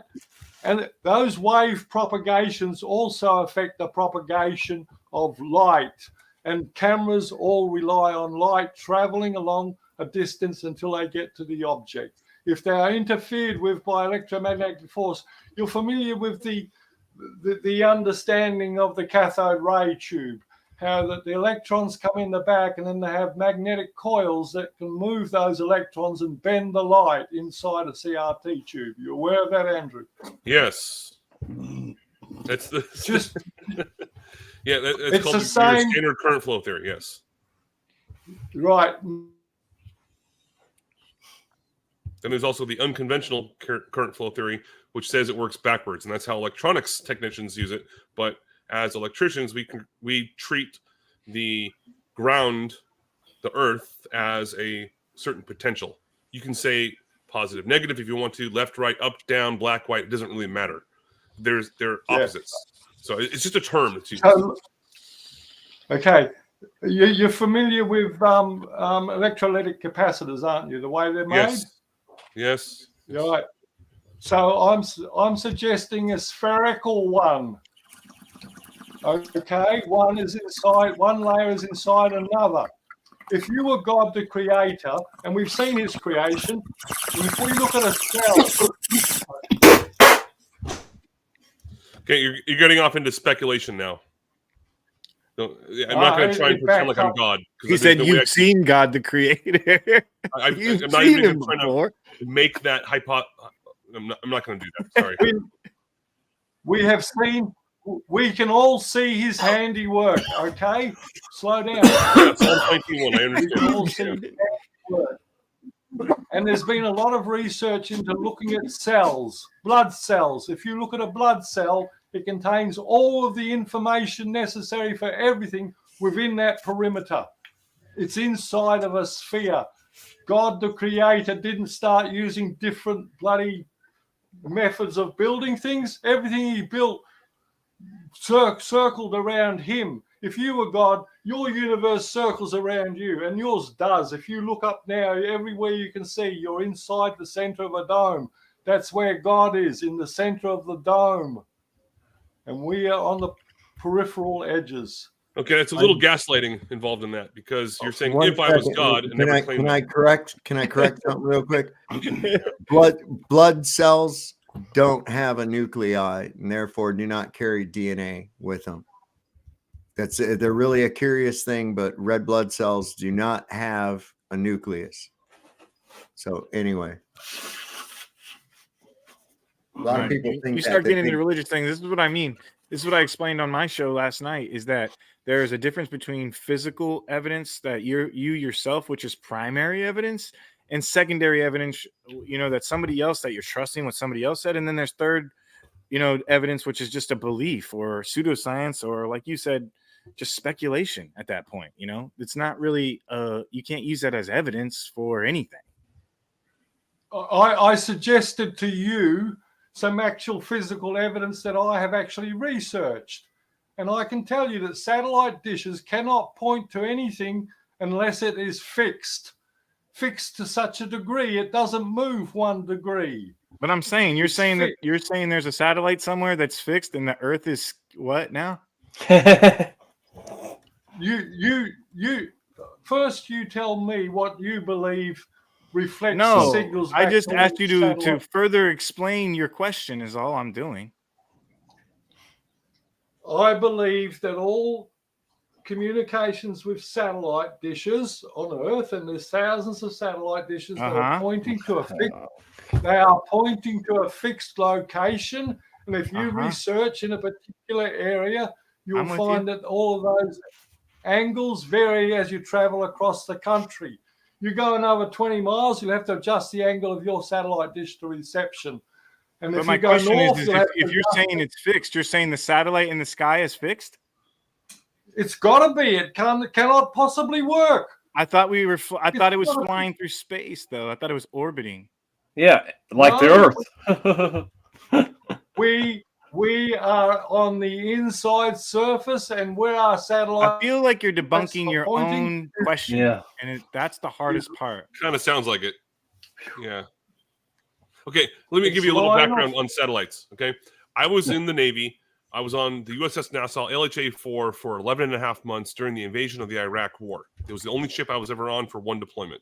Aside from that, I was ground forces. And when we were on that ship, it's been decommissioned since I was off of it. Anyways, we had satellite communications, allegedly. Well, we had internet. But you know how the way we went there? We were always pretty close to land. And then as soon as we got into the very middle of the ocean, you know how many, look at an aircraft carrier and look at how many satellite dishes that they have on there. And they also have these other things that are like high frequency satellite containers.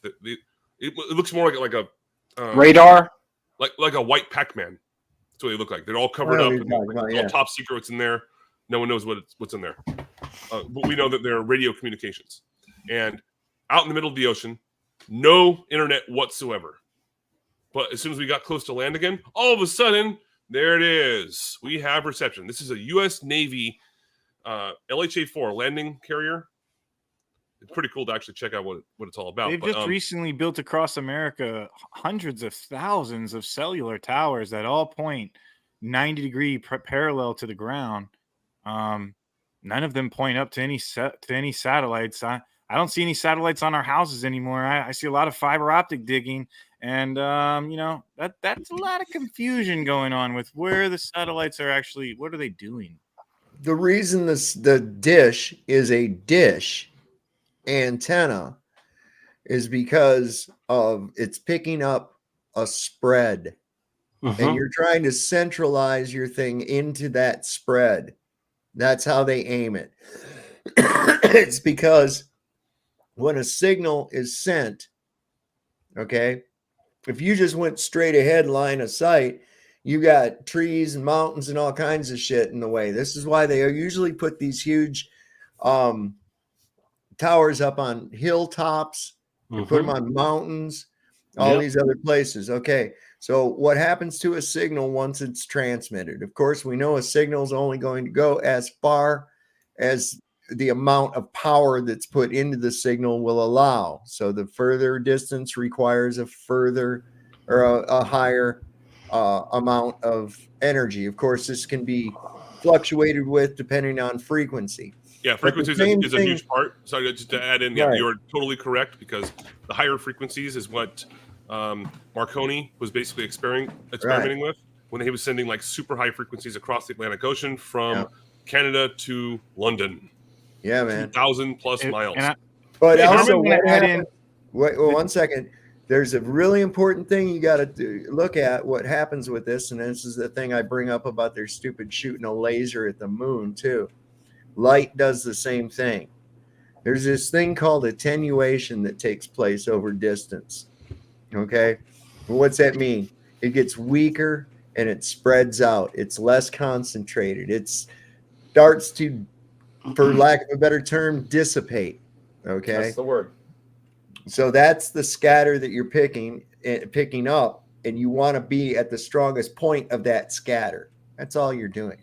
Yeah. It's not picking up some magic garbage can in the sky. Thank you. I only came on here because I saw Andrew on here, and I know what a genius he is. So I heard about radios. Now, I've always been asking people, and I can't get this, and I tried to ask Witsit, and I couldn't understand his answer. So my dad, we used to call it shooting skip. You used to get a CB radios back in the 60s and 70s. Yeah, right? Me too. Okay, and you could go to the Radio Shack and you get crystals, and the radios at first they were channel 1 through 21 at first, and they went to channel 40, and you could buy the crystals and you can make an upper, middle, and lower channels. Right? You did this? Yeah. Okay, and so my dad even did it better. He got these big radios, whatever you could do, underneath ham, because it was to Charlie, which Charlie is the FCC. It's illegal. So he would get that, and he'd get channels all the way up to 400, but it was 400. It'd be channel 1, upper, lower, and middle. So you have 3 channels for 1, right? And so what it is the radio waves are so clear, and so he would get channel 256. I remember it was his favorite, 256 upper, and from Blythe, California, we had a linear antenna you'd have to roll up, and you could only do it late at night, because as soon as you turn the power kicker on, 250 watt, 400 watts, what it was, to make the antenna more strong, it would shut everybody's TV off. But back then, TV was off at midnight anyway. So you remember these days, huh? So he could talk to South Africa like I'm talking to you, Andrew. And we were talking to Asia, dude. We were talking to Asia. Yeah. Right. Just like I'm talking to you. Every day he could do it. So how does that work, Andrew? That's what I was talking to you. He's just... Okay. They got a linear beam, and it's definitely got mountains around us and stuff. But he still could talk to Australia and South Africa like I'm talking to you right now, back then. Right. Now, I'm not saying that we can't have straight line of sight radio signals going like 2,000 miles, because Marconi obviously did that. I was just saying, when I was on the ship, we would have out in the middle of the ocean, we had like no reception whatsoever, and the only people that were actually allowed to send messages were the actual the CO, the XO, and I think some of the top secret guys. I'm not questioning that. I know. I'm saying, how did my dad talk? Because they used to believe that the term is shooting skip. Yeah. Okay. Yeah. Is that right, Tommy? Is that what you're? Yeah. I mean, that's how I became a questioner of the globe at 7 years old, because it did not make sense to me, their explanation of how in the hell we could be talking on a CB radio to somebody in another foreign country. You know. So scientifically, I'm trying to get at an answer based on a globe shape. How did my dad? Because they believed always bouncing off the clouds. He says, when the clouds were in, the CB radio guys believe, reception's better. And you know what? Sometimes the reception was better when the cloud had a low cloud bank. But repeaters, ships can. That's what I don't know how. Well, just having a signal go from one ship to another, and then just use it as a repeater. It just sends the signal Yeah. off to another. So where were local we ship. repeating off of? How is he talking? I figured you would know the answer. How's he talking to South Africa? And the channels are clear. That's one key. One key is up there. It's nobody's there. If you get to channel 40 and the CB, you got thousands What- in what it. year was Destroys this? the 1971. Oh yeah, they had that kind of shit back then. Oh yeah, I was thinking you were saying something. Okay. Did I lose you? A lot longer ago. No, but even World War II, they were still able to send like telegraphs and stuff from the U.S. command in Germany and over to the United States. Granted, they did definitely use a lot of different features, such as the radio towers that were in the area. Yeah, I know that, but I maybe you don't know the answer. Just how was he able to do that from our house? Yeah, I could speculate, but I couldn't tell you an exact answer. I would say because Earth is flat and all those signals Well, are up yeah. there. You know, I mean, I'm talking about electronic wise. So I understood when you get up that high, the radio waves are clear. Like if you one time he got up to channel 420 or something. Once those channels, those are called ham radio operators, right? And you're not allowed to be in there. And back Unless then, you're I don't know if licensed.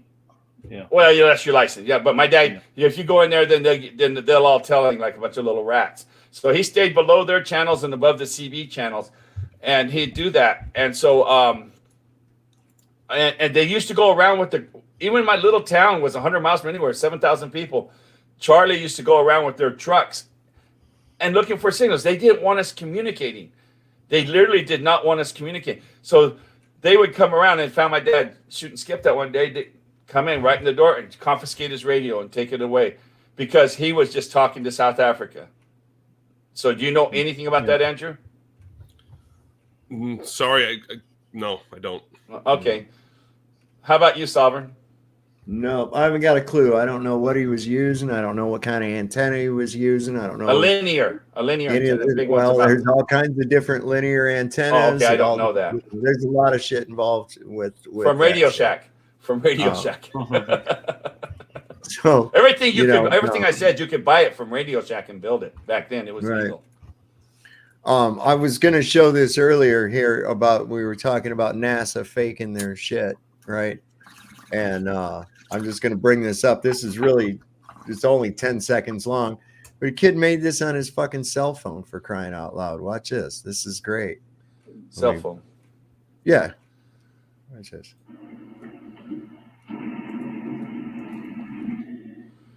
Wow.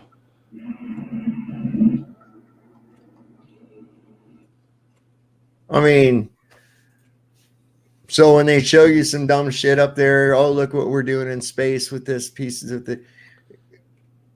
If it can be faked, how do you know it's not? And if we've caught them faking before, why should we figure that they're not faking again? Do any of your students do that, Andrew? What do you they mean? show you stuff? Like he just showed you. Just a student did that with his phone. Oh, I no, imagine these kids could show you things. No, I get pissed off when people started to try to like hand me their stuff. Oh, look at this! I'm like, I don't want to watch that. I'm sorry. Whatever you're gonna hand me, okay. No, it's just. Is that out of being safe, or you just don't want to see it? I just don't want to fucking see it because sometimes it's like something stupid. It's. Oh, I thought this was funny. I want to share it with you. I'm like, No, I'm saying something. No, I'm saying something they did. I'm saying like that guy, anything like that. I was wondering. Well, for construction and like engineering and like yes, I'm teaching like PLC right now, so it's a little complicated to get into. But or motor controls, basically, just think about that. But yeah, I keep my students pretty engaged, and for the most part, I don't have a whole lot of problems with them. But I mean, yeah, there's always a bad apple in every bunch, right? And in this case, do any of them ask you? What's that? Do any of them? They got to know you're flat earther. Oh, I tell them, yeah. And do they ever once in a while It's decide, pretty hey, what obvious, about yeah. this? Do they? Is it fun? Is it fun? Well, I've challenged a couple of them, and I just gave them like a 5 or 10 minute, like, hey, watch this. And like, all of a sudden, they weren't laughing anymore. Right. Granted, they were It'd still be awesome to probably be in your but- shoes. It'd be awesome to be in your shoes. It just Well, I gotta be careful don't about you think, Sovereign, to be with young minds like that? Yeah, absolutely. Where do you teach at, Andrew? I mean, is it? I teach at a private college in Silicon Valley. Oh, okay, cool. As far as Yeah. I'm going to put it, right there. Yeah. No, as far as I'm gonna put it. Address, telephone number, room number. My supervisor's name. Yeah. Do you ever get a chance to interact with the physics people and have some conversations? No, we don't go up to that level. Oh, okay. We say, teach like introduction to physics and stuff like that, but okay. We don't teach that at this campus. I mean, I'm just teaching the introductory, like 2-year level courses. Neat. That's pretty good though, man. You have that kind Oh, of it's impressive. He's an impressive person. He really is. All you got to do is just open their mind a little bit. That's all you have to do is just open their mind a little bit, and it'll strike their curiosity. They'll want to explore it more. Yeah, one of the last things I was talking about to my class that someone just called me out for like instantly, and I had never mentioned it to this class specifically, but I was talking about how there's underwater sea cables that go from certain locations on the Earth, and they're all mapped out by the Merchant Marines, and we all know where they are. Okay, it's not even like hidden from the public. And I said, yo, guess what? Why don't we have any going from South America to Australia, Australia to South Africa? It's like, oh, because the ranges wouldn't work very well because the maps are wrong because of the Mercator map and how they kind of fuck with that one a little bit. Right. And then someone said, oh, because it's a flat Earth, right? And I didn't say anything at all. He said that in front of like 20 different students. And we were out in the lab when I was describing this, by the way. So that was the last like huge engagement I had with the class. Harmon, you're muted. I'm sorry. I'll shut up. I said, I know I'm just enjoying your story. I said, that's just got to be, I mean, how awesome. I tell old men that are 70s, 80s at the golf course, you're telling young minds. That's just, to me, it's just, Hey, when's the next trivia on Melodome? Harmon's putting, trying to put new wine into old skins. Yes. Yeah, that's exactly and it leaks. And it leaks. Yeah, it does. Yep. So what about yes? That's going to be on the 22nd. Oh, this month, huh? Yeah, about 11 days now. So yeah. Oh, that was a trivia question, by the way. Oh well, I'm. That's a joke. I said that was a question. I've got the trivia pulled up right here. Actually, I've got all the questions. I just have to rearrange them a lot more, and then put in. Yeah, I have to get rid of some. Someone's asking me about the Mount Canigou right now in the debatism chat and on Telegram, and that's an interesting one. So, yeah, I'd love to see you do that one, Andrew. I'm not seeing what's being discussed. I'm sorry. He said Mount Canigou. Add Mount Canigou into trivia questions? What? No, he said something. Someone in the chat. We were talking about it earlier, and now I'm looking at it in the chat right now. Someone's discussing it with me. Okay. What channel is this? Can I look at it? It's an interesting photo showing where the claim horizon is missing feet off the tip of the mountain because of the silhouette of the sun behind it, like we were saying earlier.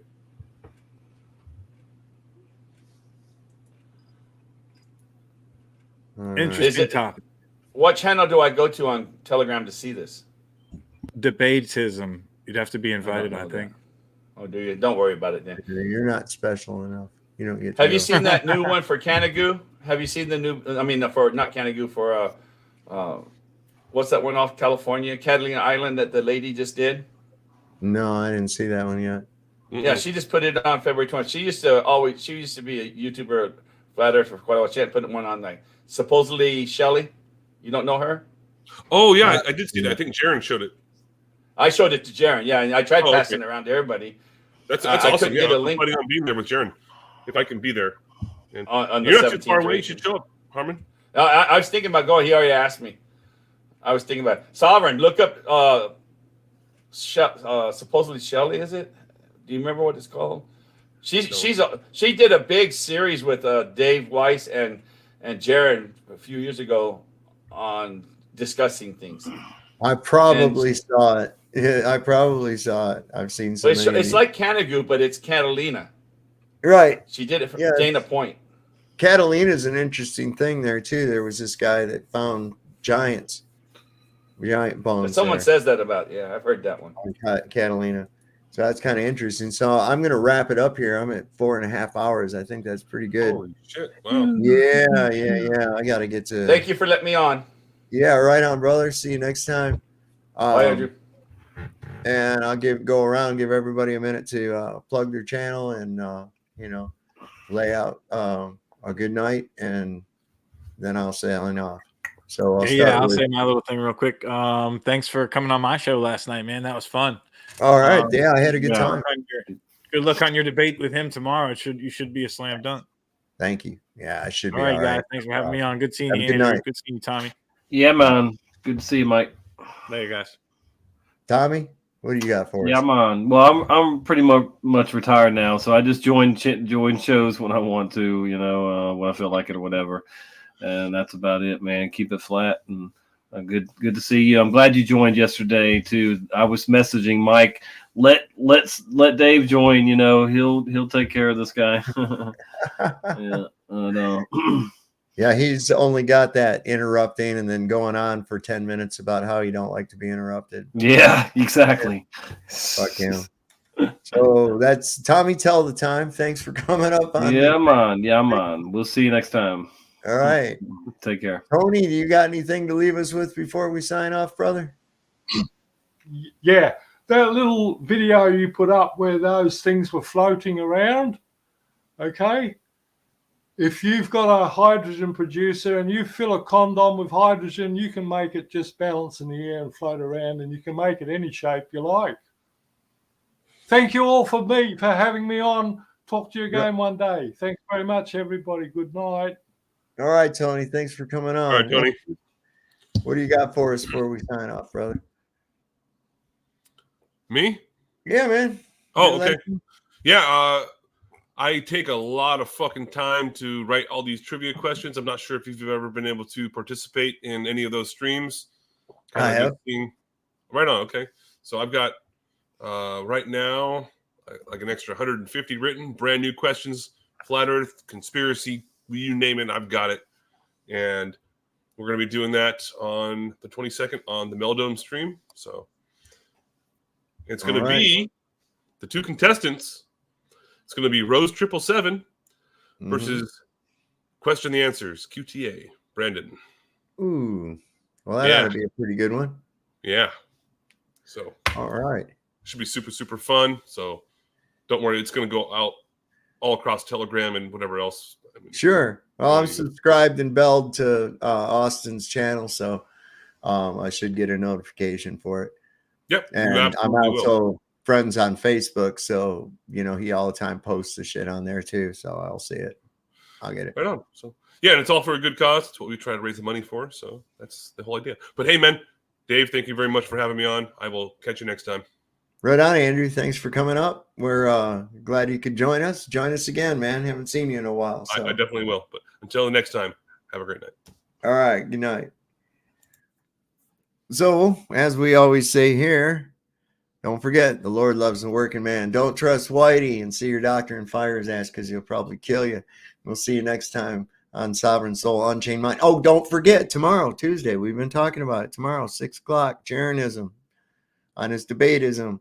I will be appearing there with Craig, as he corrected us so eloquently on Truther Hour of Comedy. It's Craig and I will be appearing on there together to discuss our realm. And we're looking forward to that. And I'm going to say it again. Don't trust Whitey. Lord loves a working man, and see your doctor and get rid of his ass. He'll probably kill you. We'll see you next time on Sovereign Soul Unchained Mind. Good night.